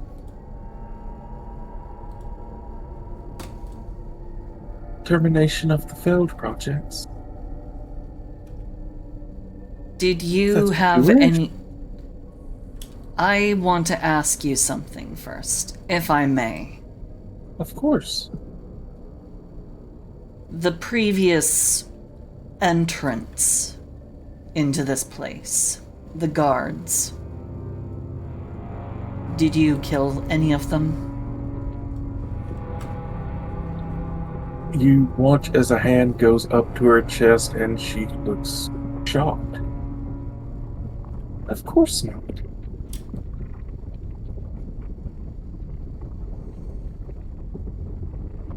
I'm simply an assistant, given to Dr. Freed by his...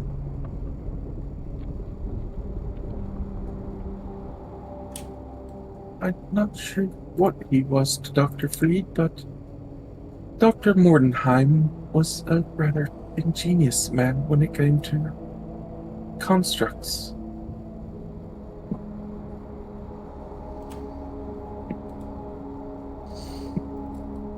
God, of all the times I don't have the sending spell, fuck. Otherwise I'd message the fuck out of this person and be like, yo, bitch. Where Which you one? at? Which one, Mordenheim or Freed? The person who owns this place. This Freed. place would belong Freed. to Freed. And apparently this maid was made by Mordenheim and given to Freed. I'm not expecting Sab or Everix to remember the name Dr. Mordenheim. Oh yeah, there was a campaign that we were in. I think it was with the twins. There was the girl that reminded me of the robot lady from League of Legends. For a while, she had to talk while riding on a slate. Oriana. Yeah, she reminded me of Oriana. Elise. Yeah, he made Created her. by... Yep, Elise created by Dr. Mordenheim, who was taken by the Dust Lashes. Oh, that's why you brought it up. Potential Dust Lash stuff. Okay. Do you perhaps have a picture of Dr. Freed?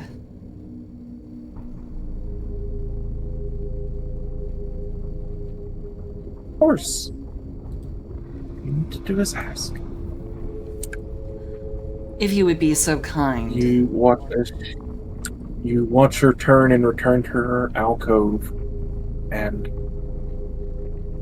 don't want to put it there. That's put it there. As she rolls away, Octavia is going to turn to Lash and go, "There's a very good chance I'm about to either bring a very angry, disgruntled person with a bad headache here, or we're going to find out that this person might be dead. So prepare for either eventuality." You watch her return with a blank parchment and a set of what look like drawing pencils. She takes the pencils and her hand begins to rather rapidly left and right scratch at the paper, moving from top to bottom, adding blue, red, green. I'm afraid we don't have any actual pictures, but I am very good at creating art. Dr. Mordenheim created me to be an assistant. Dr. Mordenheim was a very good man. He saw his constructs as great gifts to people. Although my creation was under a small bit of duress, as his last employers were not exactly the kindest of people. In fact, my creation was demanded of Dr. Mordenheim to assist Dr. Freed, since Dr. Mordenheim did not exactly see eye to eye with Mr.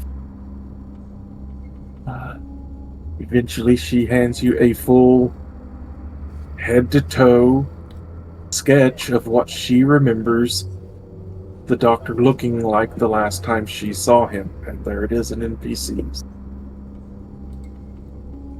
All You right. if you zoom in on the face, Oh yeah, yeah. This is, he got some scar and he got some like freaky dead eyes. All right. I hope you will bear with me for a moment. I need to take about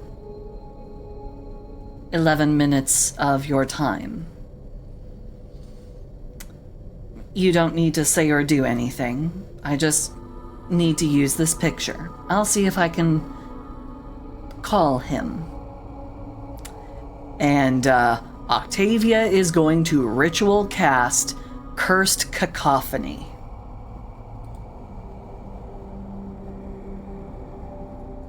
Care to read that out again for Yeah. the people in Oh, the yeah. back who did not steal your spells? You focus on a creature that you are familiar with that is on the same plane of existence as you. The target must succeed on a wisdom saving throw or be cursed for the duration.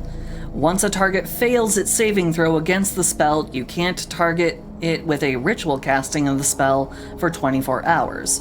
While cursed, the target hears haunting, discordant music and has disadvantage on D20 tests.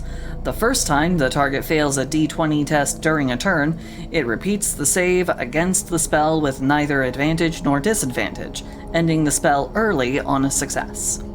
So basically, I can target this person with an unlimited range, and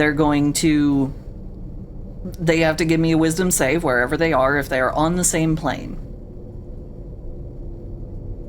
And that's why I needed the picture, and I'm hoping that it's accurate enough to count as me being familiar with the person. Because it doesn't say I have to know where they are, only that they have to be on the same plane and it has to be someone that I'm familiar with. So does this picture count as making me familiar enough with Dr. Freed to give it does, him... and I have rolled his wisdom saving throw. Did he beat a 20? Put it in general. Fuck Hey, me, natural 20. god damn. Alright, well that's a ritual casting of it, so I can't use a Oh. ritual casting to target him again. But But, he had but to now make you a will have, save. Yep. You now have two pieces of information. One, he's alive. Two, he's on this plane of existence. Yep. And he knows that somebody just tried to reach out and give him the bad touch. Sadly, it doesn't say that he knows who has targeted him or where they are, but God, with a +7 to his wisdom save, that is... oof.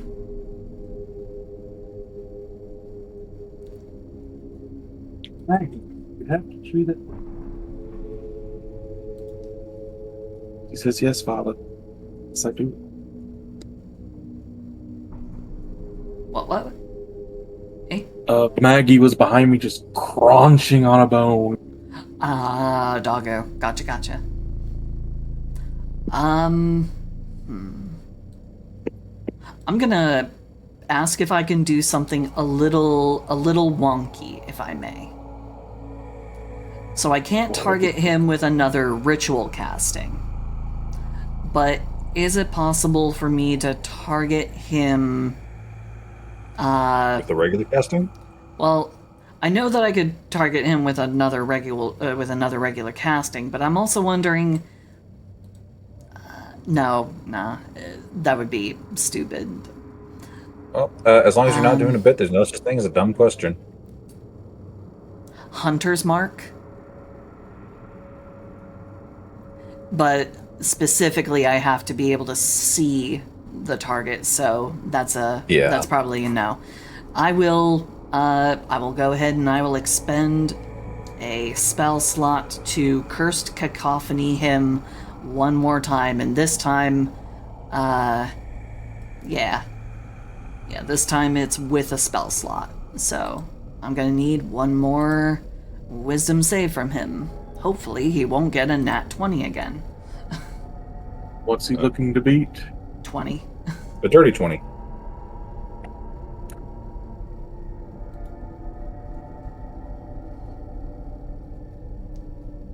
Because that's my bard spell.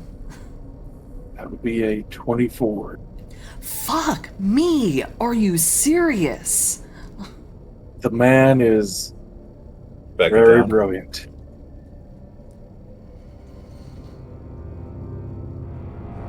Oh, I'm getting upsetty spaghetti. I'm And doing unfortunately, it. he's not here, so I can't silvery barbs him. You hear static crackle through the room. You see some what kind of look like the ends of trumpets sticking out of a couple points in the wall.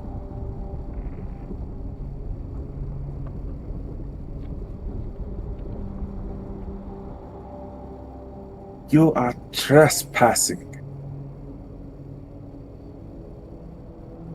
And you've taken something that belongs to me.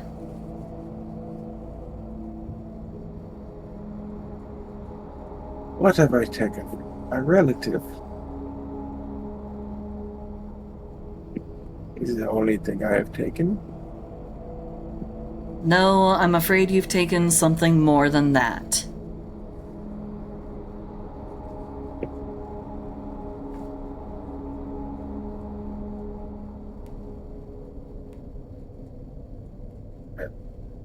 Whatever this mysterious thing I have taken is, it is little concern of mine. Oh no, it's not. It's one of the crucial things that seems to be making your experiments down here fucking work. You've taken something of mine, and you've corrupted it. Atropa's going to come out of her hiding and like with a heavy sigh and just be like, "You took one of her crystals, whatever crystals she has been looking for, and corrupted it. My goodness, this beat around the bush speech is annoying. You took one of her crystals. A lot One of of them. your baubles? The gemstones, yes. The remarkable material has greatly enhanced my re-automata. Wait, what's so special about those green crystal things that you were wanting? They bond with and they amplify magic. I'm sorry, what? They bond with and amplify magic. It's one of the things that has allowed me to do some of the slightly more exaggerated bits of influence that you've seen me do. We need to have a conversation later when we're not in somebody else's basement. Yeah. Oh, so there's been secrets. Wonderful. Can we fight now?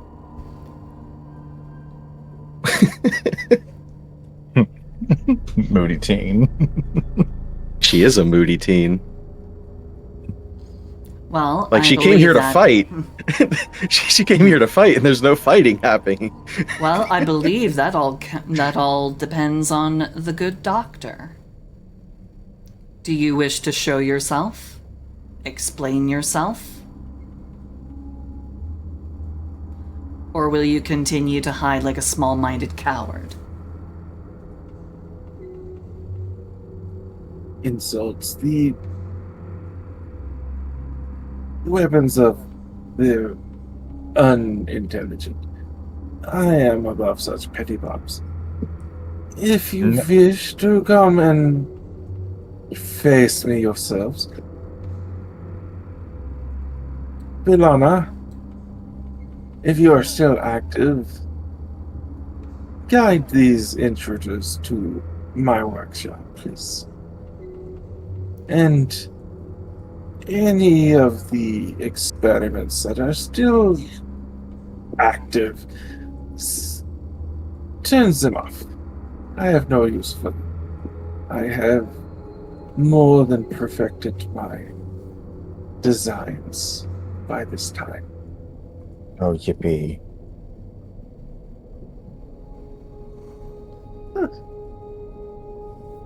If they wish, Milona, delay that.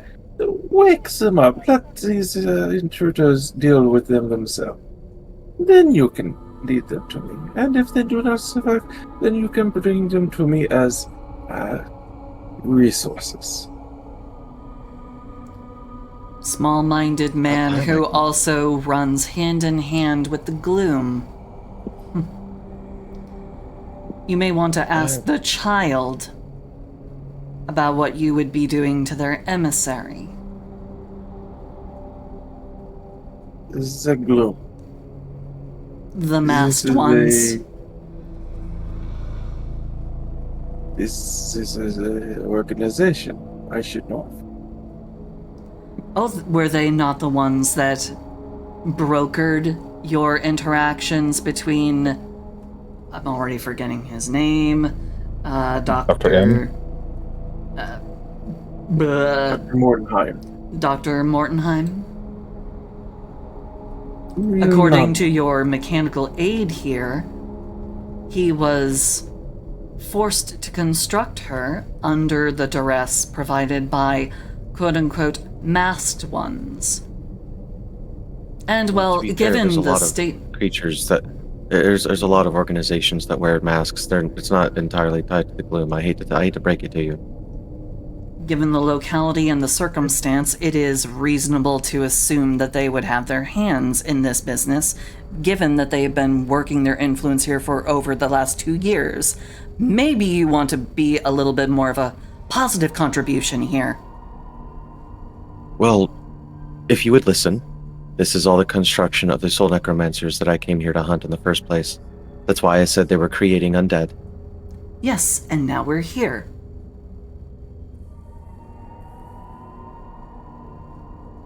Anything more you want to add? The gloom is not anyone I am aware of. My I work see. has been for the Dustlash family. Very forward thinkers.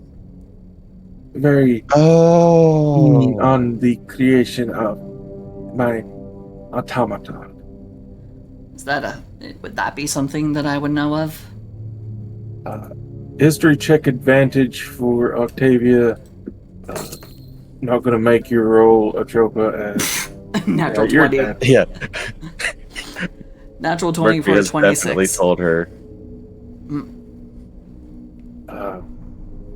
And I'm pretty sure that Lash has had conversations in the past with Mercury that have at least mentioned the dust lashes. Oh, he has straight up mentioned his time in Glass Lake and has told her about Zelma. Yeah, that dickbag. Yeah. Lash, you know everything Mercury knew about the Dust Lashes. Atropa, you know everything Mercury knew about the Dust Lashes. Tavia, oh, that's not good. That's not good at all. The Dust Lashes are a family that are the closest thing to being monsters without being actual monsters. They're bad for business. Their entire power structure is built on death and enslavement and war crimes. Many, many war crimes. The dusk slashes. Yes, no. That's a name that rings a couple of rather nastily shit-encrusted bells. Really? You work for that low of scum?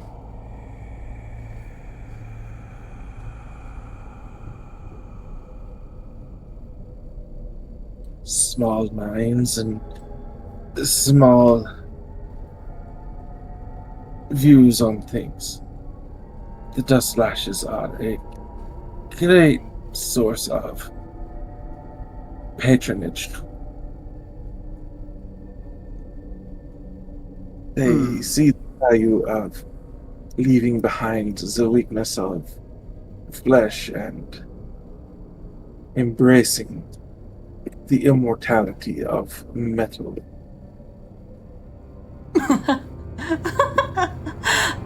Immortality of metal. Oh, sweet baby boy. You clearly don't know what happens to all the various kinds of metal. I thought you said you were smart. Everything breaks down. All metal eventually tarnishes and decays. Everything does. Everything is weak. At some point or another, everything breaks down. You honestly think metal is the end-all be-all? Oh. Atropa has gotten bored and she made a hammock out of web and she's laying in it. I gave it a fight, damn it. Yeah, she came for a fight. She is free to start shit. She's free to go after the things inside the pods. Fuck shit up. She's free to go ahead and do anything. It was her choice to unsneak and then proclaim her presence. She could have been doing all kinds of shit in the shadows. No, she's a moody teen. I'm noticing that. Octavia, I'm beginning to miss your father. Yeah, she is very unused to the to the extended conversations. She's always been used to the straightforward, direct approach. Whereas like Mercury had been, gotten used to some of the conversation stuff due to his adventures.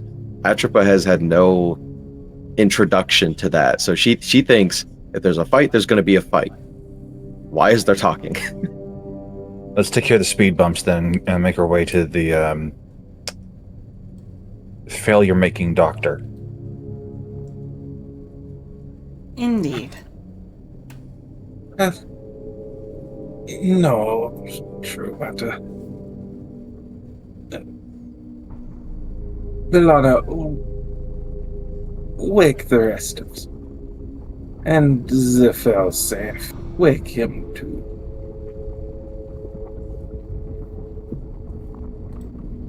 She hops out. Finally. And she is going to take a shot at B. From where she's standing. Don't tell me she's about to attack the fucking mecha maid in front of me. No, attack B. The undead all the way on the left. Yeah, I was about to... Watch. Inside his Yeah, pod. that was- Okay. He watches Bellana walks over to the circle. She looks at you all. I am terribly sorry for this. Don't be sorry. And Octavia will lay a hand in a gentle patting motion, and she will sink some crystals into this chick. What is her CR? I've got 24 crystal shards to impart.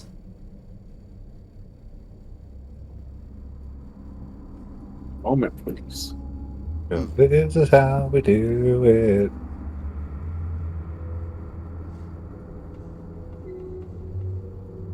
Also, when we have the conversation later between Lash and Octavia about stuff, I'm not actually mad. Like, what you got going on is actually really cool, but I have to play to the character as cringy as that fucking sounds. It's all good.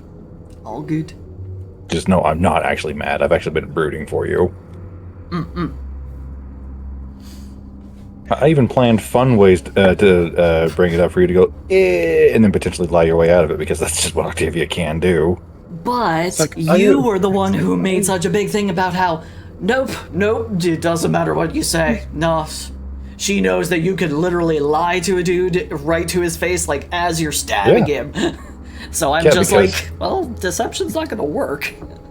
Right. I'm just saying, things could have happened out, but now stuff has come out of the bag in a less than friendly tone. I just want to make sure that you, as a player, know that I, as a player, am not mad. Yep. Where is her? Stat block. Where is that stat block? I had it. I did not add her into an encounter. For some strange reason, I did not add her to an encounter, which would have saved her in an encounter so I could find her again. Well, because her Quickly. only part of the previous encounter was just to pacify stuff, we needed her stat block because, well, we ran.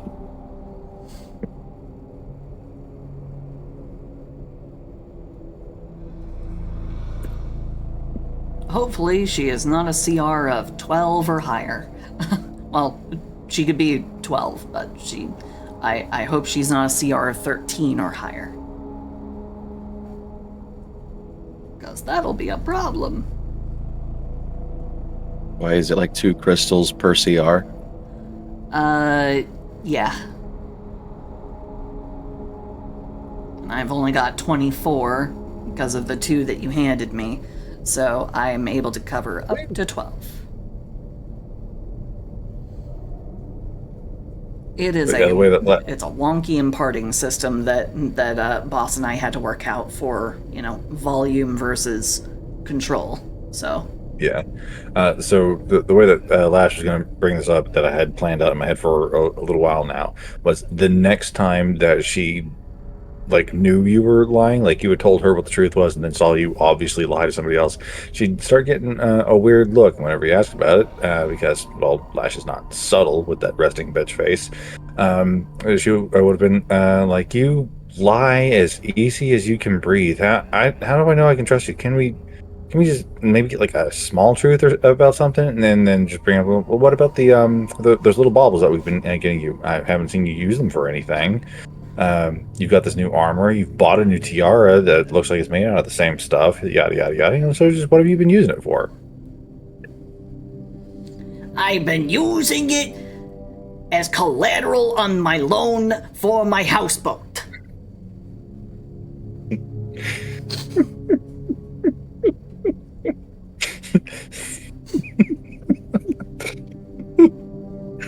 Why did you need a loan for your houseboat? It has so much smut. You just don't understand.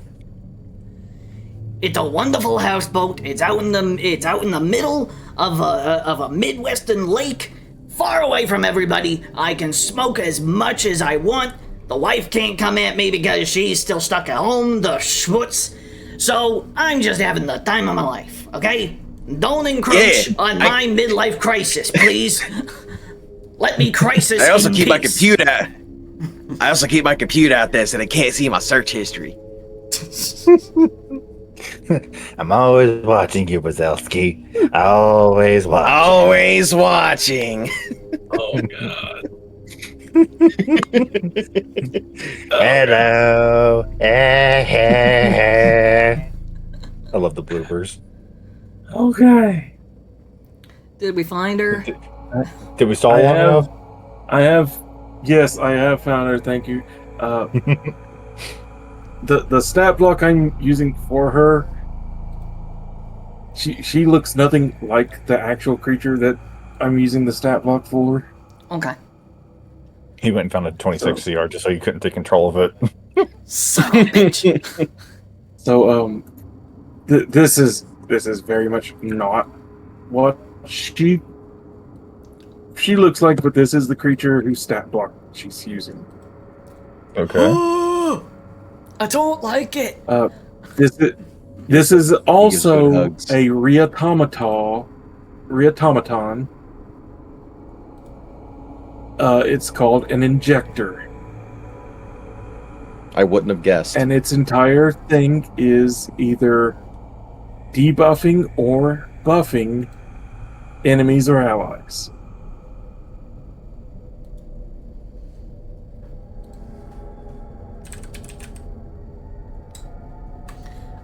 turn off the so- filter using sidekick rules. So what was the max? I have, I Yeah, can you do control? up to a 12. I can do up You to can a do CR up 12. to a 12. Yes. Even without the 2 shards she gave you, you would have just barely enough. She is a CR 11.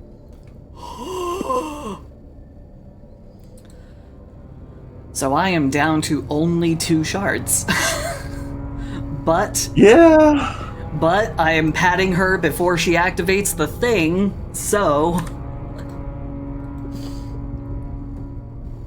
Yep. She stops. You know, it seems unfair for someone so masterfully crafted as you to be forced to stay down here. To be forgotten, to be told what to do, to watch over ever decaying projects of some disinterested malfeasant who doesn't really seem to want to include you in a bigger, greater, grander scheme.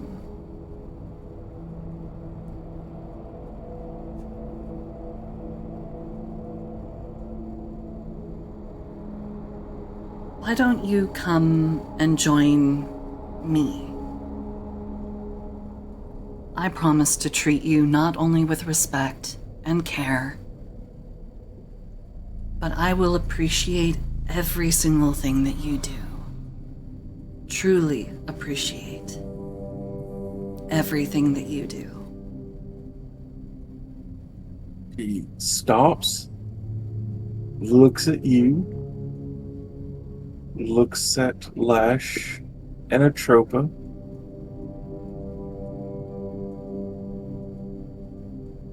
You see her put her hands on her hips as she huffs and slams one of those needle-like legs into the ground. You are right. You are right. I was created to be a good companion. I was created to be a good helper. I was created to entertain and to take care of people. I was not created to hurt people. Dr. Moonheim would be ashamed of me. He would understand you've been put into an impossible position. Don't blame yourself. He watches she stamps a foot again and turns to one of the speakers on the wall. Dr. Freak, I quit. With one more step on the ground, and you hear hissing coming from the pods as she looks down. Oh dear. Don't worry, She's stay back. precious. I love her. Stay back, don't let them hurt you. Get behind us.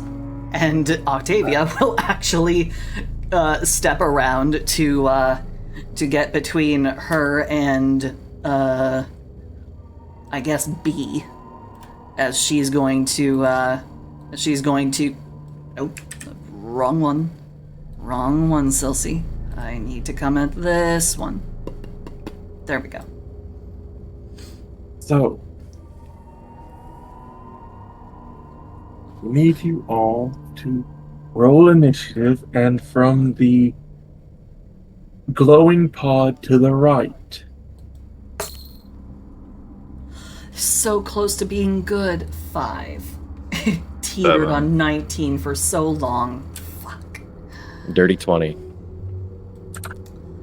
From that glowing pod, you see it open, and something else steps out. Oh, I don't like that.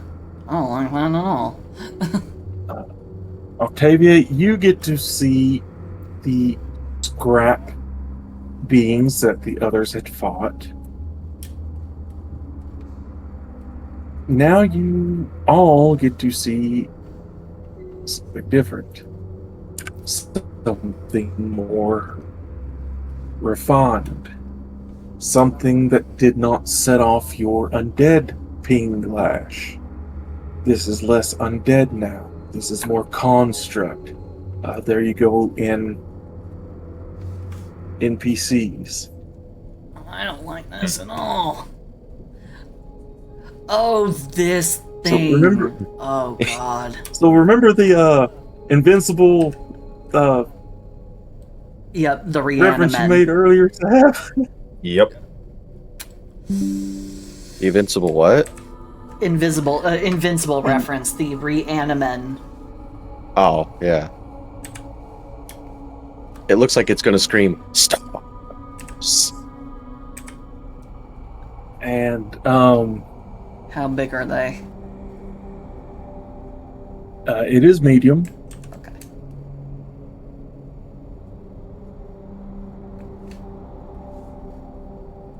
And it is a much more refined version of what you faced earlier. And it's going to go first. Oh yeah. Well, at least I gave everybody their AC buffs before coming down here. Yeah. That is one thing too. I was gonna give everybody a blessing, but it kind of got cut off before because of Power all the walking. storming downstairs. So What's its distance to everybody?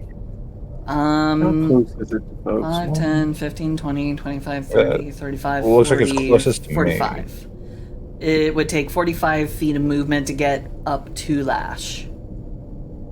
Lash, it doesn't run at you. It crouches down and leaps. Okay, it's a good thing I got my shield down, so my AC is 20. It has a movement speed of 50 and it has an ability standing leap. It has a long jump of 50 feet without needing a running start. So it steps out of the pod, crouches, leaps, and lands right next to you, Lash. Okay. It is going to make 2 arm blade attacks and 1 entrapping rend attack. Oh, okay. Oh dear.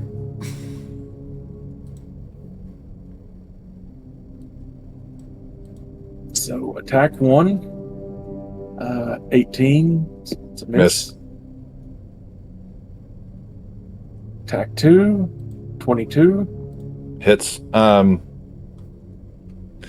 I will reaction silvery barbs that as it were. He has to roll again. I'm going to give the advantage to Atropa.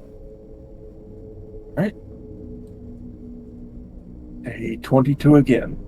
Crap. Oh well. Yeah. I so that will hits. silvery barbs it. Oh, whew. Okay. Who? Are you giving And the I'm- advantage to yourself?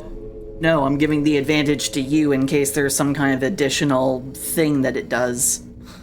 Thank you. That one turns that into a 19. Okay, that's a miss. All right, now for the rend. 23. Yeah, that hits.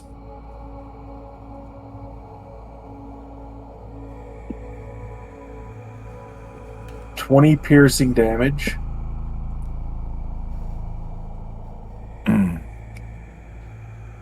Okay, hang As on. You it- need to do a concentration check for Shield of Faith. So it's got to be. Oh, wait, actually, no. He does not get the entrapping rend off as the target needs to be prone. I was okay. rereading, and yes. The arm blades knock you prone, and then the entrapping rend nails you to the ground. Okay, so, all right. I'm still standing, but just barely. Well, I still have all my health, but You are still standing with your health. But, this thing's not very... This is bad. very much so. Mm-hmm. Because, But- yeah, if it once it pins you to the ground with entrapping rend, it cannot entrapping rend you again. But if you can't beat the grapple check by its next turn, you will be prone and it will take 2 arm blade slashes at you with advantage. Mm-hmm. And it'll try to keep you there. Alright, Atropa, you're up. You just watched a thing Hulk leap across most of the room. You also have silvery energy over you, giving you advantage on your next thing. All right. So what she is going to do is she is once again going to summon Grim right next to the dual swords person. And with Grim active, every attack, once per turn, Atropa deals an extra 1d6 necrotic damage. And she is going to use her air render bow and take 2 shots. So the first shot at advantage. Do you want it to be piercing, slashing, or bludgeoning? It will be. This one will be bludgeoning, but 25 to hit. That will hit him. Yeah, she's gonna kind of like test each damage type to see which one's the most effective. But the damage will be 12 damage plus an extra 1d6. And what can you do with bludgeoning again? If it Or crits, so a total of- you can knock them right. So that's a total of 16 damage from her first shot. And since Shortbow has Vex, the next attack is also at advantage. 23. Hit. 23 hit? Okay. For another 8 damage. And sneak attack.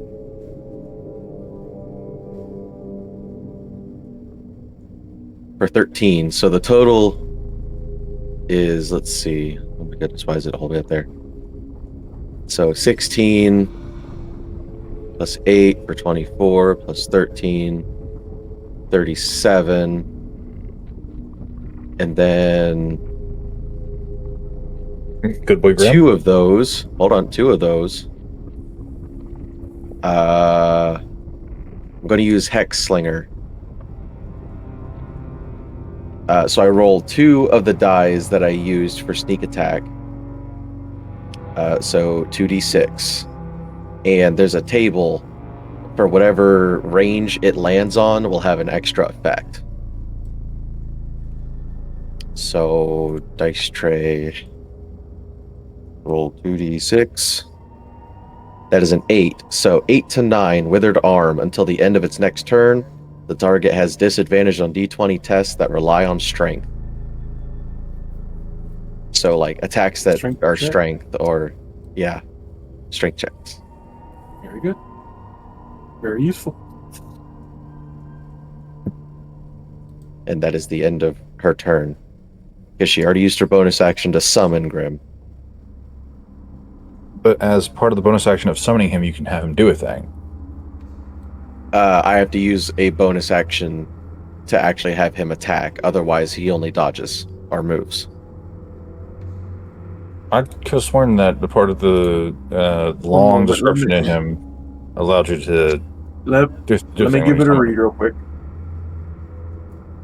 Well, I have it right here. I can Grim read it out loud. It's under Omen of Doom. Grim Harbinger. Bonus action. That's a bonus action. Target creature you can see 90 feet. Magic see wisdom from Oh, Harbinger. Okay. Nope. Yeah, it is.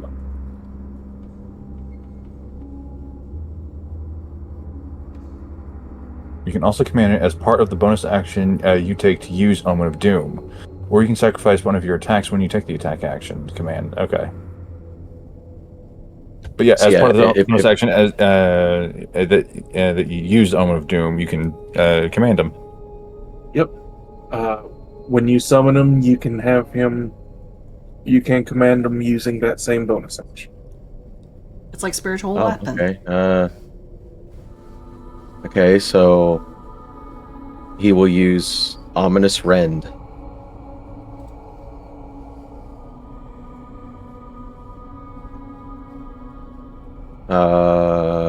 Yeah.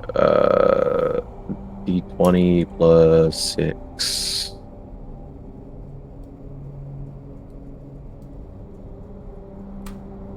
Is 18 hit? 18 just meets his AC. All right, so that's the 1d6 plus 3 plus my wisdom modifier and necrotic damage. And if it's a creature, it has frightened until my next turn. So roll 1d6 plus wisdom plus, so that's plus 5 for an extra 7 damage, necrotic damage.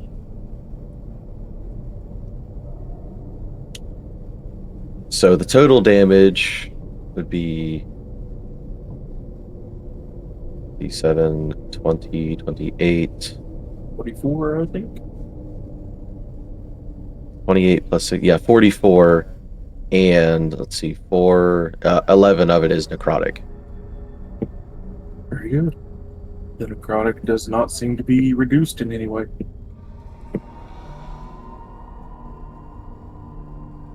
Yeah, the rest of it's bludgeoning. Scrap, E, and D are going to both 30 feet towards the closest person. E Or is not, dead. Not E. I removed the wrong. All good. D and F, I'm gonna guess. Yeah, D and F. Yeah, the E should be a B. I removed B instead of E. Okay. So 30 feet. Yep, 30 feet towards the closest person. And I do realize it is getting very, very, very, very, very late. We did Okay, I got kind of W push in into this this. 5, 10, 15, 20, 25, 30. There we go. Right.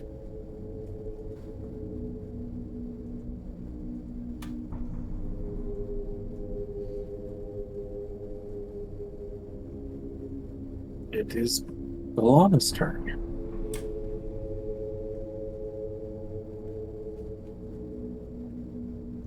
Sweet baby, no. She looks around a bit. I am not much of a guy, but I can help. If you can help, it's greatly appreciated.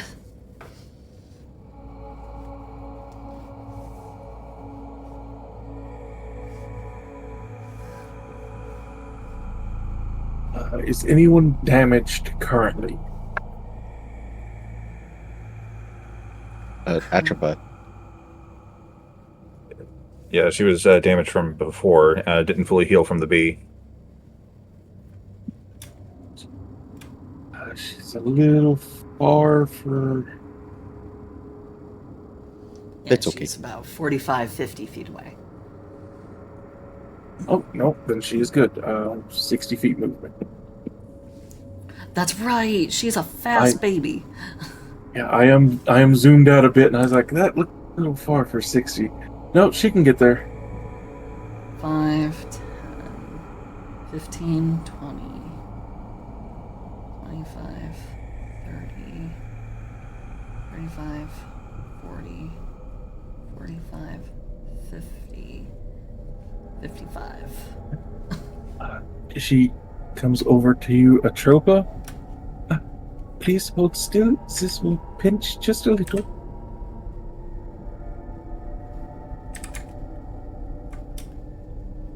She does. You watch a needle emerge from the palm of her hand as she presses against your arm. She is going to use her restorative fluid booster dose. I'm all hyped up on Mountain Dew.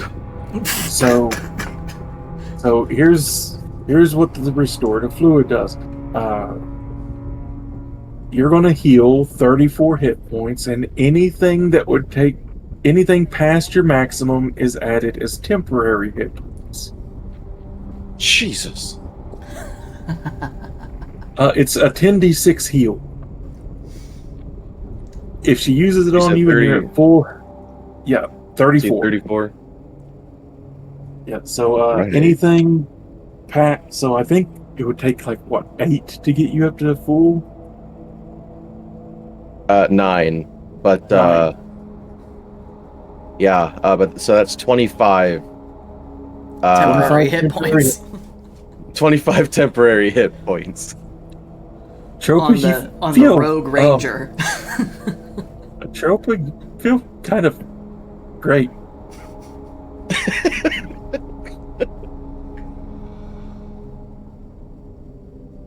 I've been injected with dreams.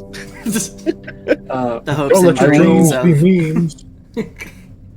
Yeah, some of the things are still broken. It's mostly the status effects that Dreckenheim added that are broken currently, like weakened, bewildered, frozen. So those are currently broken. Down in NPCs, I will put what her booster doses do. She can give you an adrenaline shot. You can use a reaction to move up to your speed without provoking opportunity attacks or make one weapon attack with advantage. Inoculation. She can give you resistance to a chosen damage type for a minute. Restorative is a big 10d6 heal. And focus gives you valor, which I believe is the same as guidance.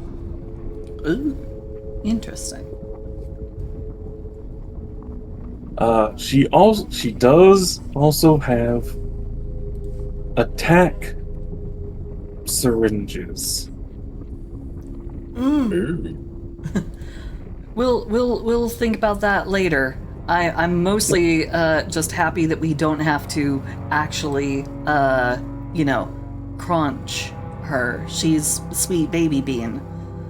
She was created by a man who was basically Dr. Light. Oh. She was made for joyous things. Dr. Mordheim was a toy maker, and his toys were freely given to children to bring joy. That was his thing. He made intelligent toys to give to children to be companions, guardians. That's so much more wholesome than the toy maker character I thought of making. I thought of making a toy maker who got completely and totally fucked over and turned his toys toward evil. Oh man. His greatest invention was a girl named Elise. She was amazing. I'm so glad that that we don't have to destroy her, and I'm so happy I now have an actual mecha made. This is everything I could hope for. I am truly the Pokemon master. Didn't Elise make something that was like equivalent to a rail gun that hit Bashiel in like her chest and pissed her off?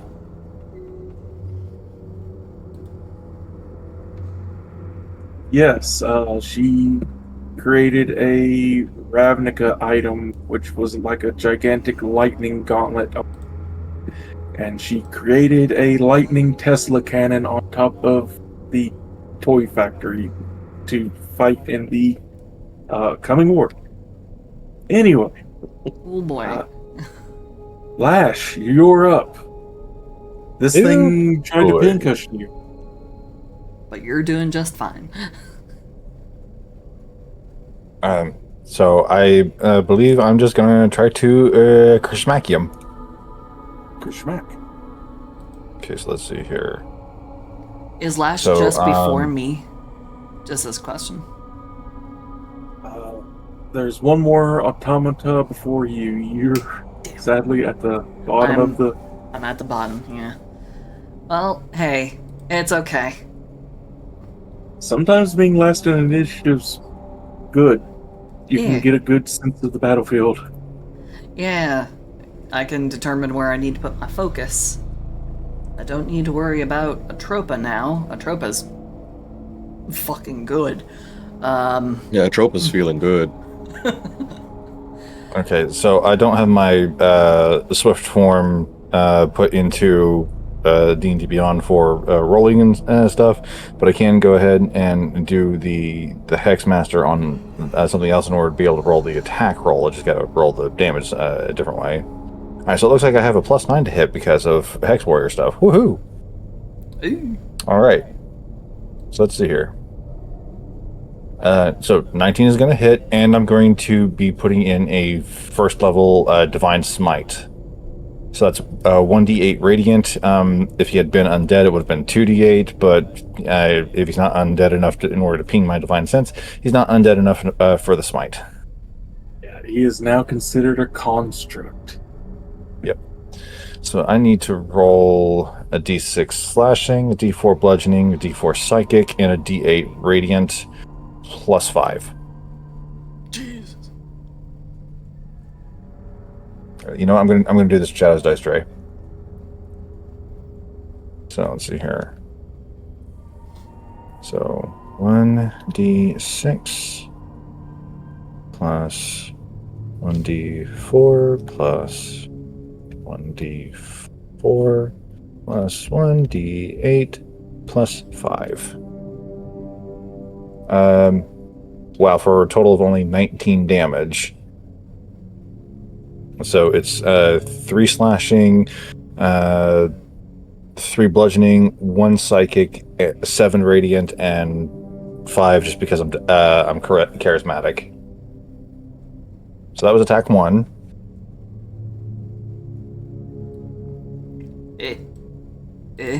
I just saw a boss typing. What'd you do?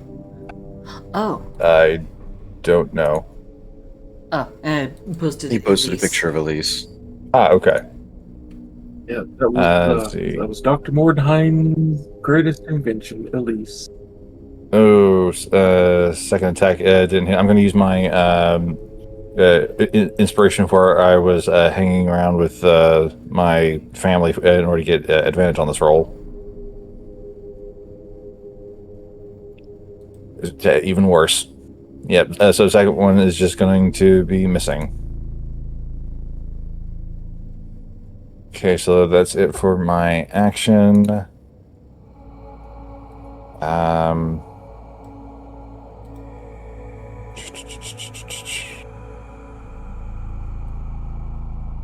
Oh, I'm stupid. I should have done Hexblade's Curse. But I'm going to do it now. I'm going to give Mr. Big Bad Crawley Hexblade's Curse.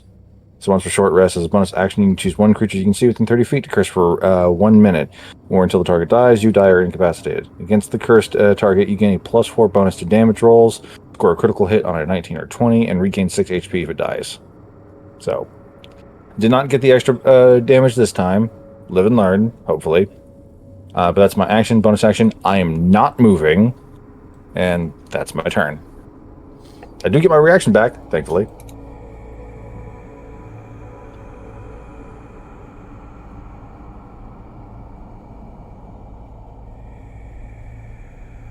So B and D have moved. Scrap Reautomata F now moves 30 feet. Oh towards the shit! closest B. person. Crap. Because no worries. I moved D and F before, so it's B. Okay. We'll. All right, we'll say They're those right not here. going to be close enough to do anything, so it didn't really matter which 30. That's order my they 30. went in. Okay. Did this thing look like it took extra damage from the radiant bit? It did not. crap. Yep, fully construct. Well, that too, but he's partially infused with bits of Crenchinnabon, which gives resistance to radiance. Great. Oh well, damage is damage. Yeah. Octavia, Okay. you're up. Well, I am glad that Bellona is being an wait. incredible assistance. So, Never mind. but I was What you about, I was about to say, then I realized I read it wrong. Go ahead. okay. Ba, ba, ba, ba, ba. Octavia is going to go like this big, huge mass of like icky whatnot. Does it look dangerous to cross, or is it just like sigil marks and some like bones or whatever? It's sigil marks and bones mostly. There could be some of that The ick. Got it. delirium in it, but it does not look like it would hurt you to walk through it. Now, if you were to like lay down and roll around in it, that probably would be good. I will gingerly and quickly go 5, 10, 15, 20 feet.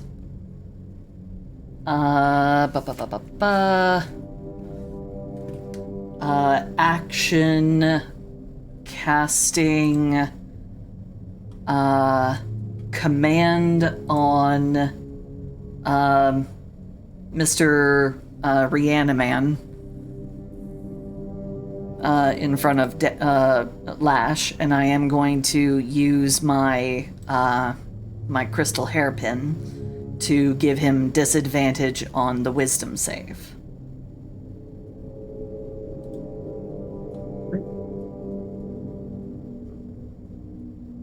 Command is Command is a wisdom save, 20. I was gonna say, does it count as charmed? No, that is the one thing it does. That it doesn't count as. 14. That's a fail, because it only makes them commit to a single action, Gotcha. and it's only. I mean, I can read it out again. You speak a one-word command to a creature you can see within range. The target must succeed on a wisdom saving throw, or follow the command on its next turn. Does not say that it becomes charmed. Right. What's your command? My command is for it to grovel.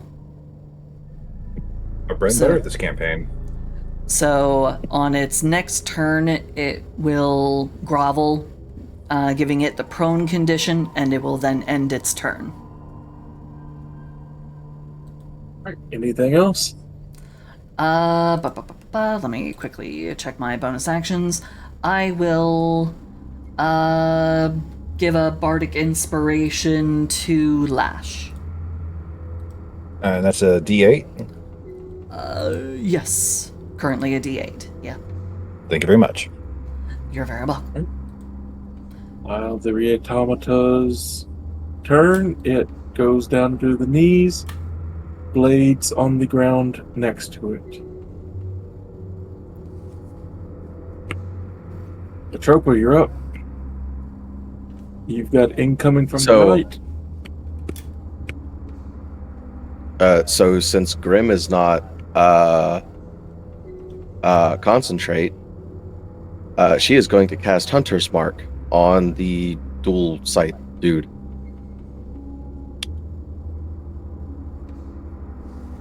And she doesn't even need to use a spell slot for it. And she's going to take another 2 bow strikes. So first roll. Making sure, of 27 course, to hit. not hit Bellona, right? Right, the scythe dude that's in front of Lash. Yeah. All right, so he is prone. So if you're doing range stuff on him, that's a disadvantage because he's prone. Oh, boo. Boo. There are the other creatures, Words. though. This is a target-rich environment. Okay, then I'm sorry. scratch that last roll then. I made him prone so then Lash could give him the absolute Nice. fucking business. I'm sorry. Oh, but your Grim would have advantage on hitting him. I want to use Hunter's Mark. Would your Hunter's Mark not work with your thing that you summoned? Hunter's Mark is a bonus action. I have to use that's a right, you gotta bonus use a bonus action action to in command order. him. Ah. But you Yeah. can move Hunter's Mark after you've killed a target that it is currently resting on. So if you cast it onto one of the other guys, killed them, then your Hunter's yeah, Mark transfers to that's- the next target. Yeah, that's one of the reasons I wanted to use Hunter's Mark.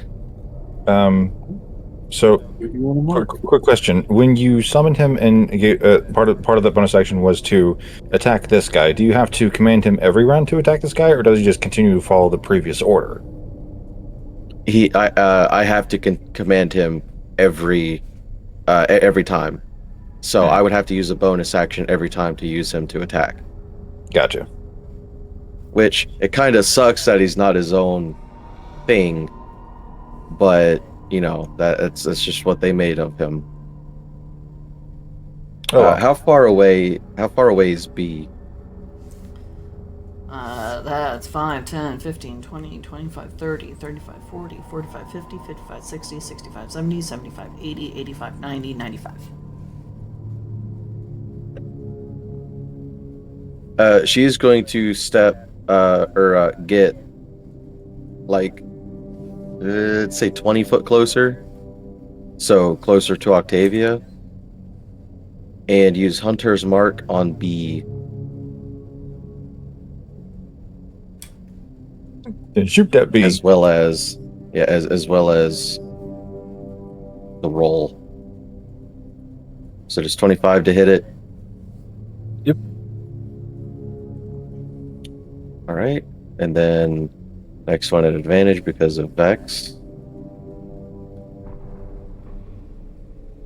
That's a dirty 20, but I got double eights. Critical. Yahtzee. Nice. Ooh, and your sneak attack. Nice. Max. So max damage plus roll. All right, so yeah, I'll do these in order. So first strike did 7 damage.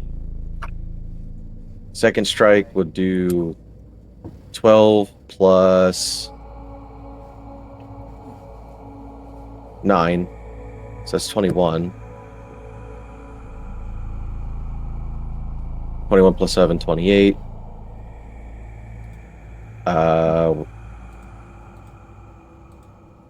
Other sneak attack. That's 3d6. Yes. So that's 6 more damage. So 34. 18 29 plus plus 6. no, my Uh, critical. Okay, let me do this. Okay? Let me do this. Okay. So my critical was 12 plus the 9 because it was max damage plus a roll. Yep. So that was 21 plus 7, 28 plus 6, Mhm. 34. Now, But which attack had your sneak attack on it? that the critical.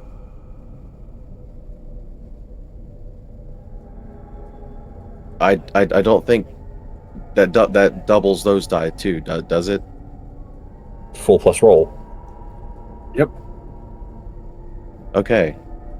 So that would be 18 plus 6. Uh-huh. So 24.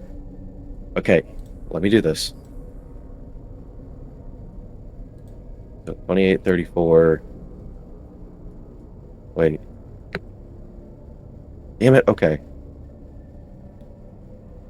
21, 28, plus 34. 24. I just said 34. No, the 34 was the plus 6. So 28 plus 24 52. would be 52. And then now it will be here's Grim plus 6. That's 58. 61. And then the other hunter's mark 67 total damage. Or was it 57?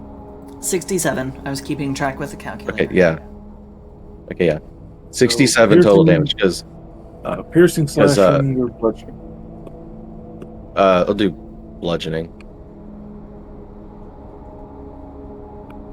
Right. So, Automata B. You watch the first arrow of air slam into his chest and cave it in. Then the second arrow comes in and finishes punching the hole clear through the chest.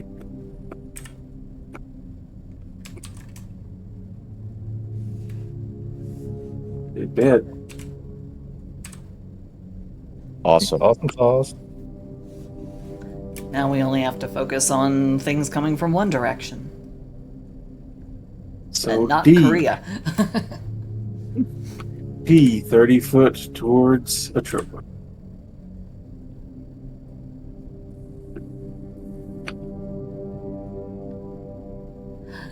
He's getting a little close to Bellona for my tastes. Luckily, it is her turn. She is going to scramble through the. She's going to move the 60 feet and get herself between Lash and Octavia.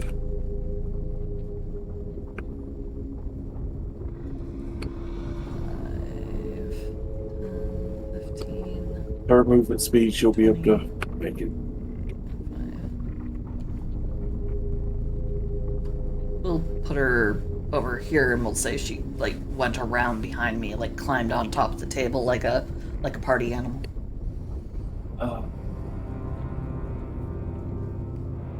Lash, she is going to lean down. This will hurt for just a moment.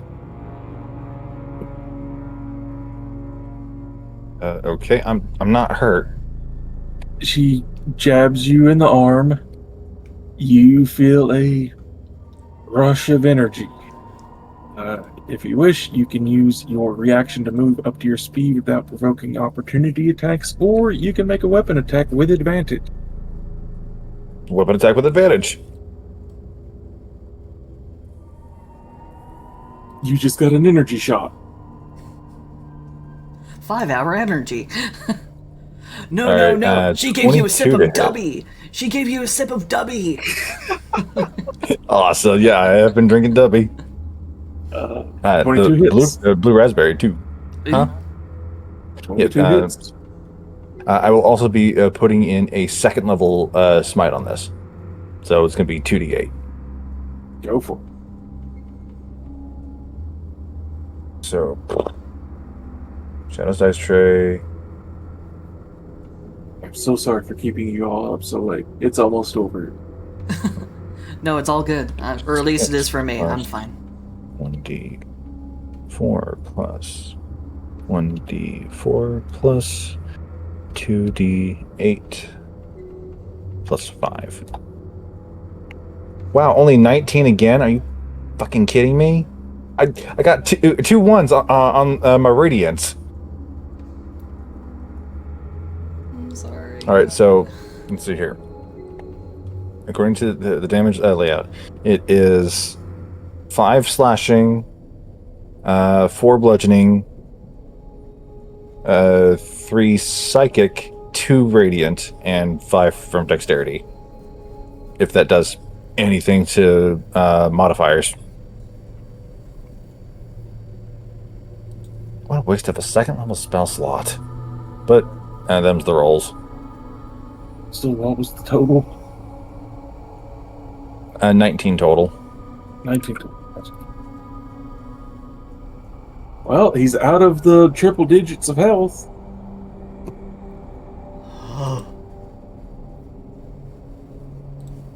He had 170 to start.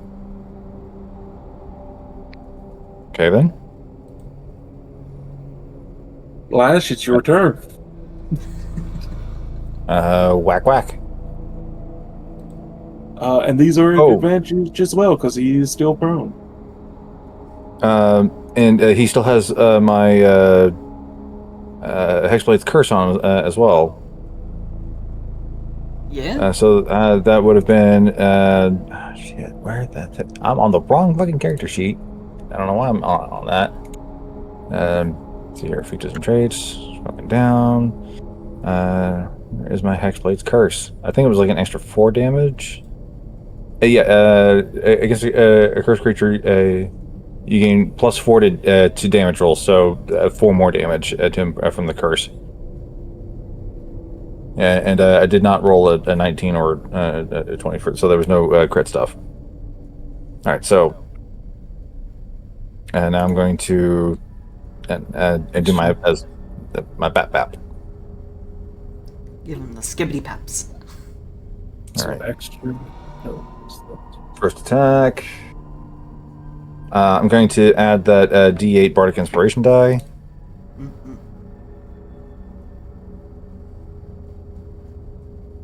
Turn to 17 misses.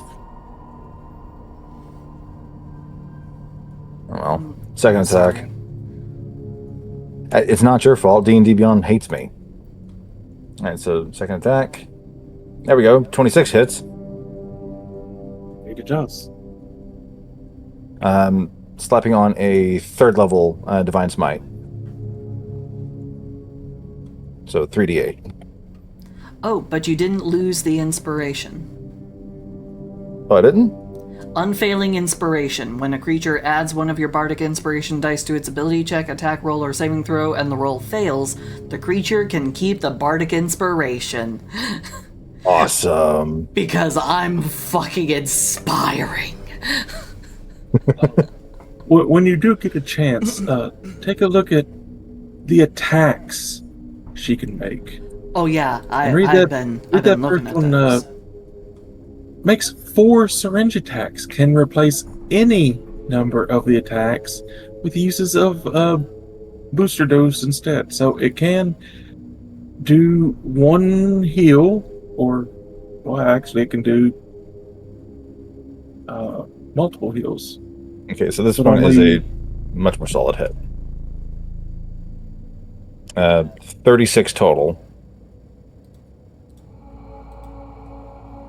And yeah, I included the Hexblade's curse and whatnot in that. So Alright, 36 total. Yo, that Alright, so- mind damper is something else there. that's get what I'm into doing look. with my bonus action. It's beginning to look rough. F is going to move towards the closest person. And, there's nothing I can do with my bonus action. All right. So F is moving, and 30. That's his go. Tavia, you're up.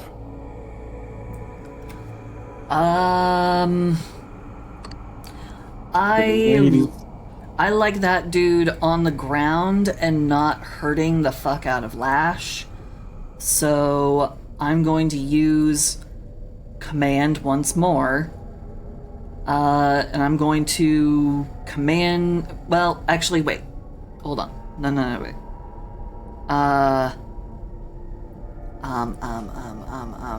Atropa did something to him, giving him disadvantage on strength checks or strength saves. Indeed, she did. I'm gonna use a spell I've not used yet because it's one of my ranger spells and it has a low DC. But if he's got disadvantage, maybe? We'll see.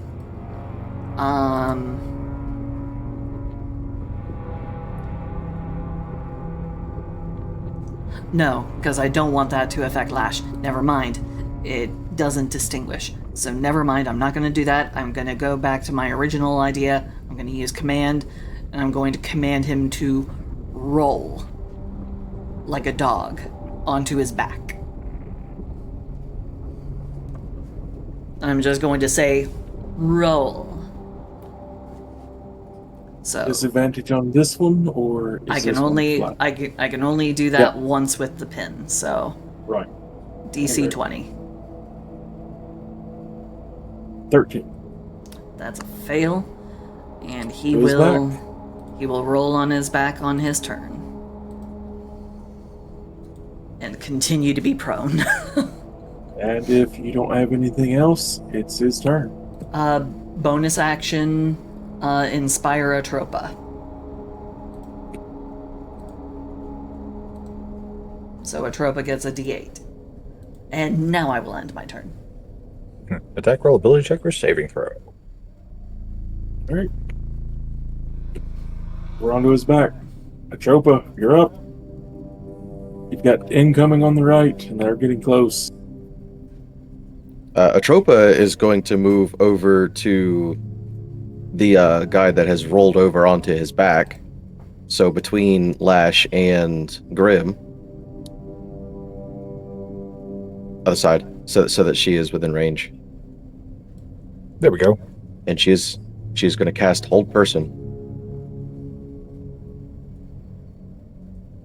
That'll help keep him down for the next round. Wisdom save of 14. Hopefully he fails. Natural 1. Or 8. Woohoo! You would not believe now, how smart the Reautomata is. +7 to wisdom. Yeah, no, that's nutter butters. The fuck? So now Atropa is going to use her bonus action to make Grim do the Ominous Rend, and it will be an automatic critical. Because he's paralyzed. Because now, yeah, as long as it's paralyzed, automatic criticals within 5 feet. Nice. And advantage, so go ahead and roll. Maybe you'll get double nat 20s. Who knows? Maybe get a super critical. It's always worth a try. Jesus Crow. Charisma. Man, if only I had Banish. It was double 16s. Crit. So yeah, Grim gets a double crit. So How what would I magic calculate that has PM? damage? Maximum plus a roll. Well,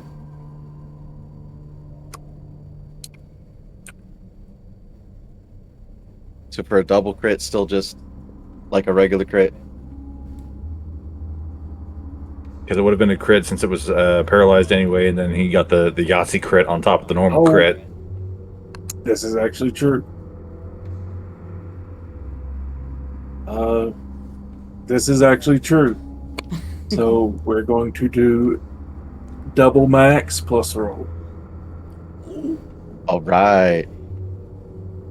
So Double max 1d6 security. plus 5. Right, so 22 plus well, 1d6 plus 5. So plus 9, so 31. Wait, so I should have been rolling crit damage every time that he was held down by. No. It's only because he's paralyzed. now. paralyzed. Yeah, he's paralyzed now. So that's 31 from Grim. However, let me read Grim's stuff because I don't know if Grim gets it says when you hit it. So, well, since Grim is would it get the 1d6 necrotic damage or no? Because, like, I know it wouldn't get the hunter's mark, but would it get the necrotic damage from the strike? Because it says once per turn, when you hit the doom target with attack, it takes an extra 1d6 necrotic damage. Yes, you would take it. All right.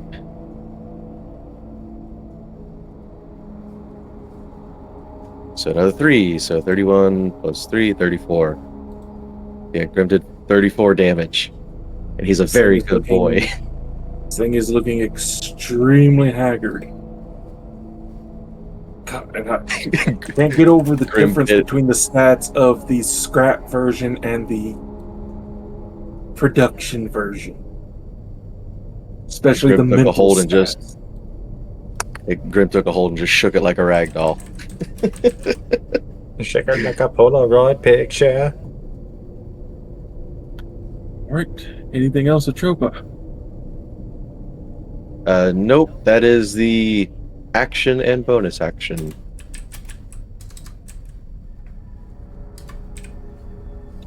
Alright, Automata D, 30 feet to the closest person.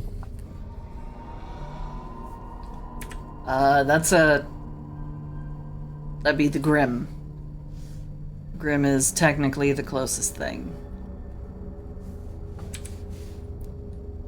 Alright, Only by technicality. Because, 5, 10, Yep, 15, 20, 25, 30.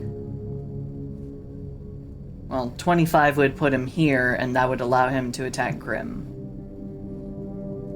Full 30 puts him in reach of all three of us. they will move their full movement to be close.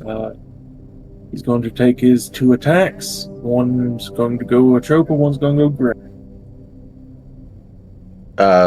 So what exactly is dodge? Because Grim can Dodge- take a reaction to dodge.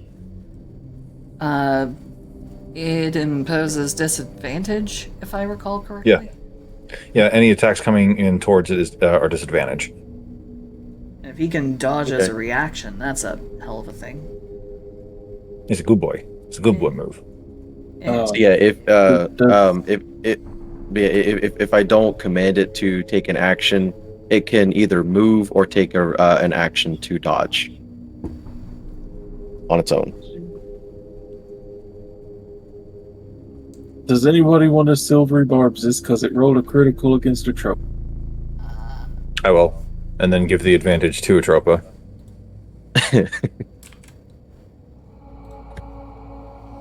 Okay, you turn that 26 to hit to 13. That does not hit. And that was my last spell slot. And 10 to hit Grim, so that's a miss as well, I imagine. Let me see what his thing is. His AC is 13 plus my wisdom, so it's a 15. So yeah, that misses.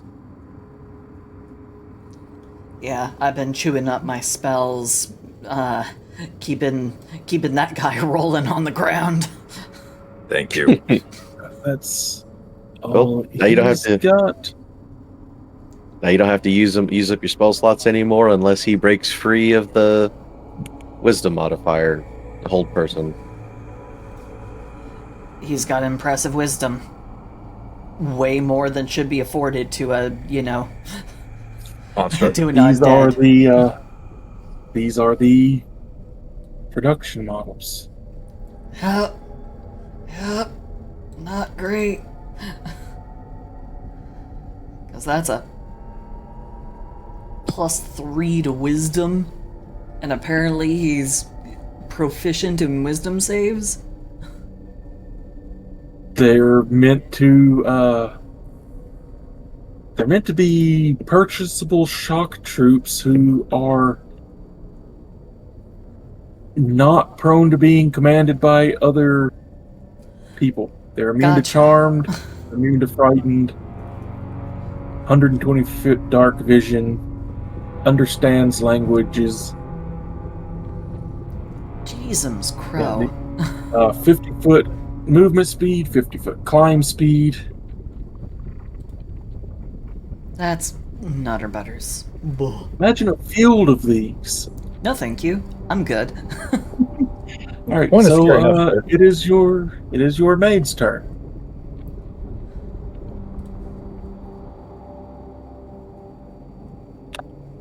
She, none of you are hurt.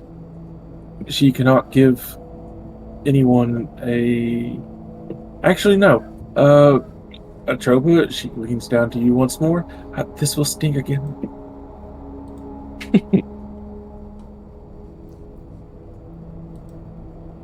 And she jabs you with an adrenaline rush. You can move or you can attack with advantage.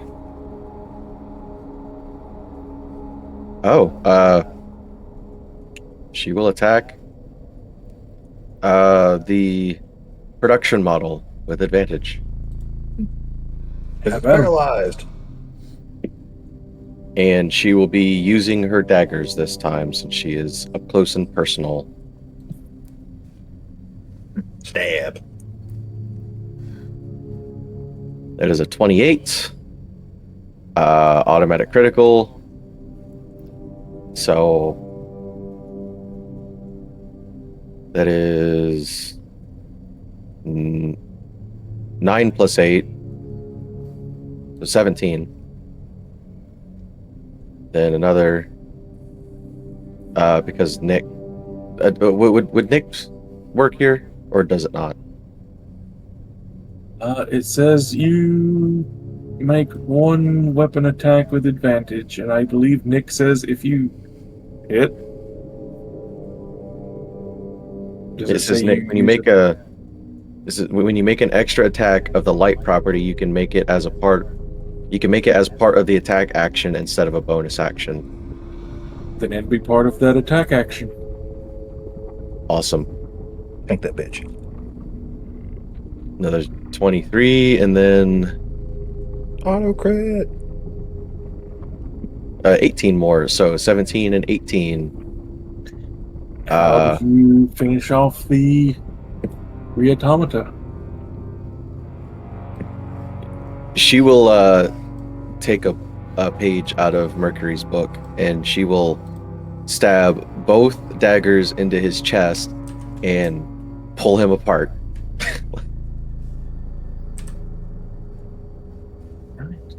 You open up the armor chest like a can. Awesome. She kind of like Flash. stands up and she goes,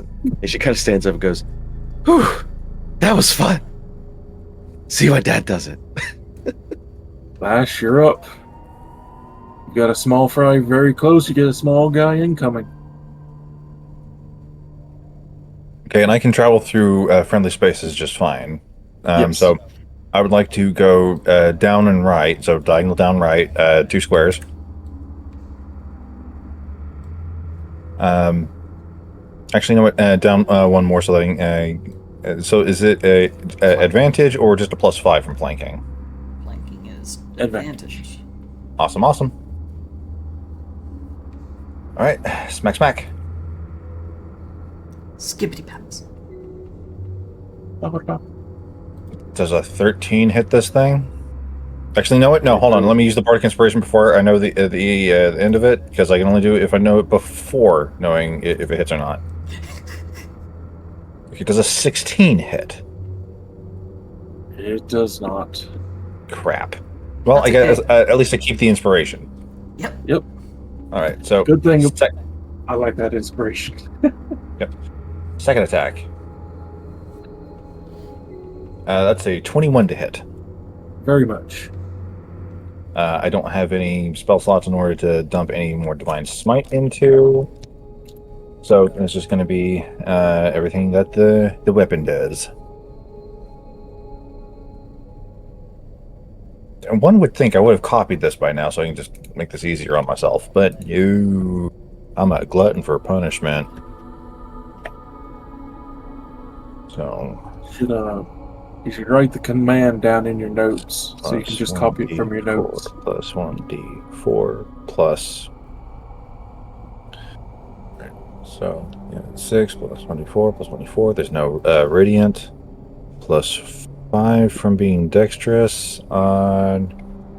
Oh, and whenever that guy died, I got some temporary hit points, but do I have to use a bonus action to move Hexblade's Curse? Or does it just move when the thing dies? I think it I moves when think it it moves when dies. Yep.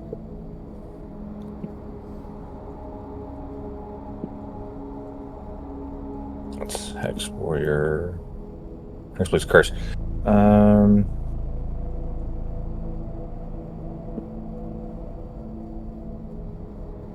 Okay, it doesn't say anything about moving. Okay, so regular curse moves whenever the target dies. Hexblade's Curse, not so much, but it does give me. It gives me 6 health points. It does not give me temporary health, and I'm already at full. All right, so whatever. All right, so no extra damage from Hexblade's Curse. No extra radiant damage. All right, so it's just weapon. That's before I do anything else. I'm going to copy this command so I can put it in my notes. Copy. For a total of 11 damage. Very good. Alright, so that was both attacks. Don't really have anything I can do for bonus action, and I'm gonna just stand here and be a wall. Alright. F moves its speed to the closest thing, which will be Lash. Yeah, that other one wasn't very smart. It willingly walked into a just circle of enemies. Yeah. Alright, AC is 20. Because Warding Bond does not boost my AC, it boosts my target's AC. Attack 1, that's a 16. Okay, Attack 2, that's a 24. okay. Or 9 slashing damage. Alright, so 9 damage, making a constitution check for concentration on Shield of Faith. Passed. Alright. And then reaction, since I got hit. I don't have any Channel Divinity, but I don't have any spell slots either, so I can't do Hellish Rebuke. Okay, so there's nothing I can really do for my reaction after getting Curse Mackied. If nothing else, Octavia, you're up.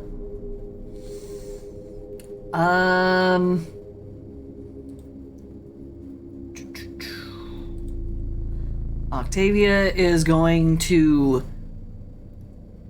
turn to this thing that just jabbed Lash in the butt. What? In the butt? She's going to hold out a gauntleted hand, rear back a finger, like she's about to flick the air. And she is going to use all 3 charges in her ring of the ring of the ram, and she's going to let's see, that's a d20 plus 7. So spell attack critical. That's a 20 plus a 7 for 27. And that's gonna be for 6d10 force damage. Since it was a crit, it's full damage plus roll. Yep. So 60 plus roll. 88. And it moves 15, and it gets knocked 15 feet back. It That doesn't bitch get knocked through the knocked wall. 15 feet back, but a cone of shrapnel gets exploded 15 feet back. Disintegration. Disgrace! Force damage for the fucking win.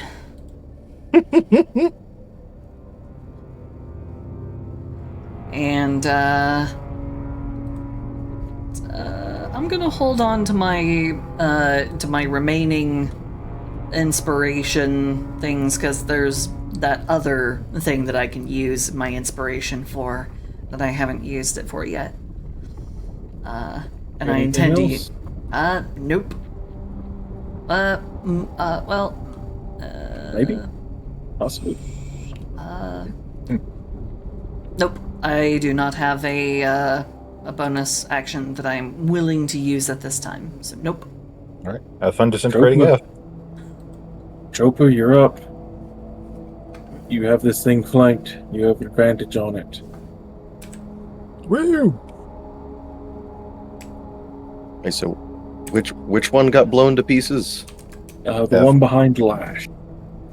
Ah, okay. The one right so, next to you is fair game. We're spit roasting D.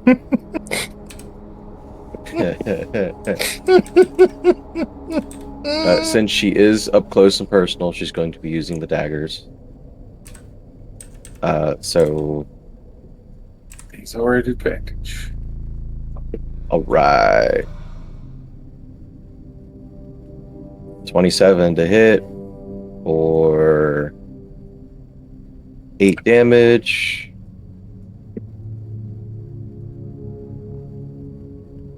Then that is a natural 20. Awesome. So that'll be 9 plus 7. So 16 plus 8, 24. Then other plus 15, 39. And since Hunter's Mark moved over to it, Boom.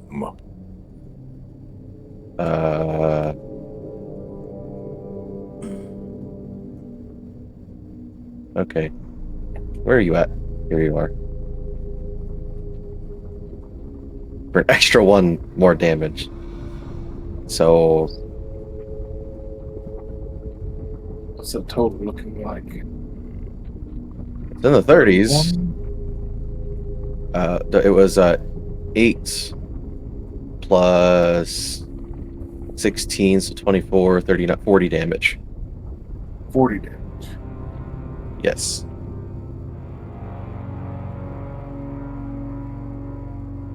Oh, do these guys get affected by the poison They from the do. spider bite daggers? Ooh. So that is an extra 2d4 from both.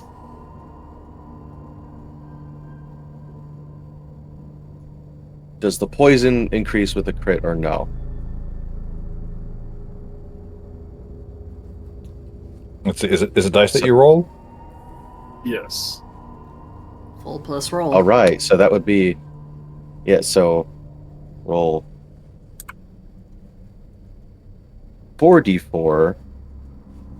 That's both the 2d4s. 11 plus 8, so 19 more damage. So 59 damage.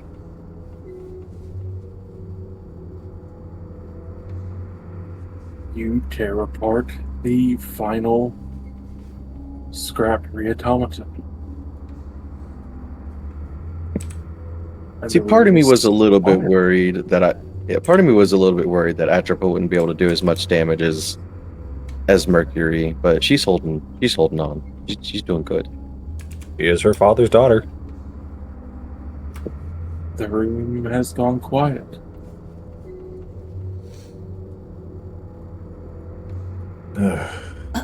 Until you hear from the far tank. Hello? Bellona, would you be a dear and explain to me exactly who or what that is? A bit of a pet project of the Doctor. He wished to recreate Dr. Mordenheim's greatest creation in his own way. He never got around to finishing her.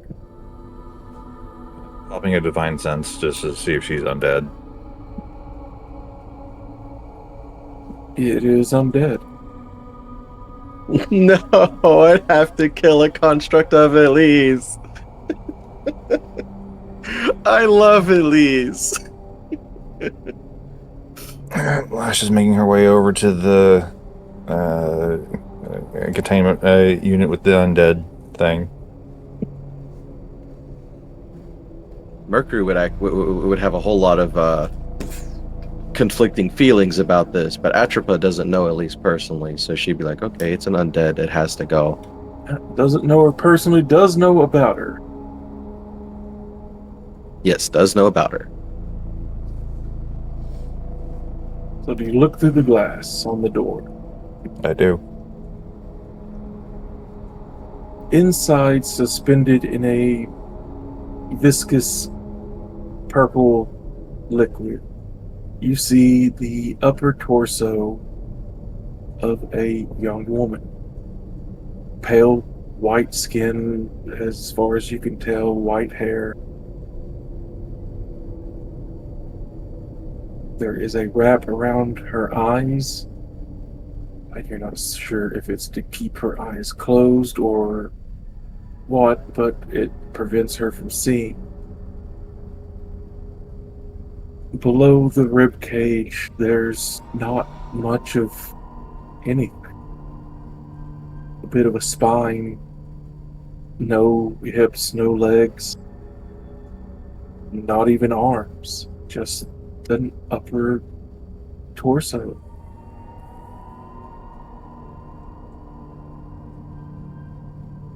Hello? Atropa's also going to go up to see. Hello? You poor thing. You must be in so much pain.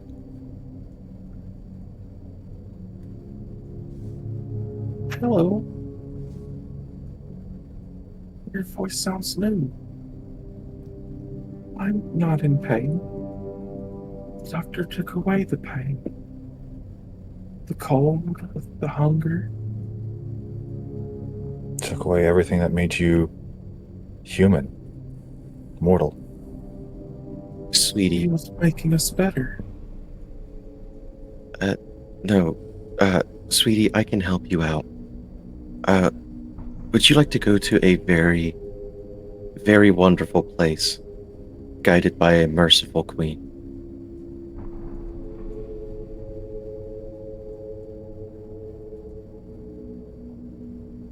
I would like to leave, but I'm waiting for the doctor. He's going to finish me. I'll be able to dance again. You'll be able to dance well with the queen. And she's looking away for a way to open the tank. Bellona, if you would be so kind as to help them. I know that it was probably hard, but please. She folds her hands in front of her, gives a solemn nod, and walks over.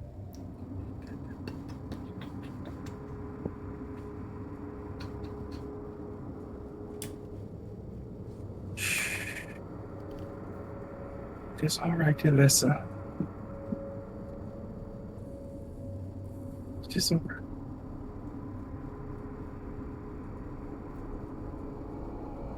She turns to you, Atropa, and Ulash. If you wish, I can do this painlessly. Atropa will nod, but now player me has forgotten what this what the words are. I'm pretty sure I wrote them down somewhere. But Atropa out loud says a prayer. And this prayer is to them a ritual for undead like this. Basically those who they wish to, have guided to the afterlife without harm. Like basically like this is a special passenger. Take good care of them.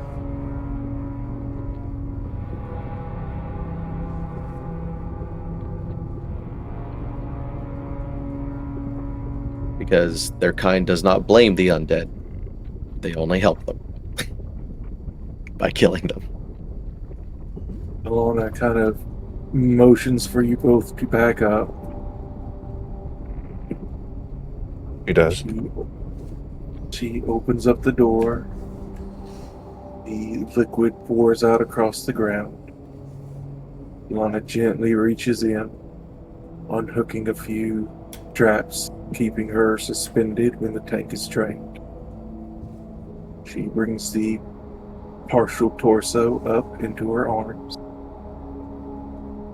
You see a flick of her wrist as she brings a larger needle up. You just rest. You sleep and dream. She injects her with her lethal injection.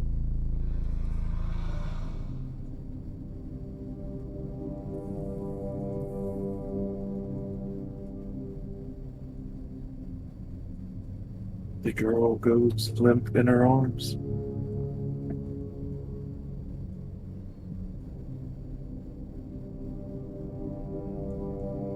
Dr. Everett Freed, if you can still hear us wherever you are hiding, you have been weighed, you have been measured, and you have been found lacking in redemption. We are coming for you.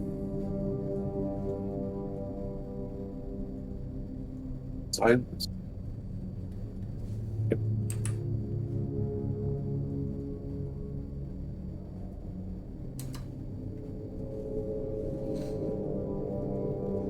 Bellona, you were going to lead us down, if I recall? Or do you believe the doctor may have locked everyone out of fear?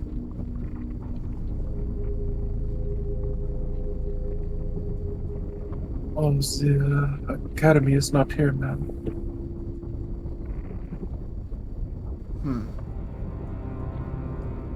Where were you going to lead us over on that?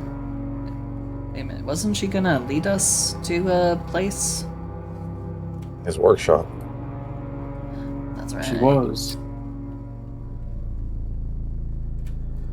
The workshop, I believe, you were going to lead us to. Indeed, the academy. A bit out in the wilds, founded by individuals who wish to not be disturbed in their experimentations and research. Oh, they're disturbed, all right. In the wilds, you say? Yes, ma'am. Well, yet another thing out in the cold and out in the wilds to go and put down.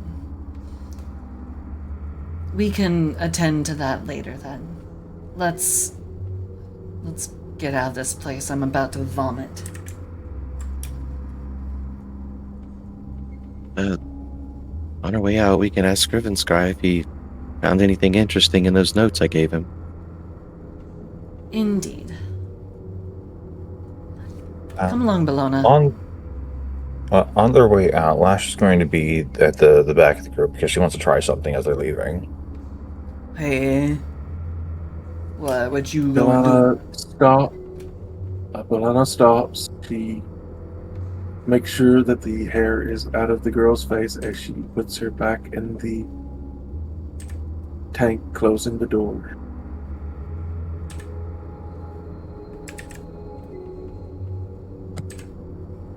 But as everybody's on their way out and Lash is at the back of the group, she tries praying to her sunspot for rest, redemption, comfort, anything that she may or may not be able to do for these poor souls before she starts seeing what's flammable. The fluid from the tank, this molten crystal, the tables themselves, everything is going up that she can with firebolt. And if she gets an extra boost from her goddess, all the better.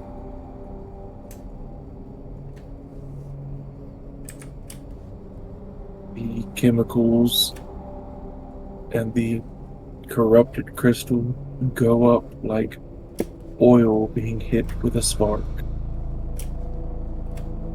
Oh, swiftly walking out. Don't want to get caught in a blast zone.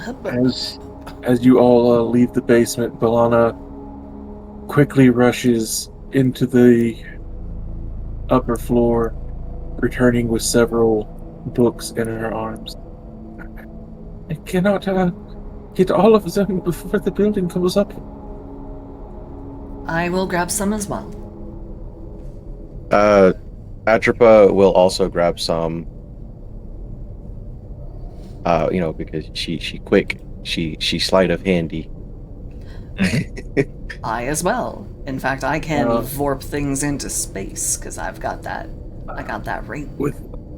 For Octavia. Oh, well, actually, for Celsi, can you bring up the world map? Yes, I can.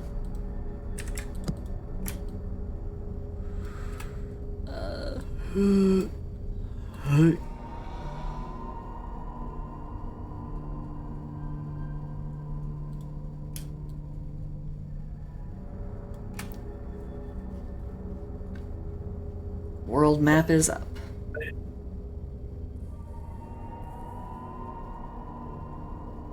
Down into the mountains just a little bit.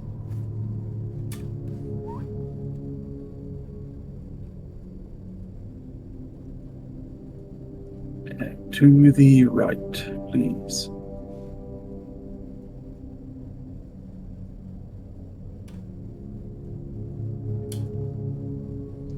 Mountains to the right. So over here.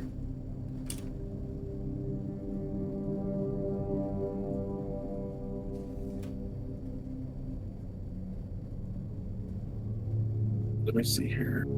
From where you have the crystal marked, let's see, 1, 2, 3, 4, 5. Is it in the same row as world? No. Okay. From the crystal up 1, 2, 3, 4, 5, and to the right 1. In that little, yeah.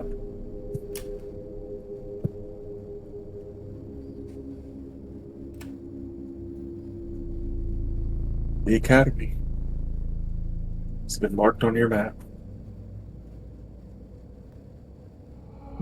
And as everybody is making their way out of the building, Lash is walking slowly, her footfalls heavy. Between the weather outside and the look in her eyes, the streets of East Haven seem much more warm than the expression of hatred that she is wearing right now.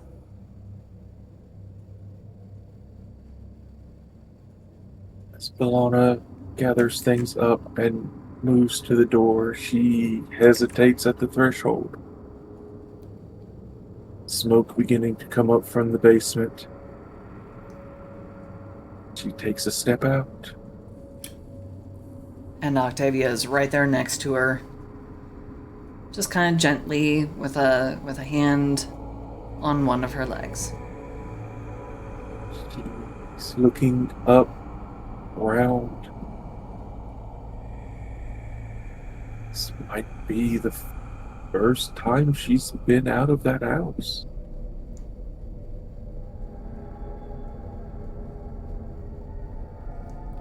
Is Scrivenscry there? Or did he go on a walk? He is sitting across the way on a bunch of boxes. You see paperwork spread out all in front of him, floating in the air.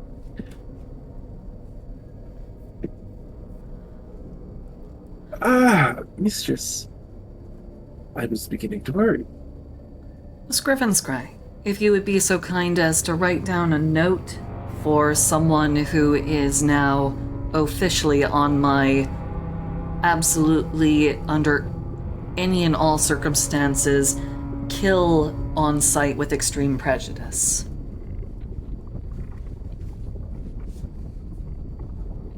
A note very happily taken. No. I like him. Someone has done a massive wrong here.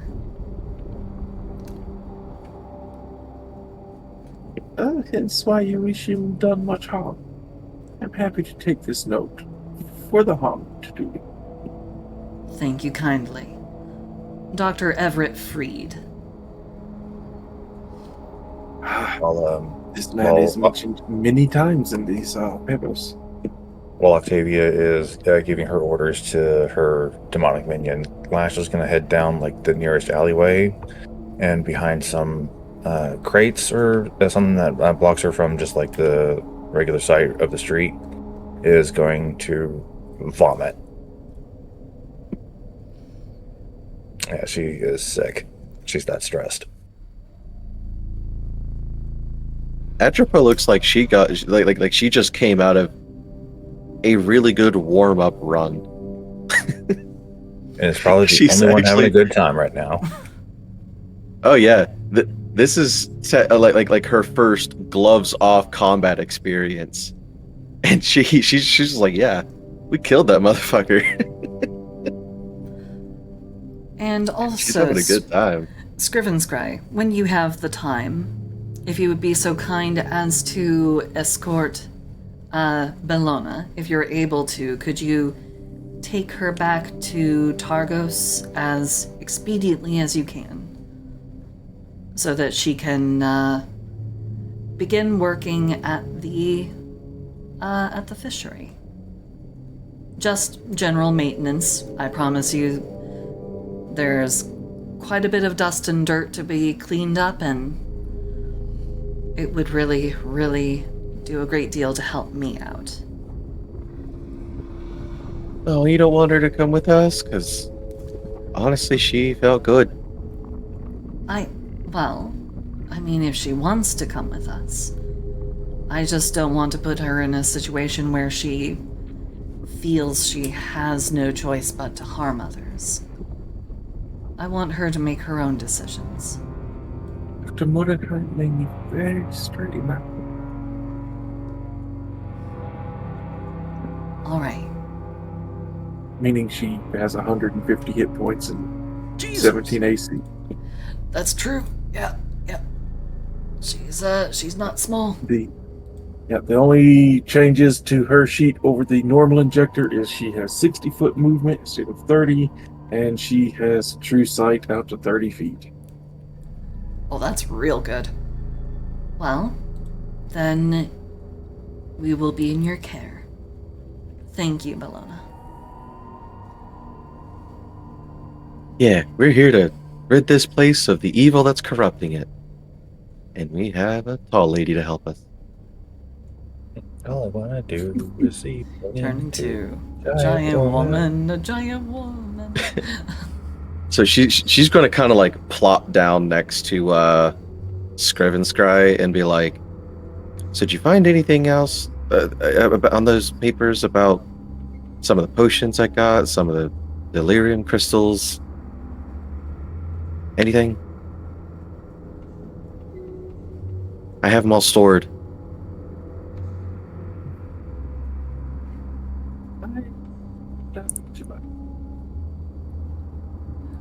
I didn't hear What's going on in this place. I have found a lot of what is found in this place. The doctor kept meticulous notes. Wonderful, wonderful. Apparently, his necromantic endeavors reached a standstill until he was recruited by a Dustlash family to work on some secretive project. The head of the Dustlash house sought some sort of immortality that had no drawbacks. In fact, they acquired many such people, like necromancers, makers of living machines such as your Numedia, and many other different ones, all collaborating, some against the will, some more than willing, to make the matron of the Dustlash family as immortal as immortal. Hmm. Right.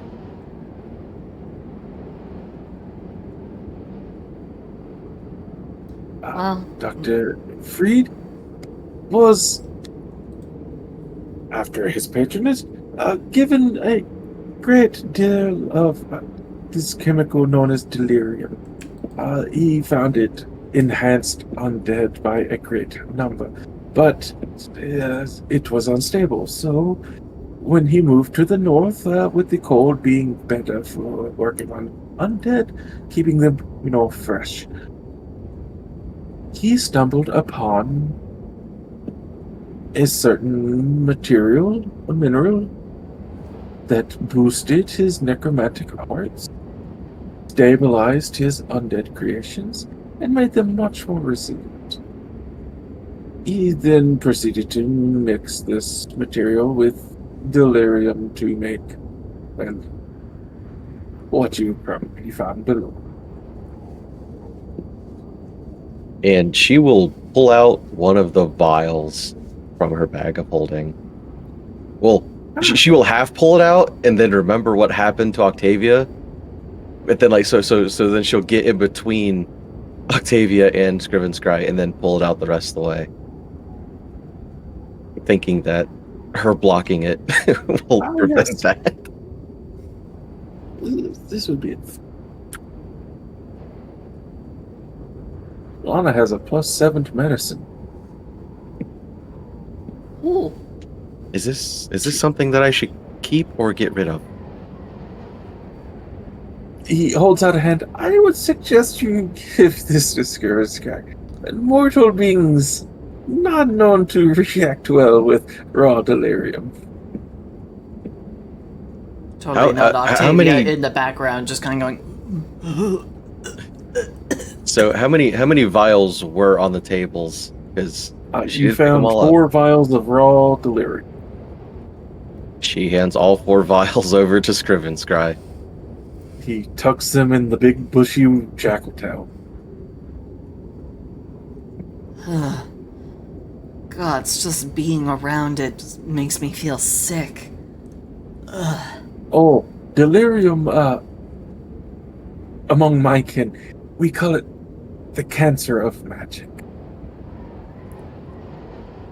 Ugh. Well, I Yep. see. I see why you, at least one benefit of you talking with your nose in the air all the time. You do have friends in high places. Yeah. So she's not there at the moment, but spiritually, you're getting a high five from Lash.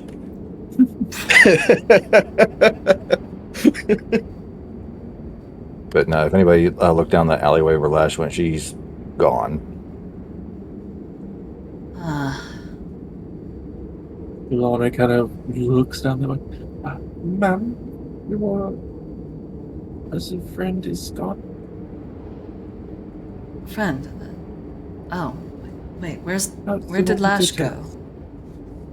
did She did not mean Uh, I heard some retching. Oh. Gods. I'll see about Uh, finding her. And I will. Where does she usually go when she breaks away? If she breaks away. Normally when we separate, she goes and she finds a bar and she drums up business. I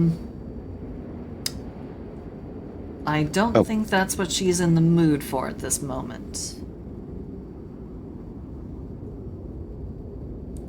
And I will attempt to... It is almost 3:30 in the morning. I think maybe this It might is. be the best point This is to, a wonderful time to stop. yeah. Yeah. I was just going to say, if we're all just going to go ahead and turn in for the night, Lash is looking for either somebody to buy her a drink or buy her night. She just needs out of her head right now.